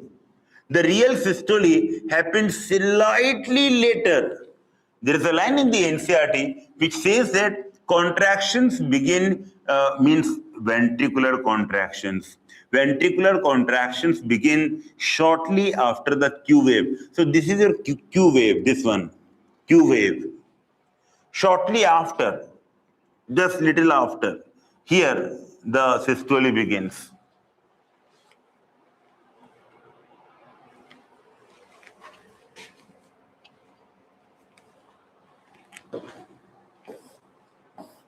The end of T wave marks the end of systole.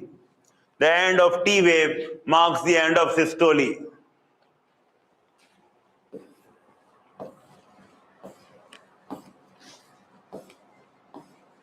It's all about the body fluids and circulation. All the main points. Yes, the disorders are there. Yes, let us do the disorders, okay? Because disorders we cannot leave. Respiratory disorders are easy, but cardiac disorders, we have got heart attack, heart failure, cardiac arrest. Yes. So number 1, high blood pressure. Definition of high blood pressure is systolic pressure of more than 140 mm of mercury. Diastolic pressure of more than 90 mm of mercury is considered to be high blood pressure, provided that they are recorded at multiple times. Not today. Today it may happen that the blood pressure may be high, but we cannot start the treatment today. We'll ask the patient to come after some days, and again we measure, and if like 2 or 3 times we find high pressure, then it is a case of high blood pressure, and we have to treat the patient with antihypertensive medicines. Then this high blood pressure is detrimental to important organs in the body, like heart, like kidney, like brain. The next is coronary artery disease. It is also called atherosclerosis.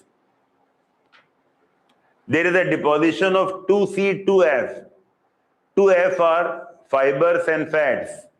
2C are calcium and cholesterol. 2C, 2F, fats, fibers, calcium, cholesterol. In the lumen of the narrow blood vessels, this causes coronary artery disease. This can be a reason for a heart attack. Then angina pectoris. Angina pectoris means acute chest pain when not sufficient blood is going to when not sufficient oxygen is going to the heart. Heart failure, also called congestive heart failure. It means that the heart is pumping the blood, no doubt, but it is not pumping to meet the demands of the body. This is called heart failure. Heart keeps on pumping or beating, but it doesn't beat to meet the demands of the body. Cardiac arrest is a total stoppage of cardiac, cardiac activity, total stoppage of heartbeat. Complete stoppage is called cardiac arrest, whereas heart attack is myocardial infarction. Myocardial infarction, heart attack is myocardial infarction, is damage to the heart muscles. Why? Because the blood supply to the myocardium is compromised. This is called heart attack. Yes, you are right. Coronary artery disease may lead to heart attack. You are also right that after coronary artery disease, a person may feel chest pain. So it is also a reason for angina pectoris. Next one is excretory products and elimination.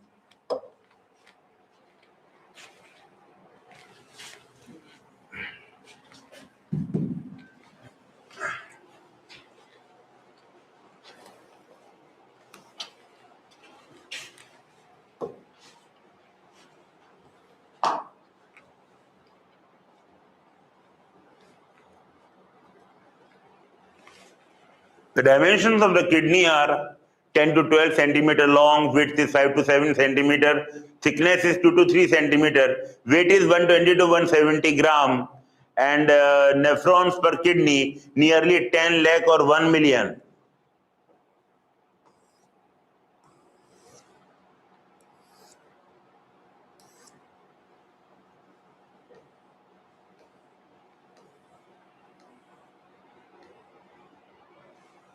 Mechanism of formation of urine.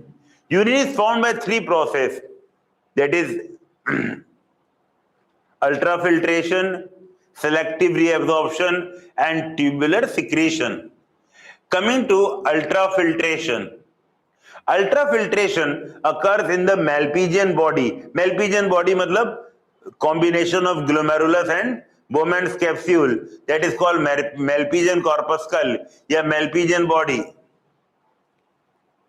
Here blood is filtered through three layers: endothelium plus basement membrane plus the podocyte layer. All plasma except protein P minus P, plasma minus protein, enter Bowman's capsule lumen. The GFR is 125 ml per minute or 180 liters per day. Nearly 1100 to 1200 ml of blood is filtered by the kidney every minute. This is 1/5 of cardiac output. Cardiac output is about 5 liters. Around 20% or 1/5 is about 1100 to 1200 ml. Out of this 1200 ml, only 125 ml becomes the filtrate.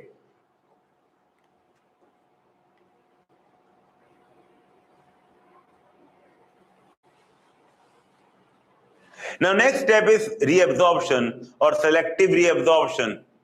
Reabsorption can occur in all parts. Majority of the reabsorption occurs in the PCT. What is reabsorbed in the PCT? 100% of the nutrients, all nutrients. 70 to 80% of electrolytes and 70 to 80% of the water and bicarbonates are reabsorbed in the PCT. In the descending limb of loop of Henle, only water is reabsorbed passively. In the ascending limb, NaCl, electrolytes are reabsorbed both actively plus passively. In the DCT, sodium, water are reabsorbed. Sodium and water, conditional reabsorption occurs. Conditional means dependent on ADH. conditional reabsorption of water occurs in this segment. There is also reabsorption of bicarbonates in the DCT. This is to balance the acidity of the blood. Collecting ducts. Large amount of water can be reabsorbed in the collecting duct, thereby concentrating the urine. Coming to the secretion, tubular secretion. In the PCT, ammonia and H plus ion are secreted. Very correctly they have written here that the protons potassium is not mentioned. See, in some of your NCERT book, in the secretion, they have given in the PCT, potassium is given, potassium. Please remove that. Potassium is not reabsorbed. NCERT has also corrected that. DCT. Now, in case of the descending limb and ascending limb, nothing is secreted. Only in the thin segment of ascending limb, you will find that some urea is secreted. Some urea enters the thin segment. That is equivalent to secretion. Battery. Then coming to the DCT. In the DCT, K, NH3 and H. K plus, NH3 and H plus. All three are secreted. And in case of the collecting...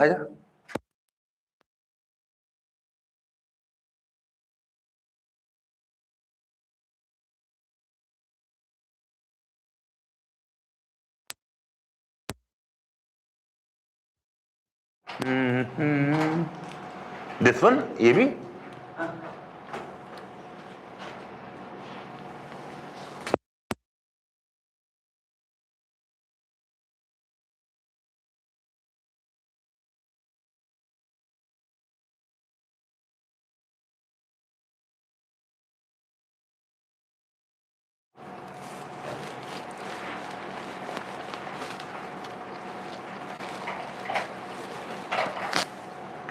Okay.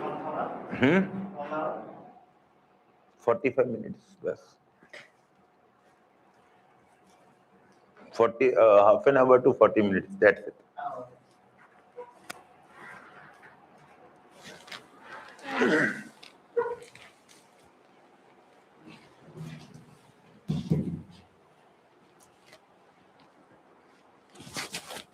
I think the voice is coming now. Yeah. Now this is the, from the diagram, although it is given in the form of this one table, but you can see this in the diagram, okay? Now only thing is given in the thin segment of ascending limb, because urea is very, this is very permeable to urea. For nitrogenous waste, they can move passively. No active transport is required for nitrogenous waste. Water and nitrogenous waste can move passively. You can come here. Now coming to the DCT, K plus ions, H plus ions and ammonia. Now K plus ions are secreted in the distal segment. You can see here, this is the site of K plus ion secretion. And also some part in the collecting duct, H plus ion and K plus ion in the collecting duct are secreted. Okay, bachcho. So please see that minimum reabsorption occurs in the ascending limb of loop of Henle. Maximum reabsorption in the PCT, minimum reabsorption in the ascending limb of loop of Henle, and conditional reabsorption occurs in the DCT. Okay, PCT reabsorption is always compulsory, obligatory. DCT reabsorption is facultative. Facultative if required, conditional. Now, very important point is, very important concept of this part is concentration of urine. And concentration of urine is done in order to conserve the body water. Now, this is done whenever there is a more demand of the water. It can happen when there is too much of water loss. Okay, whenever the water loss occurs, less intake, more loss, these are the conditions when you require more reabsorption of water.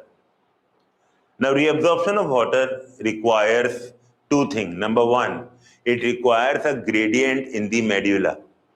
Gradient means the interstitium osmolarity is high, number one, higher than 300.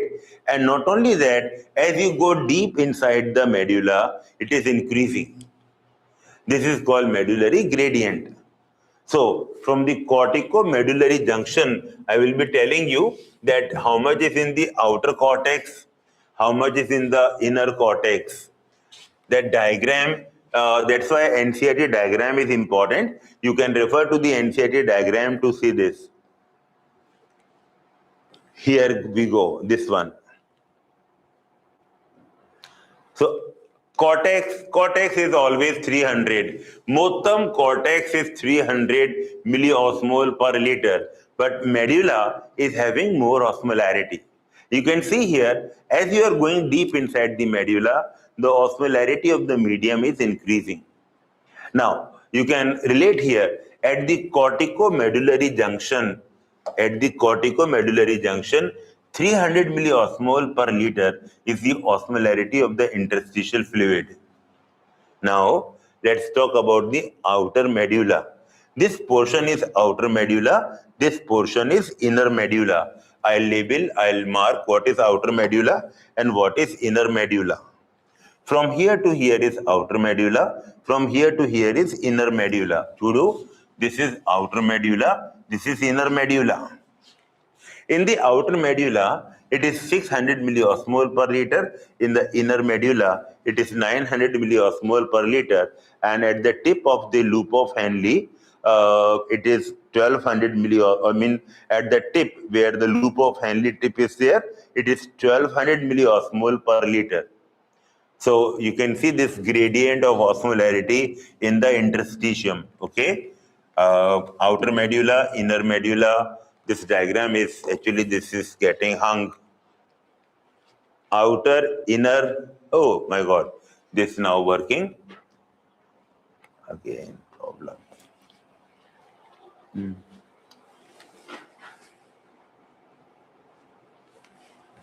Okay.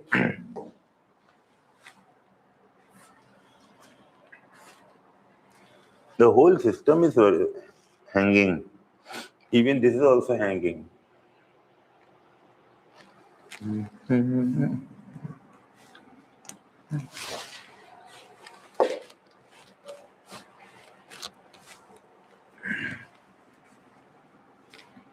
So let me verbally tell you till this starts up again. In the cortex, 300 milliosmol per liter. In the cortex, 300 milliosmol per liter. Outer medulla, it is 600. Inner medulla, 900. At the bottom, 1200. 3, 6, 9, 12. 3, 6, 9, 12. Cortex is 300. Outer medulla, 600. Inner medulla, 900. If I ask you, tell me the ratio of osmolarity of inner to outer medulla. Find out or tell me the ratio of osmolarity of inner to outer. Inner is to outer. Inner कैसे निकालेंगे? Inner medulla how much? 900. Outer medulla 600. This is how you can get the ratio of osmolarity. Okay, this can be asked. I mean, this is of course NCERT based only. It is NCERT based thing. Okay. Okay. Now, can I try this time? Let me try now. If we make the diagram, it will take somewhat more time. We can do it if it is not working here. This one, excretion.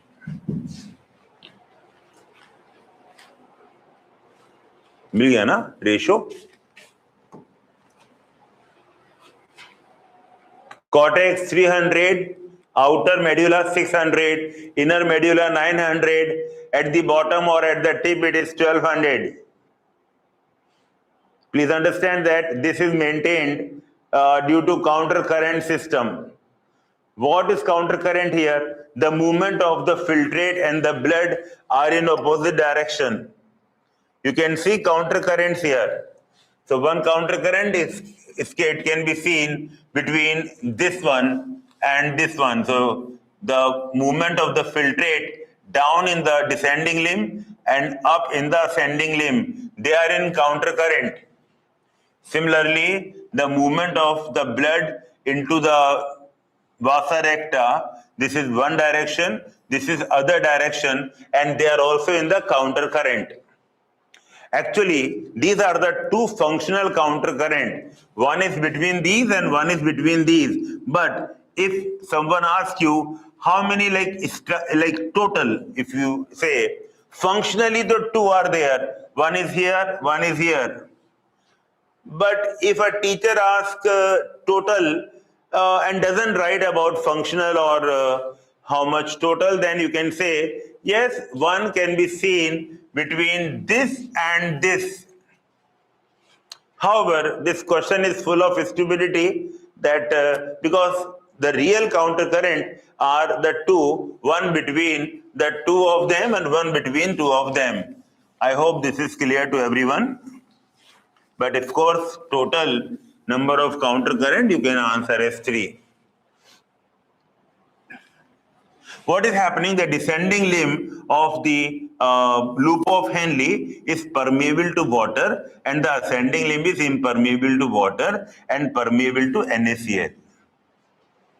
Also, all the black points that you see, the black points are showing the passive transport, but the green arrows are showing the active transport. The green arrows are showing active transport.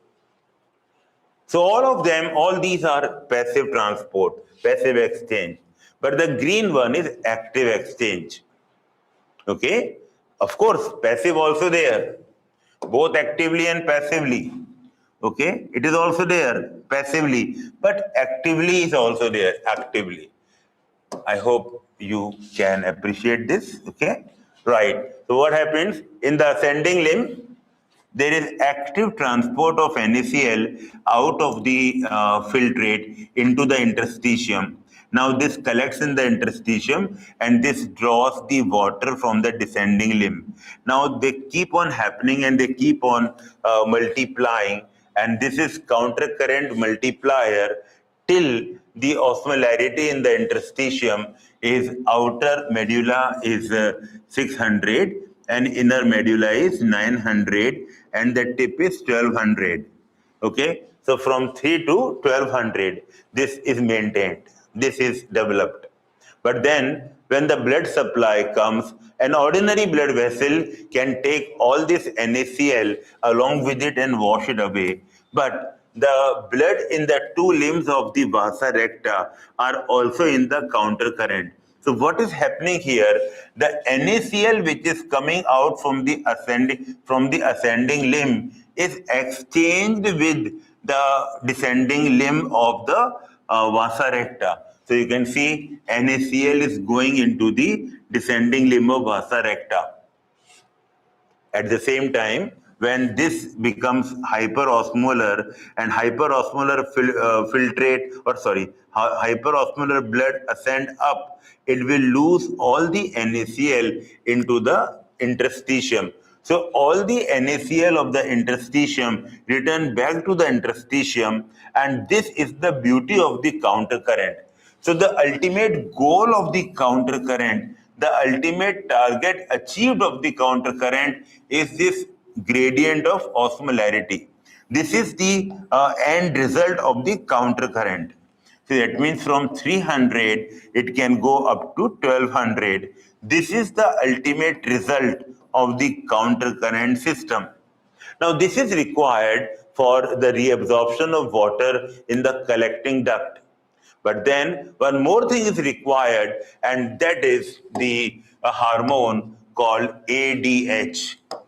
The hormone ADH is produced from the pituitary gland. I mean, it's produced from the hypothalamus and released from the pituitary gland. This is water. And this is due to ADH. The more the ADH, more will be the water absorbed. More the ADH, more will be the water absorbed. And the amount of ADH depends upon how much is the deficit of water in the blood. If the deficit is mild, mild ADH will produce. If the deficit is more ADH will be produced. More the ADH, more will be reabsorption in the collecting duct, thereby concentrating the urine. We can concentrate the urine equal to 1200, because if 1200 milliosmol is here, this urine can also become 1200. We can concentrate the urine up to 4 times the osmolarity of the initial filtrate formed. Please understand that the isoosmotic filtrate is coming down, it becomes hyperosmotic, but once, because it is active transport, it becomes hypoosmotic, hypotonic.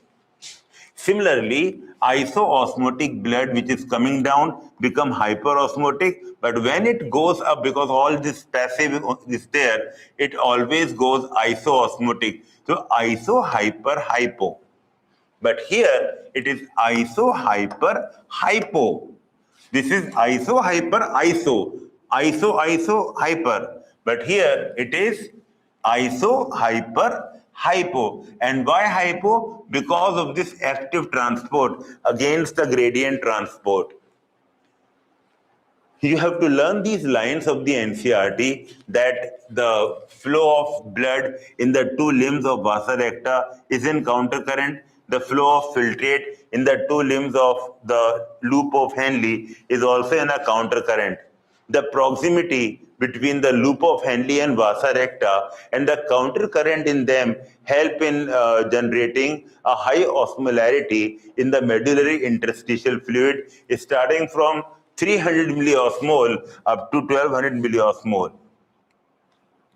This osmolarity draws, or this causes easy passage of water in the collecting duct, thereby concentrating the urine.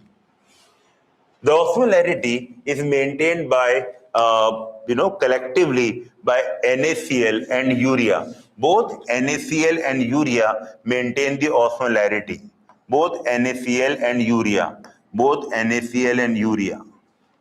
Similarly, a small amount of urea can enter into the thin segment of ascending limb, return back to the interstitium from the collecting duct. Thereby, the urea is trapped in the interstitium. The urea cannot go out of the interstitium. Some urea always remain in the interstitium. These lines, be very careful about these lines. Be very careful about how they have given the functions of these tubule. For example, they may say that PCT also help in maintaining the acidity of the blood by selective secretion of what and selective reabsorption of what, like that. So please be careful. Whenever you read it, please underline thoroughly and try to, try to recall it in the mind, try to repeat it in the mind, so that it go to the deep memory. What happens, see, this how this counter current is working. Try to understand this very, very easy illustration.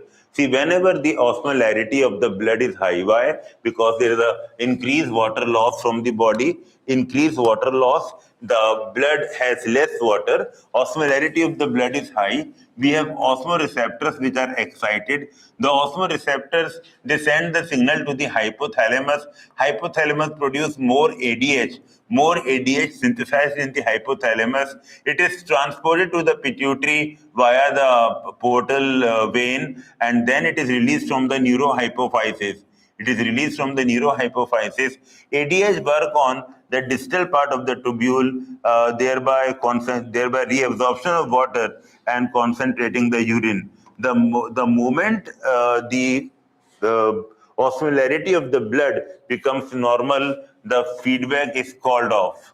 this completes the feedback, So this can switch off these osmoreceptors and the feedback can be completed, okay? It can switch off the osmoreceptor and the feedback is completed. The moment the osmolarity of the blood becomes normal, okay?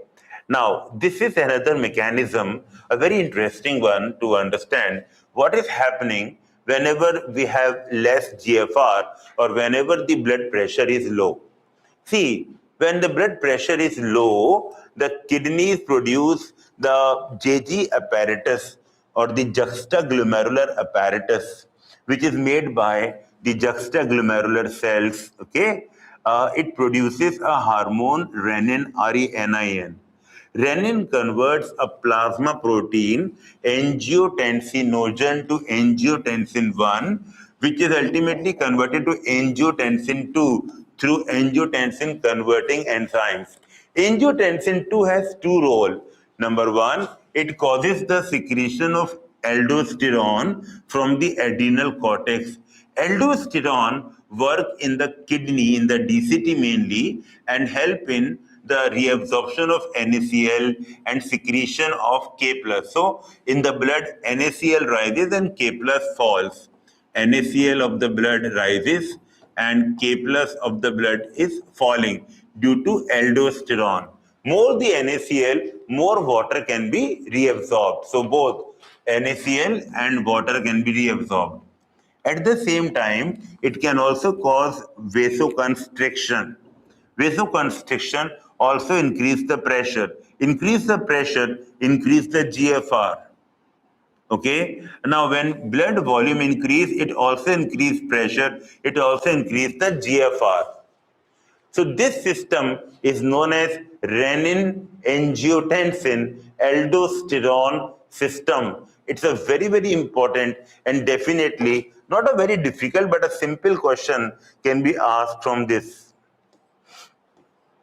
Some data, volume of urine per day is 1 to 1.5 liters. Amount of urea excreted through urine per day is 25 to 30 grams per day. The pH of urine is 6, okay? So, role of other organs in excretion. So, we have got, we can start from the lungs, carbon dioxide and water. Carbon dioxide, how much? 200 ml per minute, and significant quantities of water can be lost by the lungs every day. Now the liver is the largest gland. Okay, it produces the bile. Bile contains bile pigments and it contains cholesterol, degraded steroid hormones, vitamins and drugs. Okay, now we can remember this by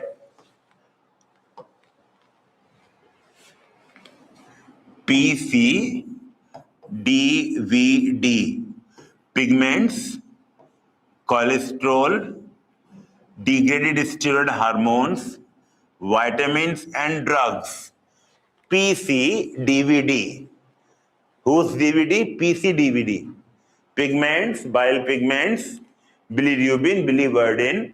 C for cholesterol, D for degraded steroid hormones, V for vitamins, and D for drugs. This is from the bile. Then from the sweat, NaCl, urea and lactic acid. Of course, urea is also present in the sweat. Primary function of this is not to excrete but to do the thermoregulation. Then sebaceous glands. Sebaceous glands excrete waxes, sterols, hydrocarbons. Waxes, sterols, hydrocarbons. You can remember that by WASH. WA for waxes, S for sterol, H for hydrocarbon. Saliva. A small, very, very small amount of urea can also be present in the saliva. Okay, uremia, hemodialysis, renal calculi, glomerulonephritis, kidney transplant. Okay, this is simple. You can easily remember this, and this completes this topic. This is the excretory products and its elimination. Okay. Bacho, now we have got almost time is over, and we have only one portion left, that is the generation and conduction of nerve impulse. Okay, chemical coordination I have already given just very small time of on the card, because it is mainly for just revising the points. Okay, but just one point I have to explain here, and that is in the case of neural control and coordination. And if you can just be here for another 5-10 minutes, you will be very much relaxed to understand. I know you are tired, so am I. So am I. And of course, you have got many more subjects to read. But at the same time, my age is also different to stand. So it's like we both are at the same place, same level. Okay. So now this diagram, we'll try to understand this diagram, and it's a very beautiful diagram to explain the generation and conduction of nerve impulse. You can see here, the nerve impulse is moving from the right side to the left side, okay? So normally our diagram is, we make it from left to right, but this time it is coming from the right side to the left side. This keep in mind, okay? So what is happening? This is the relaxed one. In a relaxed one, you will find that sodium ion is a principal cation of the extracellular fluid, and potassium ion of the intracellular fluid, sodium ion of the extracellular fluid. Some anionic proteins are there inside.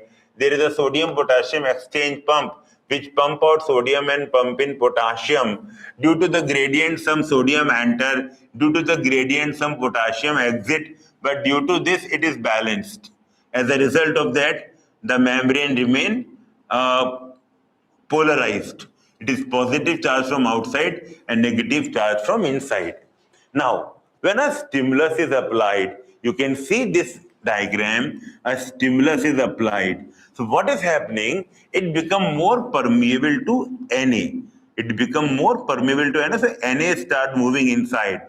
This takes plus charge inside, and you can see the membrane become positive from inside and negative from outside. The change color can show you that this place is become depolarized. If you measure the potential difference, again you will find a different potential difference. Here a different potential difference, and here a different potential difference. This is depolarized because of sodium influx. Soon this is followed by potassium efflux. Sodium influx followed by potassium efflux, okay? When potassium efflux happens, so after they depolarize, it becomes repolarized. It become repolarized. Achha, one more thing you can notice here, that some local currents are generated. So because the sodium ion move here, some sodium ion move here, some sodium ion move here, some sodium ion move here. Here the trick is plus to minus.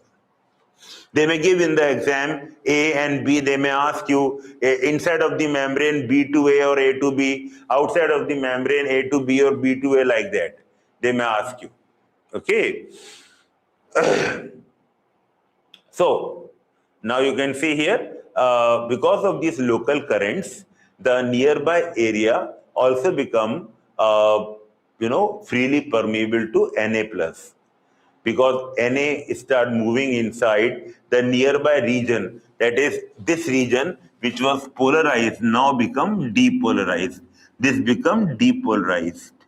Because potassium has come out, this area has become repolarized, and this has become depolarized. But because potassium has moved out, sodium has moved in, it has changed their position, and thanks to the sodium potassium exchange pump, which will again make this part again like normal or resting, that is more sodium outside and more potassium inside. Okay.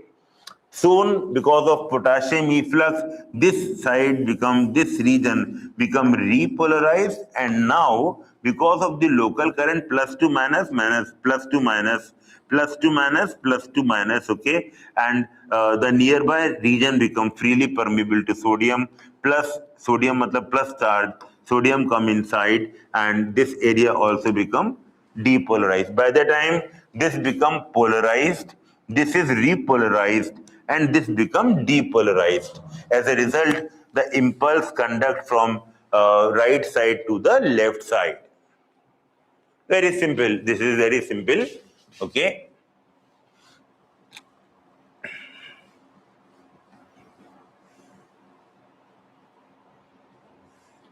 When action potential arrive at the presynaptic knob, what happens? There is a release of acetylcholine. Acetylcholine vesicles migrate to the periphery, release acetylcholine into the synaptic cleft. Acetylcholine bind to the receptors on the postsynaptic membrane. As a result of that, what will happen now? The sodium permeability of the postsynaptic membrane increase, and you will find that another potential develop on the postsynaptic membrane. This is a synaptic transmission. We have two types of synapses, electrical synapses and chemical synapses. You know that electrical synapses are much faster than chemical synapses. This diagram of the sagittal section of the brain, you have to revise this diagram, okay? Carefully revise this diagram from the textbook. And with this, today's marathon class is over. Exactly at 1 o'clock, as promised in the beginning. Today class, all PDF file in Goshalites app immediately after class, sir. Otherwise, they are delaying a lot, sir. Okay. ठीक है बेटा, I will ask them. Otherwise, from my side, I'll send them, because if the app has got some limitation, so many files are there, so many PDF are there, maybe. So from my side, I will send. What you can do, you can just send me your number and you can just write down, I am from the online section, and then I will send you to your number.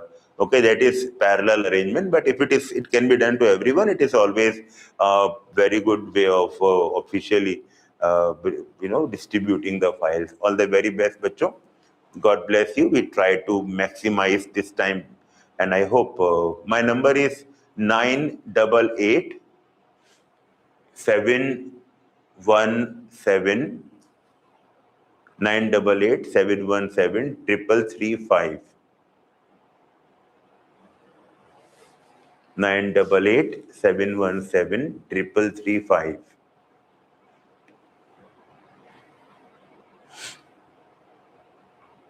Okay, let's move now. It's all about today's class. God bless you. Bye bye. Take care.